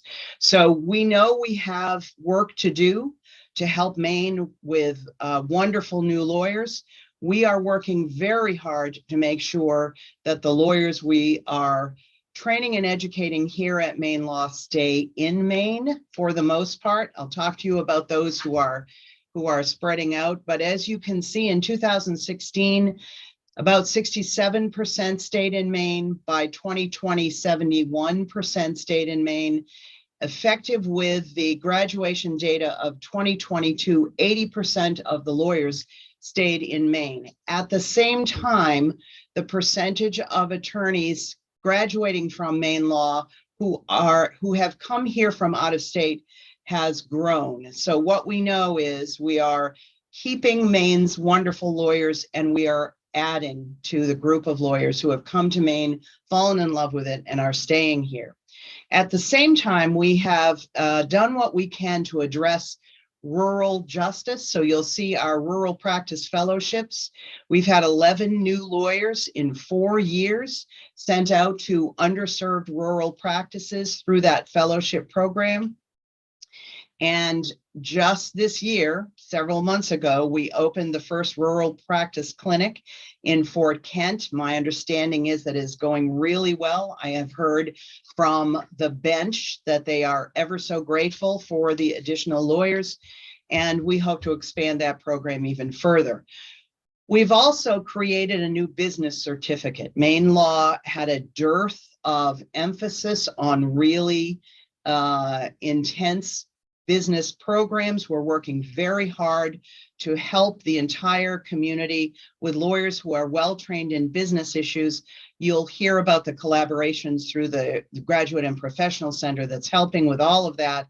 And the first reports I'm getting back from members of the bar indicate that they are hiring our attorneys and that they are excellent attorneys coming on board. We're also expanding pathways throughout the legal community. IAPP collaboration sends graduates off into international practice. We have Maine Law graduates who are leading the field in privacy practice and who are the featured speakers in a number of annual events. We're also working on cross-disciplinary opportunities and more experiential learning. I'll talk to you a little bit about that in a second. And so here is the basic overview of Maine Law. We have one building. It is at 300 4th Street. We have 45 full-time employees. That includes all of the faculty and all of the staff, and that is a point of alarm that we'll talk about again. We average about 25 adjuncts per semester, which is in fact less than many of our New England colleagues, but we have to focus on whether we're using the adjuncts as well as we should. I just want to make sure everyone understands that the law school is about to go through the same kind of accreditation process that the university itself went through. The ABA will be here for a site visit in April of 2024. We are making sure that we're in compliance across the board. We have a couple of areas that we need to talk about, and I'll bring those to your attention shortly. Students at Maine Law are right now total about 255 in the JD program. We always have a few graduate students in the LLM and JSD programs, and we're in design for the MLS, which we expect to launch in less than a year. The MLS is a non-JD master's, and I'm happy to talk about that further, but we're also talking about a collaboration with the MBA to create one of the first of its kind MBA MLS program that will combine the two and allow a joint degree, a joint master's in law and business. The average class size has been 85 students. Not surprisingly, the systems analysis of our data suggests that we will draw in 85 students. I suggest we'll draw more this year, and I'll talk to you about that in a second. Every student has to complete 90 credits. It's typically done in 3 years, and our retention average is very high. There are years when we retain 100% of the students. Most years we lose 1 or 2 along the way, but retention has been strong and solid throughout. As you can see, in-state students are now averaging about 63%. So we're getting to that 60-40 break that we have been looking at for a while, which brings quite a few new and wonderful folks into the state of Maine. Here is a good overview of what we're doing for innovations and statewide collaborations right now. You'll see in red the most exciting aspect of what we've just determined we will be doing going forward. Every single student will have to have one experiential course before they leave Maine Law. Now, some of you may be surprised, as I was, to learn that that has not been true. A student could go all the way through Maine Law without having done the clinic or having done an externship, and that will no longer be the case. We want our students to be practice ready when they leave. We want them to pass the bar. So we have pushed ourselves to make sure we can provide this for every student graduating. We have a number of signature programs, including the business law certificate, which is relatively new and is doing very well. The privacy certificate, which is recognized nationwide, and our environmental law certificate, which is expanding all the time. You've heard me and others talk about the Graduate and Professional Center and all of the work that we're doing to attempt to improve cross-disciplinary training for all graduate programs. Silos don't work anymore. Lawyers need to understand many other businesses and professions when they leave law school. These collaborations are incredibly helpful for our students. We have in just this last semester, doubled the number of externships. We have increased the student internships. We are improving the rural fellowship program all the time. And the center-based cross-disciplinary internships are helping us with all students across the graduate programs in the Graduate and Professional Center. I'm happy to talk to you about our reconnecting with the legislature. We've done law school for legislators now 2 terms in a row, and it has been very successful. We were invited back for a second law school for legislators this session because there were some legislators who were unable to make the first one. So we presented a second law school to them. I anticipate that this is going to be a program that will grow over time. We have many collaborations, as you know, with the Bar Association and the judiciary. And just quickly, I'm going to show you what our graduating class last year looked like and what the incoming class this year looks like, so you get an idea of where we are for students. This particular map is pretty exciting. We are sending students out into rural areas in numbers better than we have ever done. The graduating class is smaller than many of the graduating classes that have come before, and certainly that will follow. We think a lot of that was COVID losses, and there are a lot of unusual numbers across the country for the class that graduated last year and this year. But you can see of that class, 80% remains in Maine.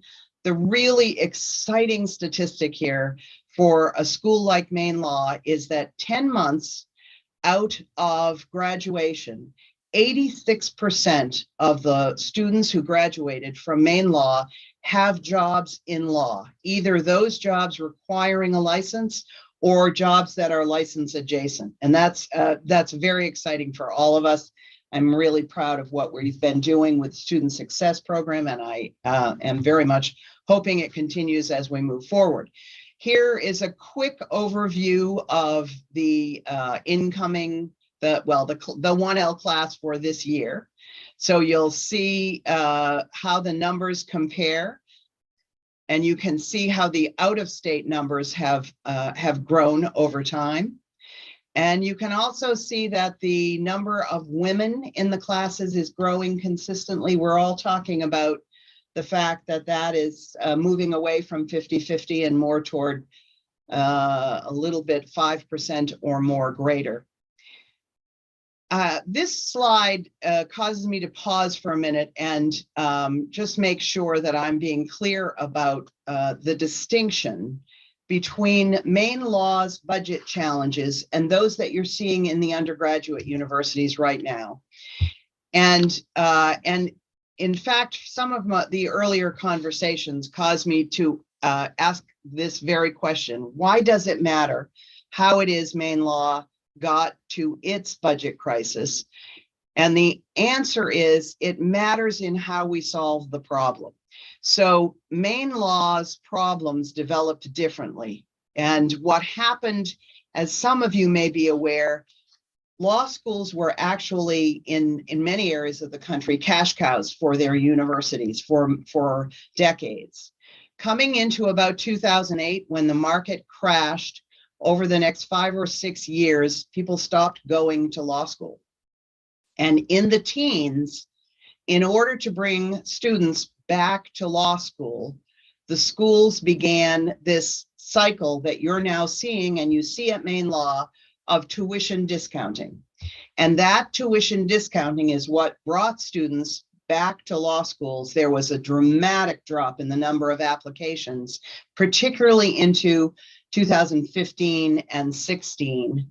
And then the schools that had endowments began to do tuition discounting at a significant level. And those that didn't have endowments turned to the system they were in and needed additional funding. This is my take on what happened at Maine Law. I don't think people understood what was happening. And I think that what occurred during that period of time is that leadership simply believed that Maine Law did not understand how to budget. So by the time they recognized that Maine Law was not bringing in the tuition dollars that it had for so many years, the law school had essentially fallen apart. I know you're all familiar with this. It lost the Center for Innovation. It lost Maine Patent Program. Faculty fled, just left the sinking ship. The credentials of the incoming class fell. And those of us who weren't at the law school but were hearing about the concerns, were actually hearing people say for the first time, does Maine really need a law school? It was a fairly frightening time. The committee was put together. The committee came out with a number of recommendations to make sure that Maine Law was pulled back from the ashes and really re-engaged with the system. Chancellor Malloy arrived, and with the Chancellor and Ryan's help, the system and the board began pulling the University of Maine School of Law back together. The problem right now stems from the fact that in about, Ryan will help me with this, sometime around 2020, the system determined that it needed to establish a baseline allocation for the law school. The law school was at that time receiving $836,000 a year, which is why it was truly crumbling. Ryan began the process of incrementally increasing to the point where the necessary allocation for the law school was established, so we would know what baseline we were working from. We were doing really well with Ryan's help. We are now this year at 4.4 allocation. I would have told you 2 years ago that the law school needed about 5 million or 5.5 as a basic allocation from which to make all of the plans, do all of the work around the budget. We didn't quite get there. We have additional costs along the way. So we are strained by the fact that we don't have a baseline allocation. So you will hear me bridling a little when we talk about a deficit because you cannot determine a deficit if you don't know what the actual budget should have been. So we're still working toward that. And I just give Ryan and the Chancellor huge credit for finding resources really out of nothing to pull all of this together. At the same time, and I know you're all very much aware of this, the system found the resources to renovate the building that we are in right now. And I'll talk for a minute. People are tired, I think, of hearing me talk about this amazing building, but I will just say it is everything we expected and more. And I am just ever so grateful for the help. So you can tell by this next slide that Nicole has been assisting me because infographics are not my strong suit. But what it shows you is the law school was doing just fine until 2008. And then the catastrophe began. And by about 2016, this very, very small institution lost staff, lost faculty, lost programming, really lost its footing. And then over the next couple of years, staggered but continued. And again, I want to go back to how much Nicole did to keep everything pulled together. With all of the work that the Chancellor and Ryan and the Board of Trustees have been doing over the last several years, we are nearly, and I mean nearly, back to a point of a solid budget from which we can actually do the planning that's necessary for a really vibrant future of this institution. So that takes me to the budget basics for fiscal year 23. Just so to give you an overview, the budget of the law school is very straightforward. It is sufficiently straightforward that it is possible to do what we used to call in state government a zero-based budget. You can look at every single line, every single person, and determine whether they're needed, whether you're spending too much, whether there are places for efficiencies in each of these areas. So personnel at the law school makes up about 68% of the law school's budget. You've heard Ryan talk about that's in line with most of the institutions. Broken down between faculty, management, and staff. You can see the numbers right there. Facilities, which is new to the budget. We never had a facilities budget because the round building belonged to USM. We now have a facilities budget of 1.7 million with help from Governor Mills and the board. And again, Ryan figuring out how to make this all come together. The all other budget, I'm not sure we actually, I think that may be state government speak, but it is non-facilities, non-personnel is only 1.5 million. When I arrived, the largest of the all other budget components was the library. We have cut that by 1/3 and moved as much as we possibly can toward a digital library and a really focused effort on what we're spending in both books and digital access to various aspects of education. Wait, I'm getting ahead of myself. So there you will see, if you break it down, the funding for the University of Maine School of Law is approximately 50% tuition and a very small amount of miscellaneous, and 50% from the system itself. And that now has got us almost to the point of stabilization. So that brings me to where we are for fiscal year 24.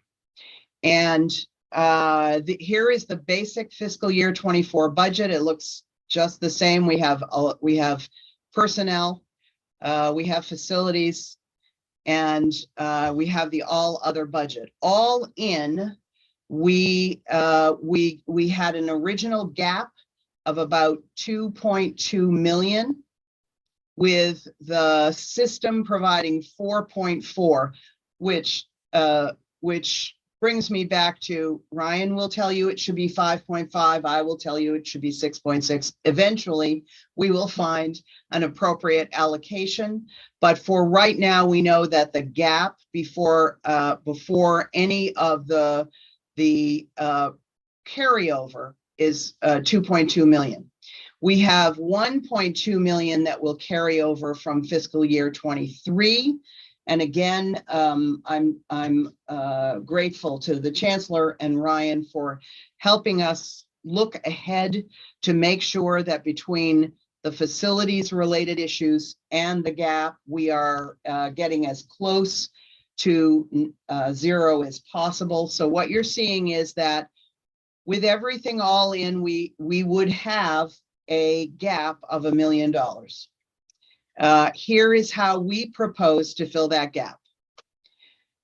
The first thing that we should do, and those of you who have heard me talk about this before will recognize that this is a complete change of recommendation.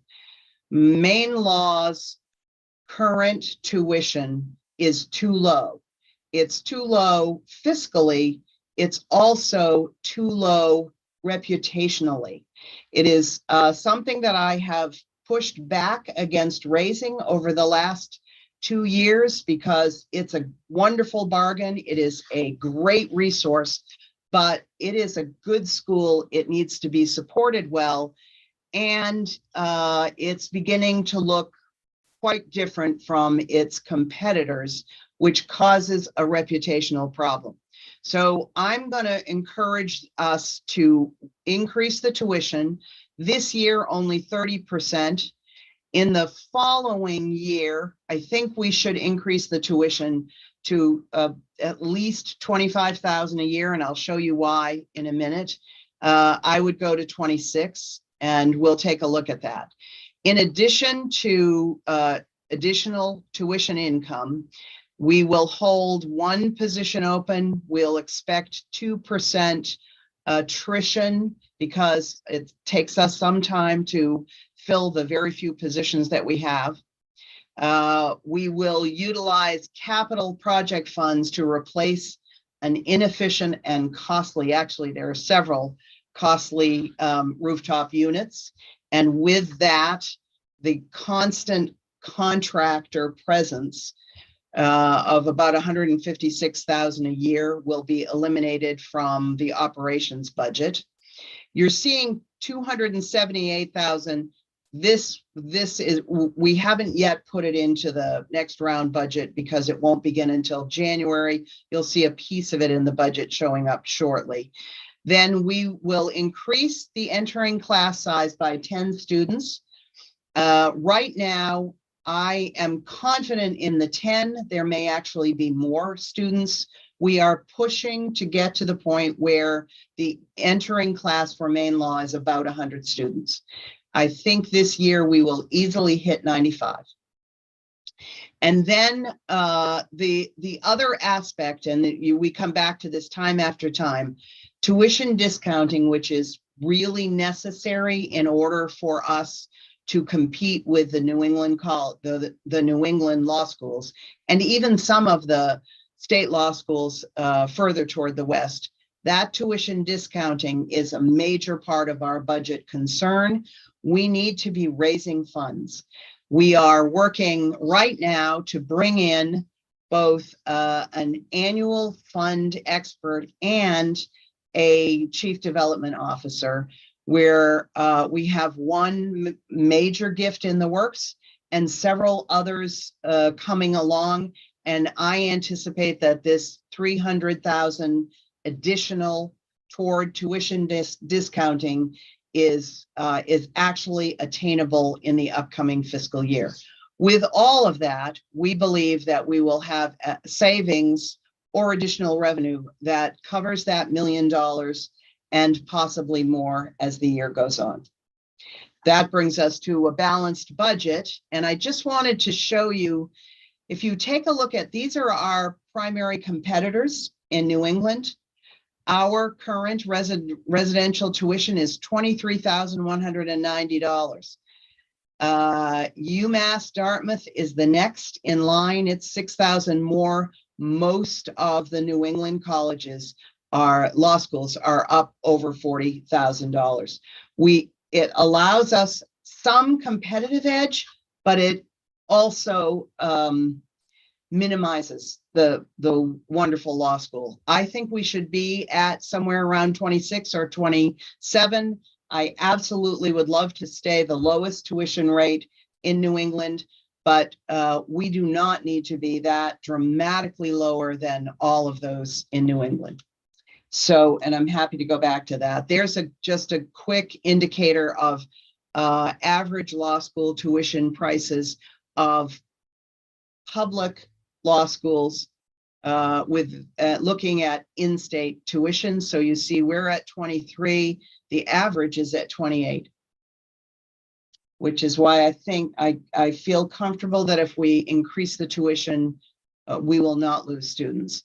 I did want to show off this number, which we're very proud of. We work really hard with our students to find ways for them not to leave with the inordinate amount of debt other students leave law schools with. And we of course are always looking at available scholarships to reduce the amount of the tuition discounting that over time just eats the budget. And this is what it looks like for 2020 through 24. And again, I just want to be very clear. We started with system reserve system.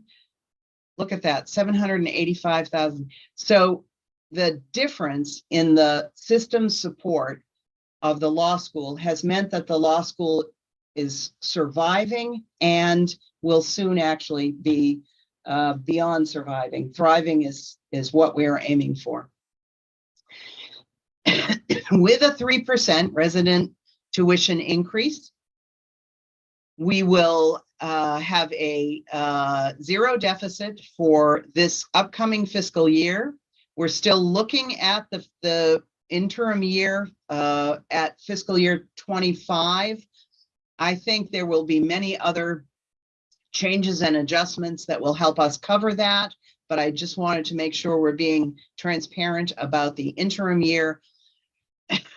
By fiscal year 26, as the building itself is purchased, we hope, and the costs of the lease and the other aspects of this interim period in the building occur, Maine Law will be at a net positive and will be, as I've indicated, thriving.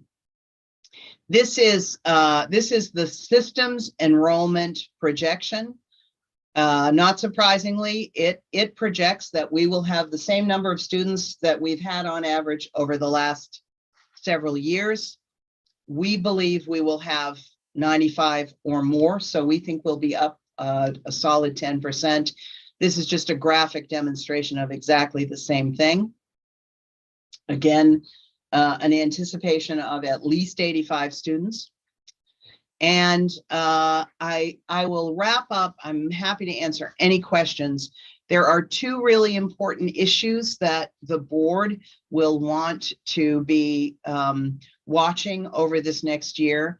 The first is the ABA site visit, which is incredibly important. And I cannot tell you what a difference to that accreditation review being in this building will make. There are so many aspects of ABA accreditation and how students are treated that are addressed just by the opportunities created by this building. That will be wonderful. There is a huge problem looming though, and the problem is in faculty salaries. So we are in fact 15 to 20% low if you look at any of our competitors in New England for average salaries. Our starting salaries for tenure track faculty is 105,000. It's way low. And here's the result. I made 4 separate offers to wonderful tenure track faculty, many of them who would have brought diversity to the University of Maine. And when they heard the salary number, all of them, it said immediately, I just can't do that. I'm getting offers that are 20, 30, and 40,000 more than that, even to start. The problem here is we are focusing on quality. We are pushing hard to get great faculty in here. The ABA is looking at diversity. They have just declared 2, and we hear now a 3rd law schools out of compliance in their failure to attract diversity. And that is because diverse faculty are in great demand, and we can't attract them. It's becoming more and more difficult all the time. So I've put this here because I anticipate coming back to you and the Chancellor and Ryan with proposals to try to solve this problem in the short term and the long term. If we don't solve it, we will have some significant additional issues to address. However, with all of what we have done at this point, fiscal year 24, we will balance the budget. We will continue to create these great programs, and we will go searching for grants and funding from a number of sources as the year goes on. And then because most movies have at the end Finn, that the dog you are seeing there is actually named Finn. So that is Nicole Vinyl's dog, and he is fabulous.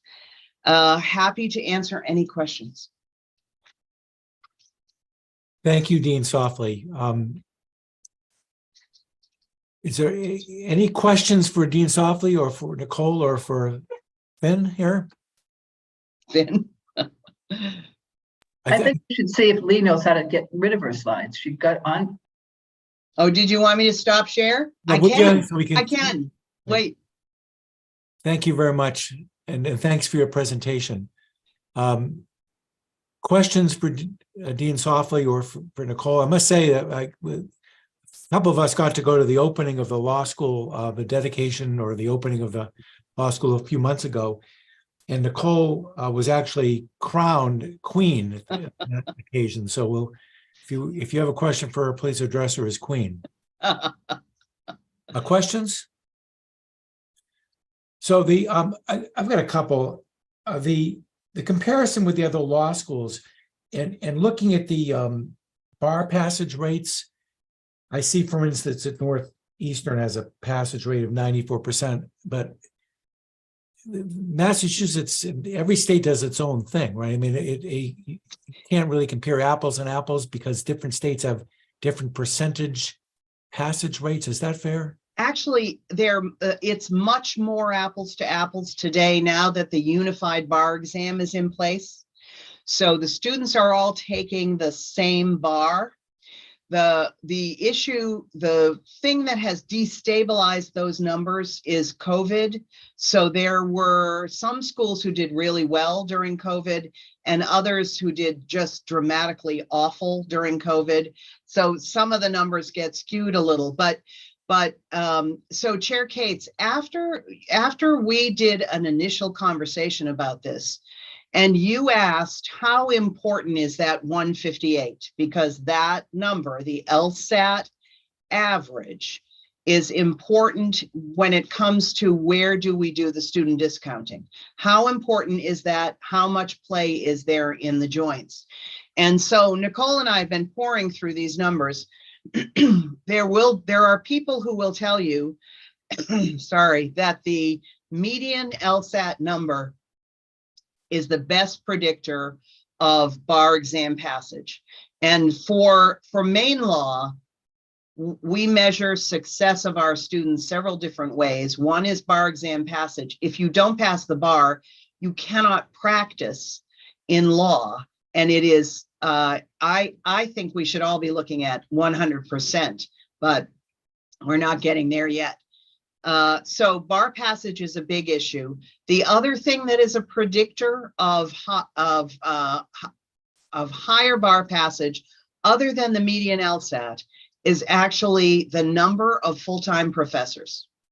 And that took me a minute or two to figure out what we were seeing there, but that's just more personal involvement of the faculty with the students, helping them understand everything they need to understand in order to get ready.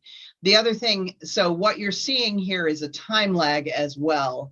So for example, under Maine law on that chart, it indicated a 158 LSAT, but that was not the LSAT for the class whose bar passage is also on the chart. So it can be a little hinky.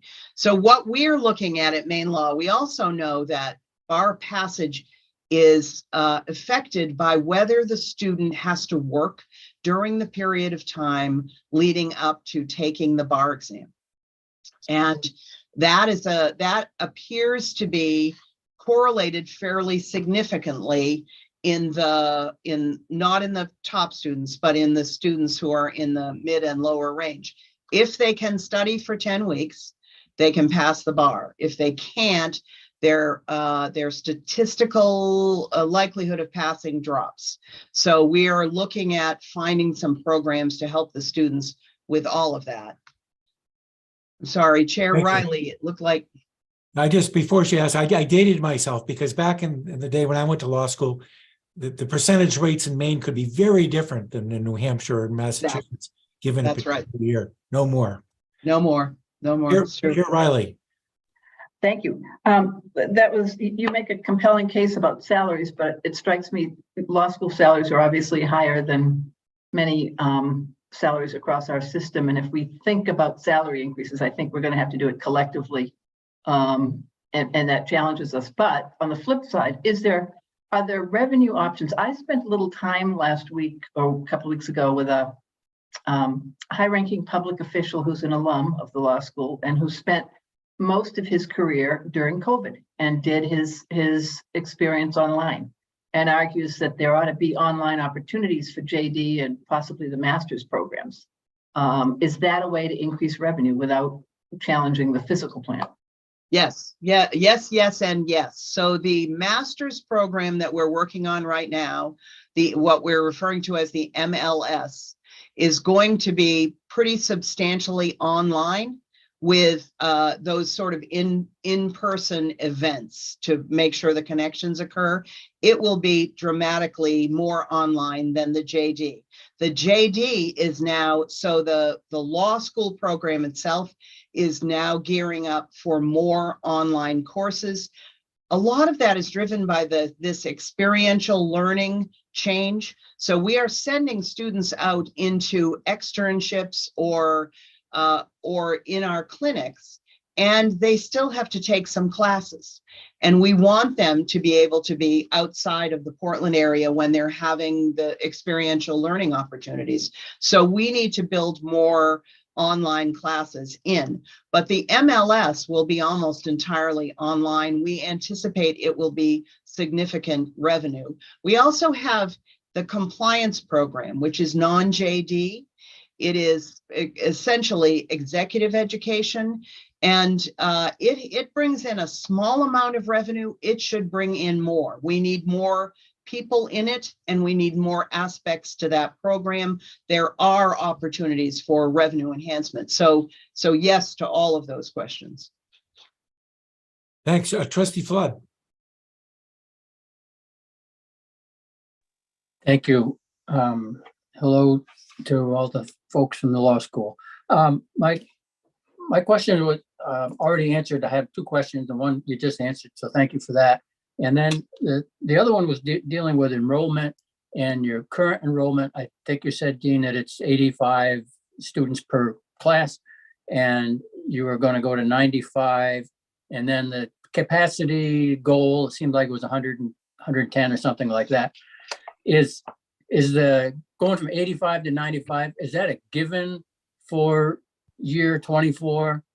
And then when were you hoping to get to the 100, 110, whatever that number was? And is your building big enough for the 110? So please don't ask the chancellor because he keeps walking by and muttering 150. We can easily, well, let me, before Nicole falls out of her chair, we can accommodate a class of about 105. The limitation on the class at 105 is because the 1L classroom can only hold 105. With more faculty, we could accommodate larger classes because you cut the classes in half, and we have fully sufficient classrooms now that we could do that. So there are limiting factors, and you sort of do this going through. With regard to the 95, we have an admissions director at Maine Law. Her name is Carrie Wilshusen. She is amazing. Her estimates are always right on point. And she works with an organization that law schools use across the country called Yellow Arrows. They do an intense analysis of what the last year's incoming classes look like, who has applied, who has been offered a position, and what the yield will be. They also look at what unfortunately the melt might look like. We actually, Yellow Arrows at this point thinks that our class of the fall of 23 will be closer to 105. Carrie, looking it all over and understanding some of this is art, not science, is telling me that we will have a class of 95, maybe 98, but we will not reach the 150 that Chancellor Malloy would like this year. Thank you. And it sounds to me like you pay your professors a little more, and that'll draw in great professors, and then before you know it, you'll have 160. There you go. Sounds good. It's a good Thank you plan. for answering. Thanks. Other questions? Thanks for that chart about your comparison with the other public law schools in New England. Do you have a sense, you were talking about state support at the beginning of your remarks. Do you have a sense of how we compare to our neighbors in terms of how much the state supports their law schools? You know what was very interesting, and Ryan and I went through this earlier on to try to get real details about what other law schools do. And what they disclose is only what the ABA requires. And then there's lots of information. It's very hard to nail down. But with a little bit of research, what we found was that the University of New Hampshire, so, it was Franklin Pierce, then it was taken inside the university, just so it's nested, just like Maine Law.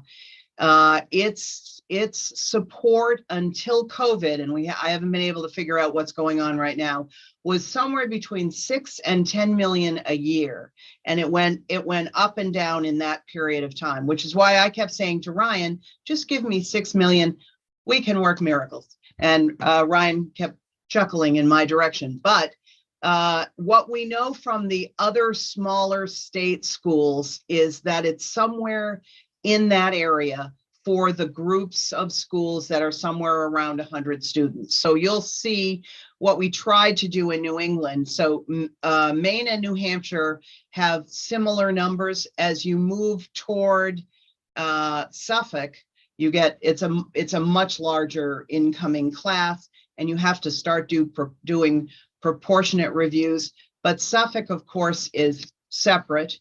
And so you really have to look at the nested ones. Vermont, which is a standalone, as you all know, has just an entirely different fiscal life. So it's very difficult for us to figure out how to compare it. And the others keep everything too close to the vest. So our best comparison has been UNH, and that's been true for any number of years on once they came in from the cold, as their dean said. And so right around 6 million was the sort of steady amount. then they were up quite a bit more than that as they started bringing in. They've done what the chair suggested. They have some online programs that are now getting to be robust, and they got support to put those in place. But I would say about 6 million is where a comparison would put us. Thanks. Other questions for the dean or Nicole? I'm not seeing any. So thank you very much for being with us this afternoon. Very much appreciated, and we can conclude this portion of our program. And see you all soon. Thank you very much. Thank you. And we will move on to University of Maine at Farmington if they are with us or available. I see someone coming on.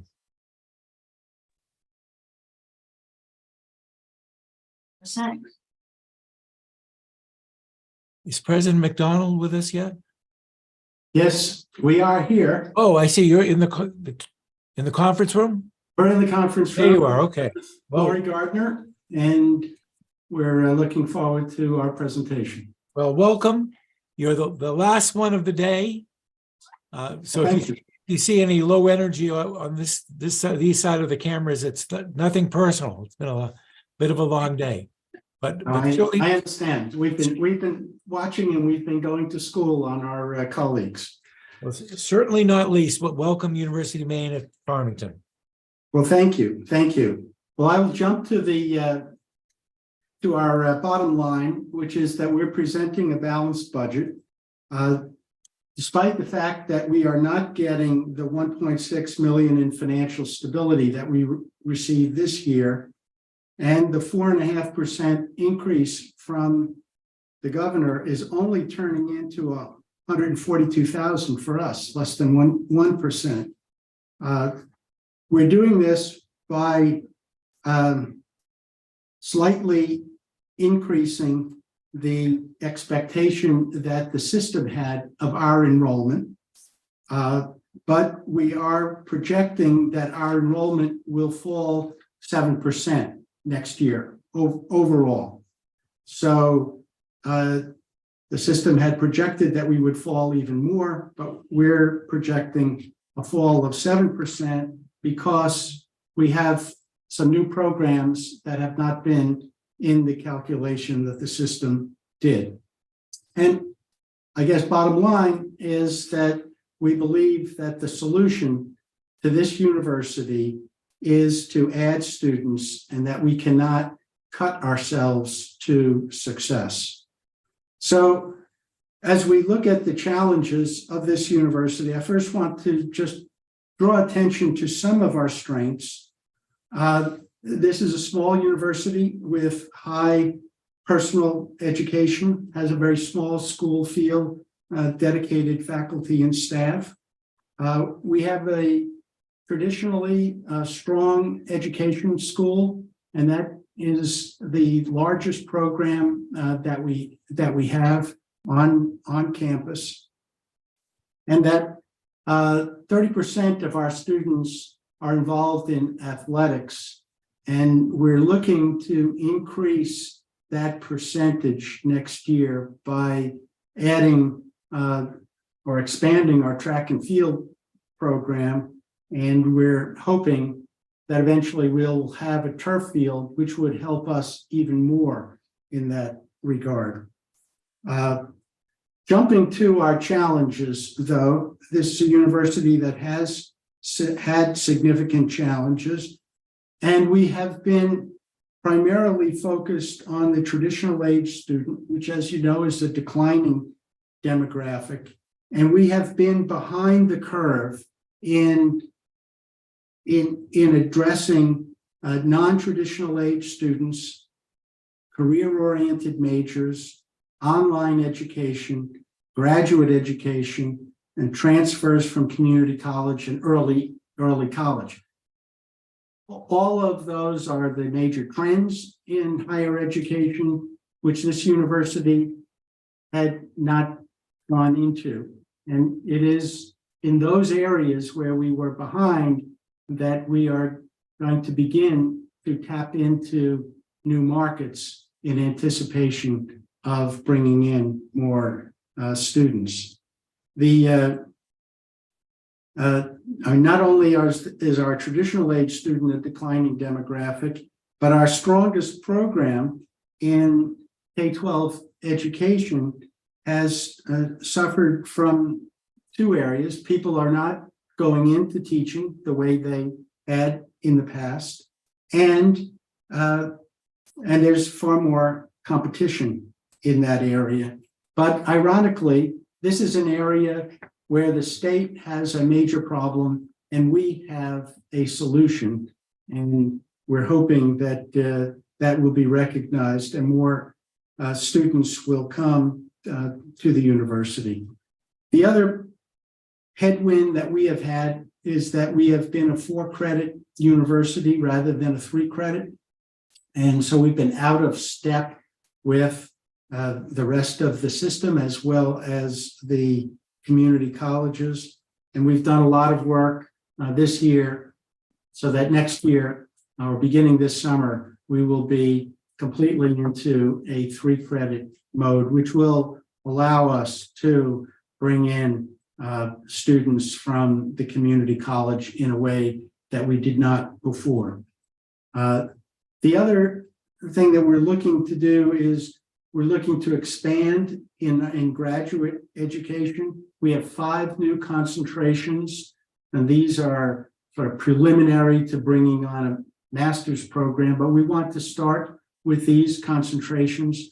3 of them are in education.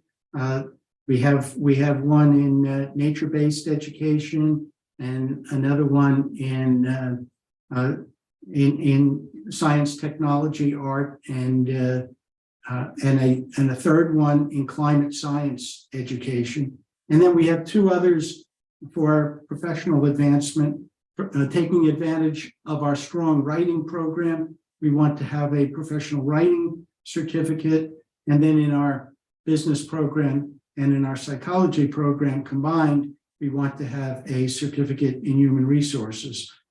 We're also expanding our counseling program, which is now a graduate full-time program, to become a part-time program. So all of those additions give us some hope that we will be able to expand our enrollment.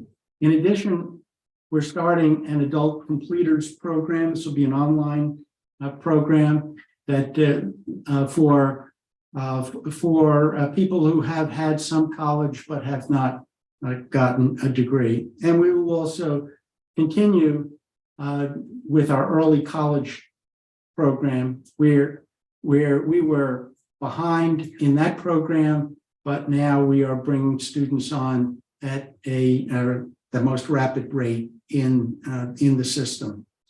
All of these programs that we are creating, we are doing without adding any new faculty. So we are absorbing the faculty that we have and creating programs that we think that will have a market, but will not cost us any faculty time. On the undergraduate side, we're trying to address the problem of not having enough career-oriented majors, other than a few like teaching. But we're looking at a design major, a forensic psychology major, a public policy major, and a climate change major. All of these are interdisciplinary in our approach, and it allows us to use our strength by going across the university. And each of these will give students an opportunity to prepare for the work world.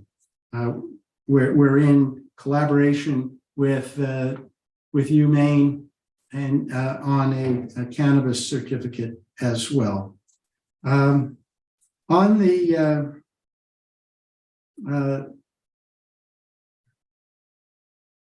the other expense reductions that we are making, we are reducing our our academic structure to make us more efficient. So we've had 9 academic divisions at this university, where in September we will have 4. And we're monitoring that to have as few administrative costs as or as little administrative costs as we possibly can. We're also reducing the number of part-time faculty, and the last year we've had exceeded our budget in part-time faculty. We will have part-time faculty going forward, but not to the extent that we had last time. So we're becoming just more efficient in how we operate. And of course, our faculty are moving as we move from 4 credits to 3 credits. They are moving from teaching 3 courses to 4 courses. So there are a lot more courses that are going to be offered by our full-time faculty, which relieves us from the need for having as many part-time faculty. So that's a savings that we are achieving. On the auxiliary side, we are working with Franklin Memorial Hospital on using some of our housing for workforce housing. But of course, next year we have 2 large facilities that will be going into renovation. So there are about 225 beds that will be eliminated. So we are anticipating, with those gone, that we will have a 100% occupancy. But of course, as they come back for the next year, we will want to be thinking about alternative uses, workforce housing, as well as requiring more students to be on campus. Go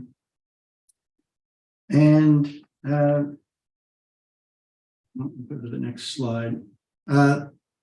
Just a minute on this moving from 4 credits to 3 credits. It sounds easy. It's only 1 credit difference, but it's actually a lot of work on the part of the faculty to have rearranged the curriculum and their own teaching. And this activity has been going on for the entire year. And now we are ready, but it is also a big advising job for faculty to reorient students to make sure that they can move forward in their program. So we move to our work on student success. I would just say that a lot of work is being done there. What we are trying to do as we lighten the advising or lighten the administrative structure, we're reducing the number of times that a faculty would have a course release. So we're putting more of our faculty into the classroom, which is really giving us an opportunity to provide better education for our students, but it's also making the university more efficient, which is why we can balance our budget. Looking across with our colleagues and sister universities, we are working really with all of them in various ways, as you saw from the other campuses. And I will say, to Trustee McMahon's point about Maine camps, we are working with the Maine camps. The head of the Maine Camp Association is a former student of mine, and we are working to collaborate with the camps. They will be on campus again in April. We met with them a few months ago, and we're looking at some innovative programs, including an education program for students that want to have careers outside of the schools, education outside of the schools, as in camps. We're also looking at ways to take camp counselors, and if they want to pursue a career in education, we're helping them to do that. So, and with that, let me turn it over to Lori and talk about some of the finances. Thank you, Joe.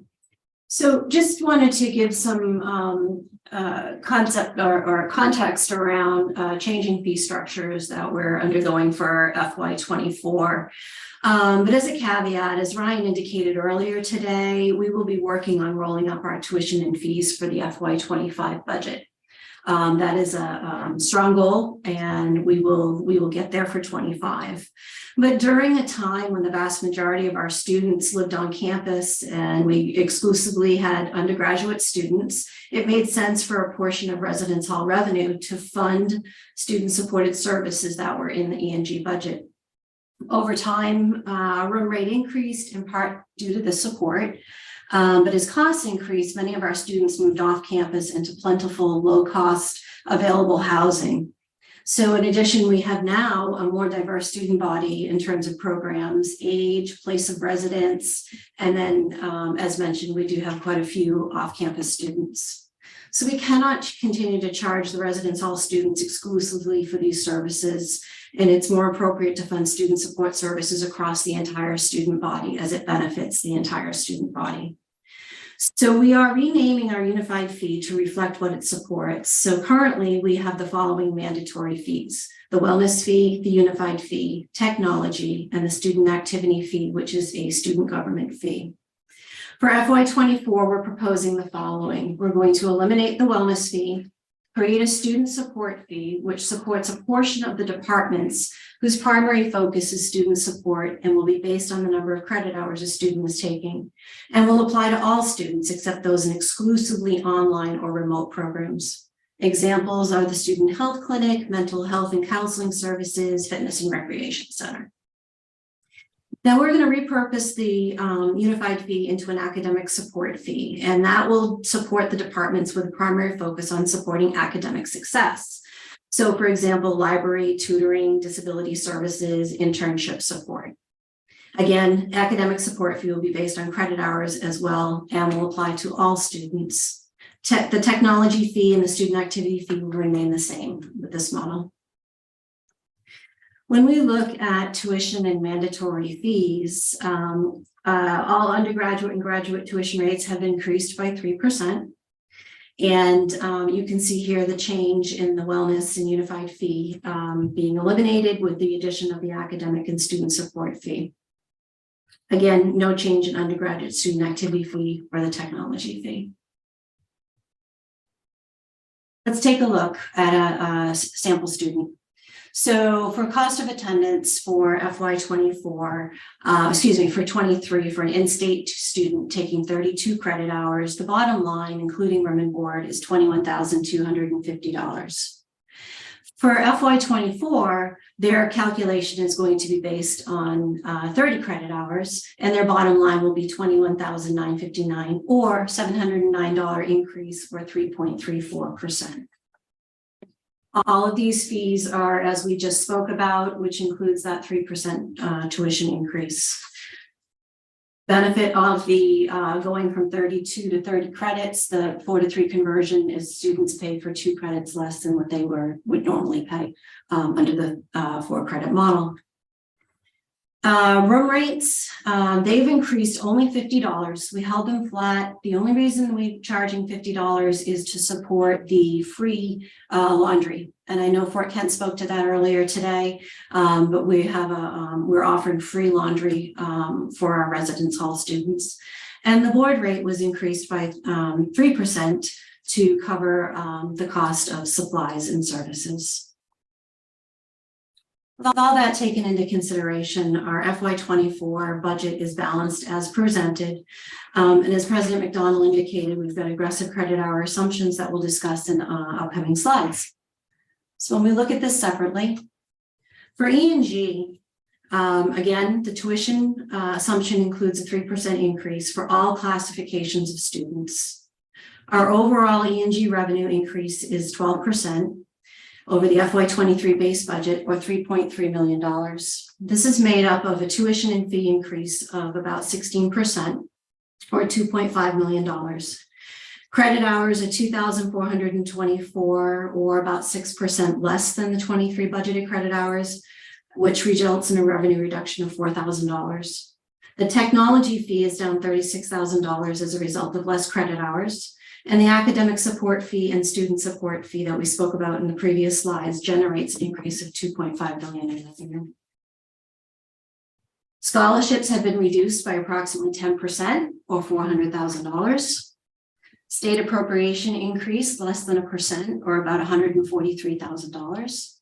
And then sales services and other has increased 28%, approximately $254,000, which what we did was we recorded revenue that we're receiving from a collaborative master's degree with Orono. And we're also going to be receiving energy rebates based on the ESCO work that's being done on campus currently. So we will have some additional revenue there. E&G expenses are up 4.48% over the FY23 budget. Personnel expenses are down about 5.66%, or $1.3 million. This decrease is made up of a reduction of 8.3 FTE, plus we've added a goal for attrition. Fuel and electricity is up approximately $44,000, or 6%. Supplies and services are up about $772,000, which includes an increase in interest and supplies. Other expenses have increased about $1.7 million, or about 320%, which is the result of removing the support from auxiliary. That auxiliary provided the E&G budget. So bottom line, when you do the modified cash flow on, modified cash flow on this, we are at a balanced budget. If we move to dining and residence for auxiliary, room and board rates have increased 1.9%. And again, like I mentioned earlier, that is a 3% increase overall for the board rate and a $50 increase for the room rate. We're assuming a capacity of 713 students. And then we have revamped the auxiliary operations. And part of this revamping includes removing the support that it was supporting E&G. We are also, as President McDonald indicated, taking 2 popular residence halls offline and making some much needed upgrades to plumbing and the electrical.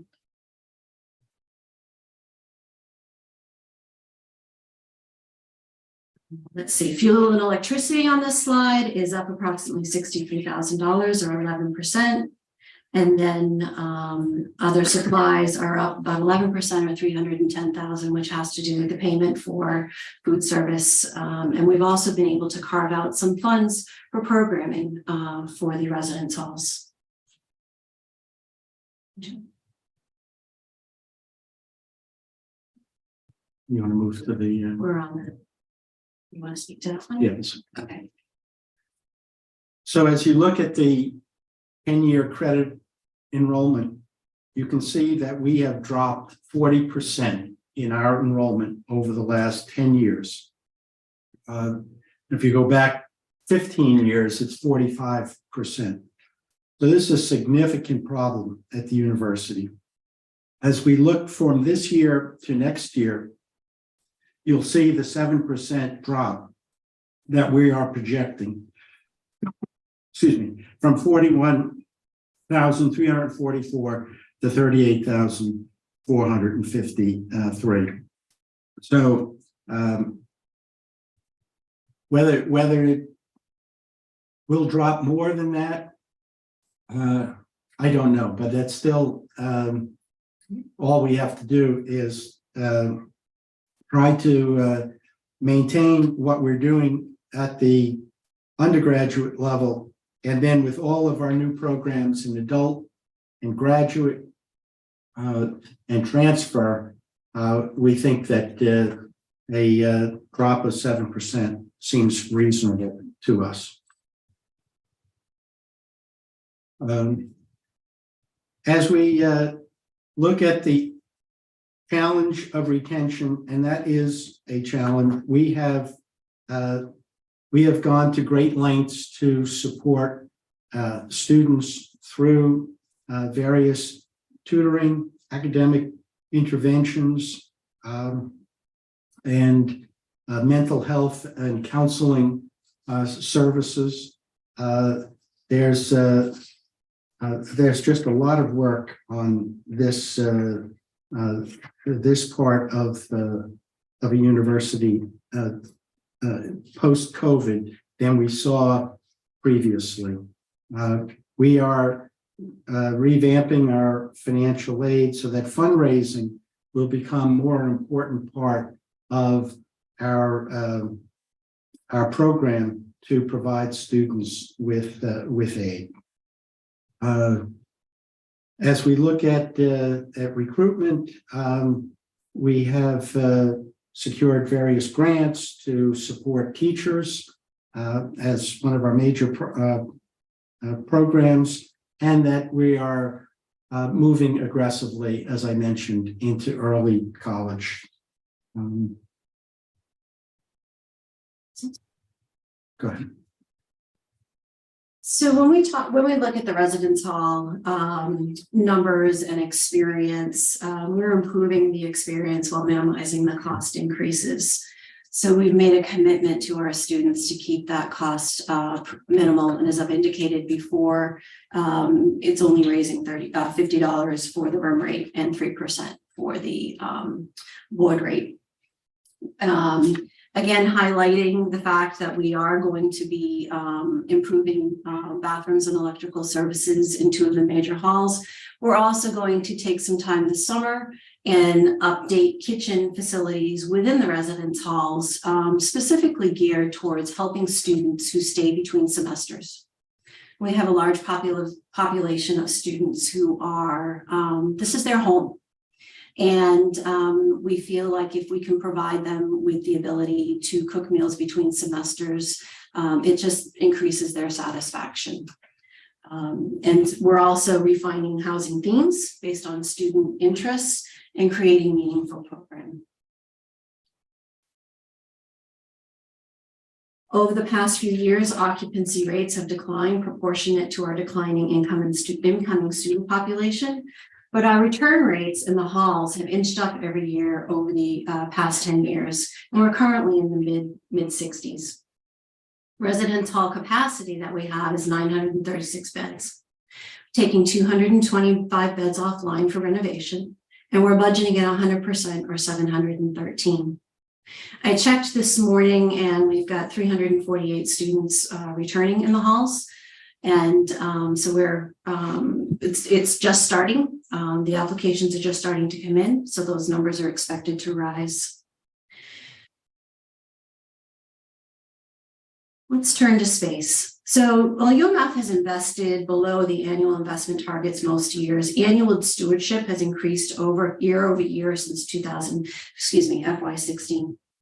3% of our replacement value is $8.5 million, and our annual funding target is $3.7 million to lower the risk profile.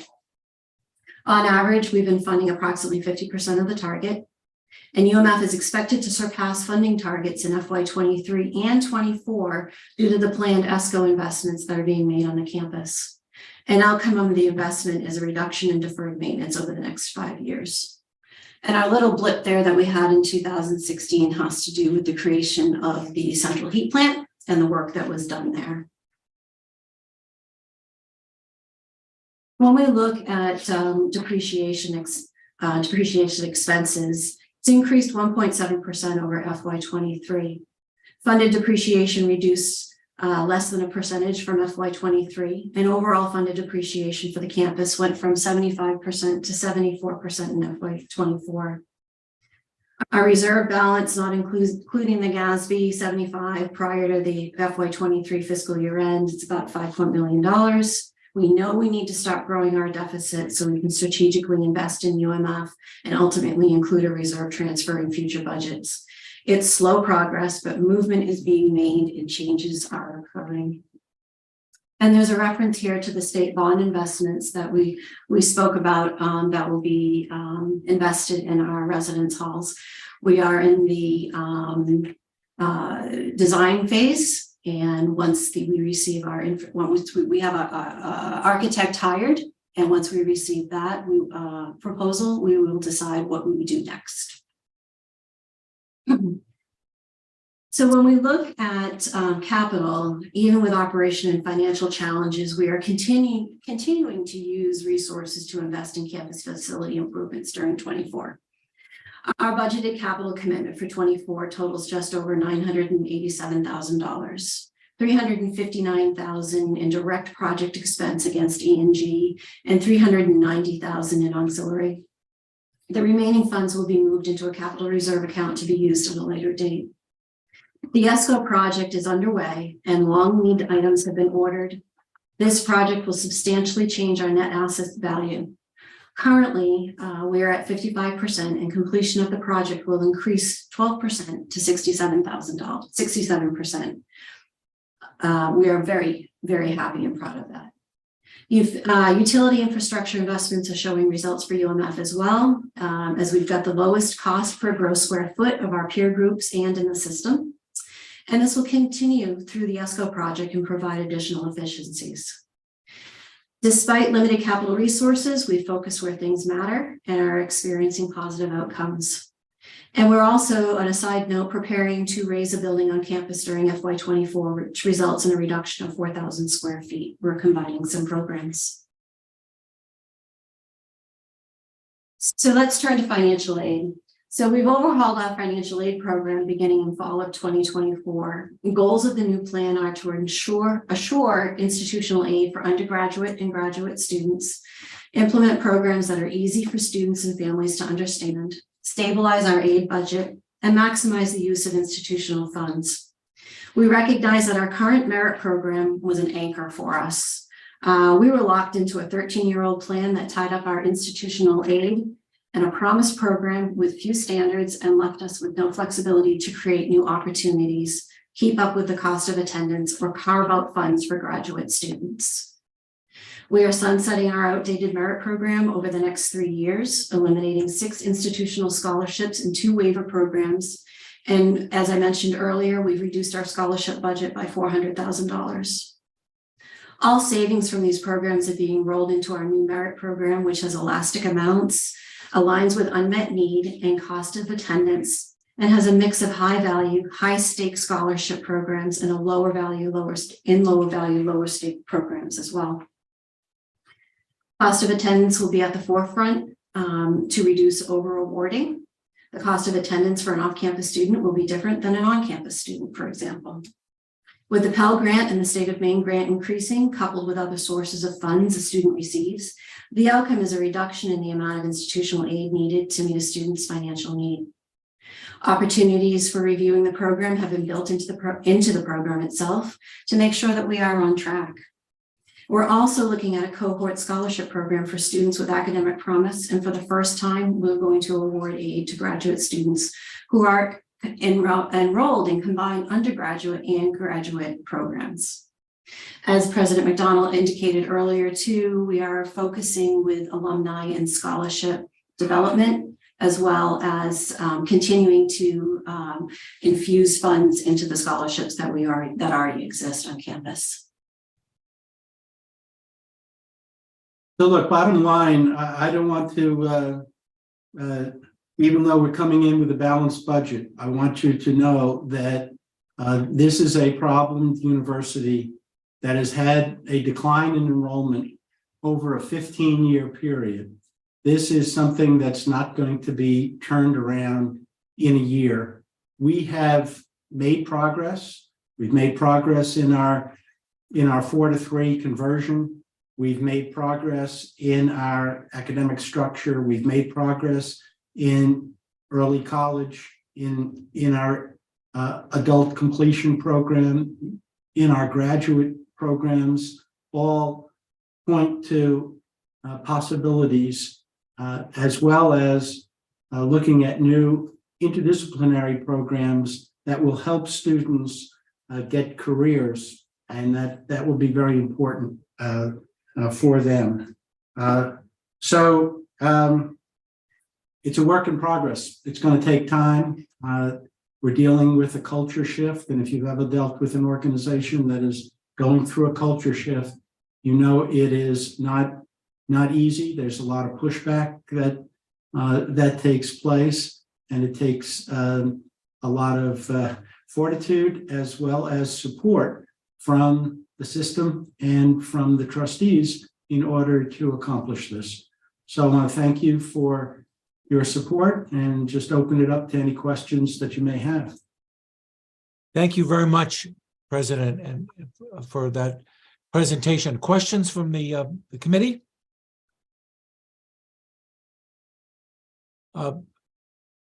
President, let me ask so I know you're budgeting a 7% decrease in credit hours.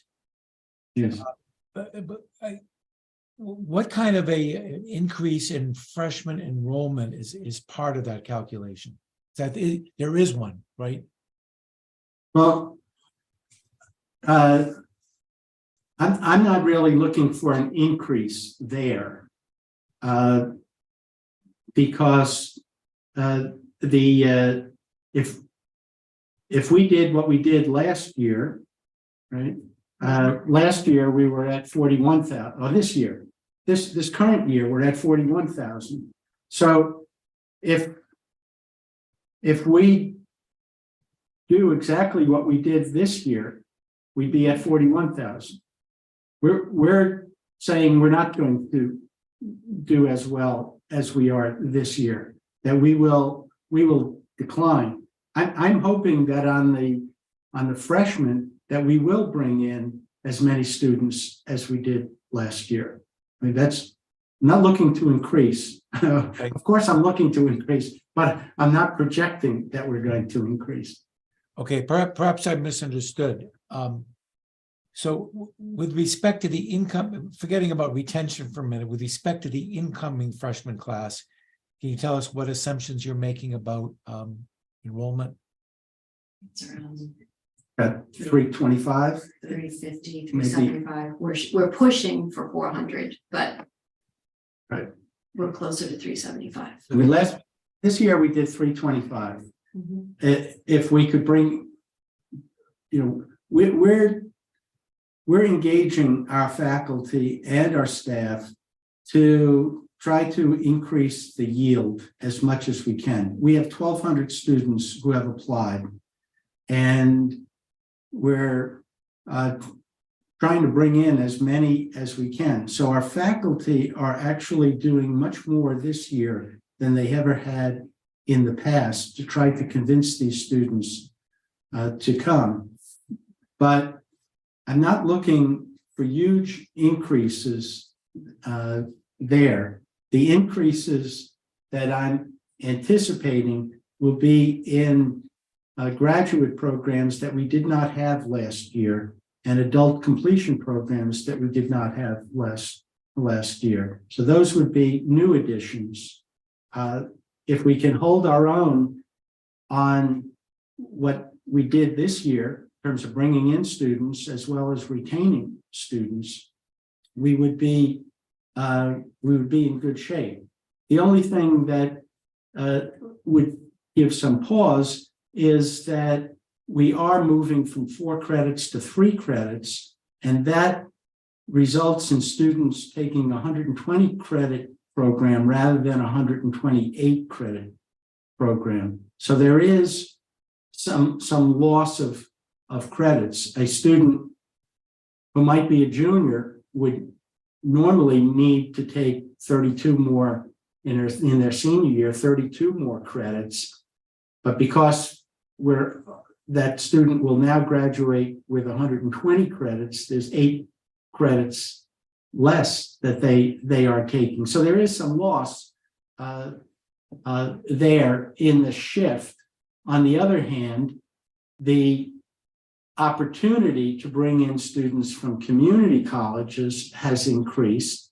And we just had a a major summit with Southern Maine Community College, where we're working on a number of articulation agreements, and we're doing the same thing with Maine Community, the Central Maine Community College.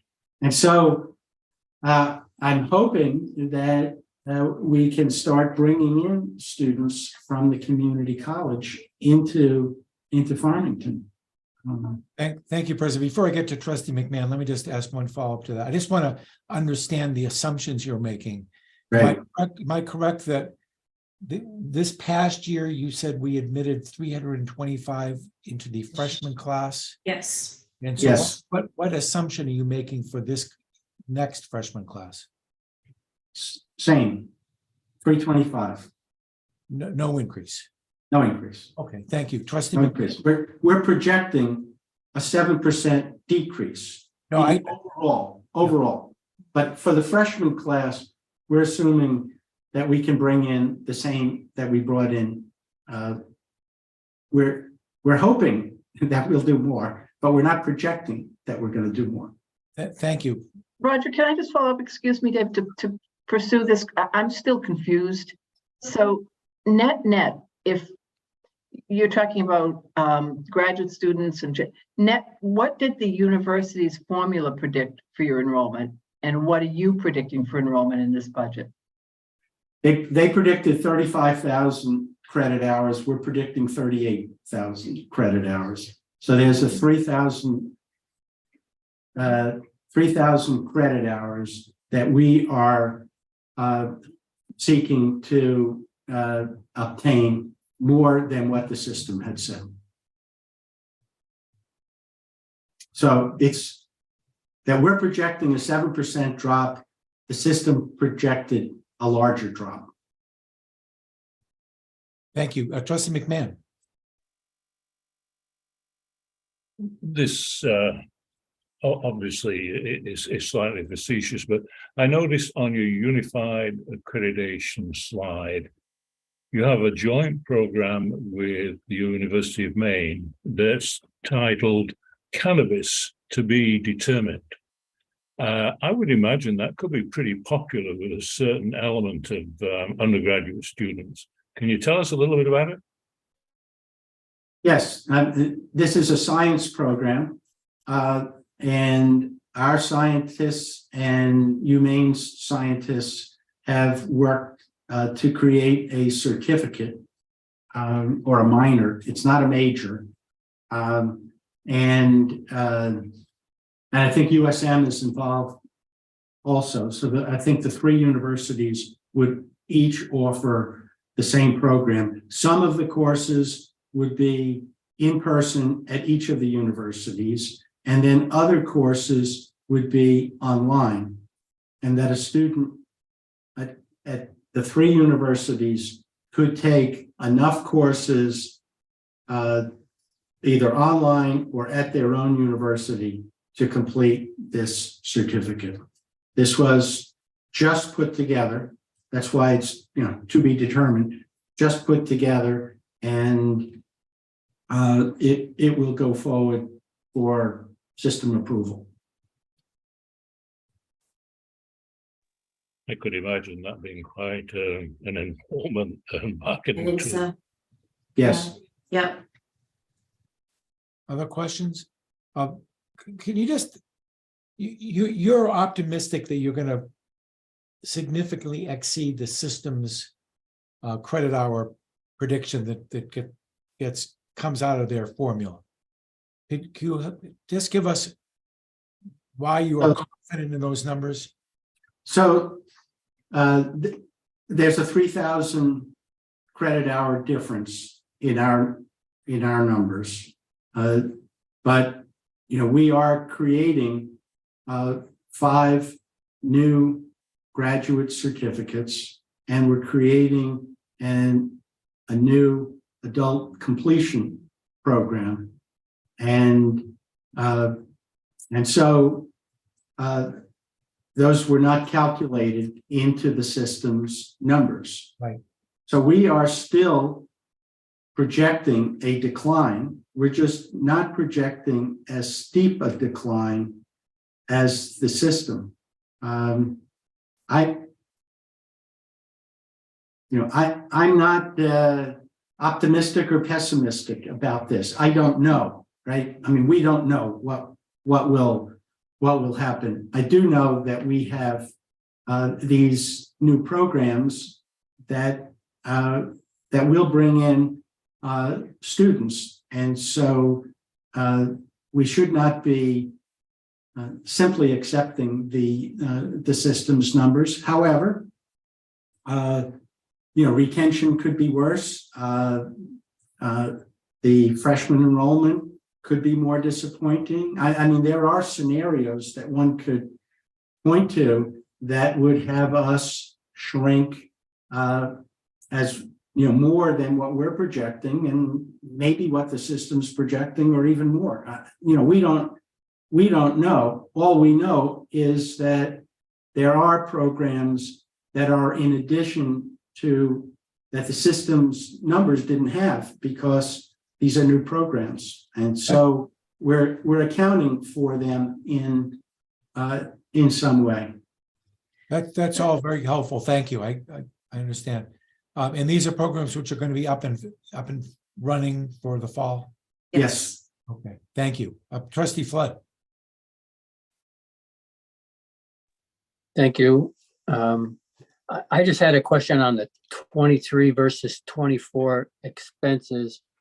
And I'm not sure if I read it correctly, but it seemed like when you compared the two, the 24 expenses in the category other was down significantly. It was in a very big way. And you may have mentioned what it was, and I just didn't catch it. Why was the other expense down so significantly? Are you in E and Are G? you E&G or auxiliary? E&G? Yeah, it was the one was 1.9 million. It is. So Right. that's the support that we had built into auxiliary to support the E&G budget. When I spoke about that, we had a small amount of students covering or supporting E&G functions that are appropriate for all students. So we removed that burden on that okay, gotcha. auxiliary and took it off of E&G, Yep. or added All it right, to thank E&G, sorry. We Yeah, you just felt explained it that was carefully, and I just missed it there. Thanks very That's much. okay. we That's just okay. felt it was fairer. It was fairer to not burden the students who were in the dormitories to fund the entire university system, the university student body. And so we want students to stay on campus.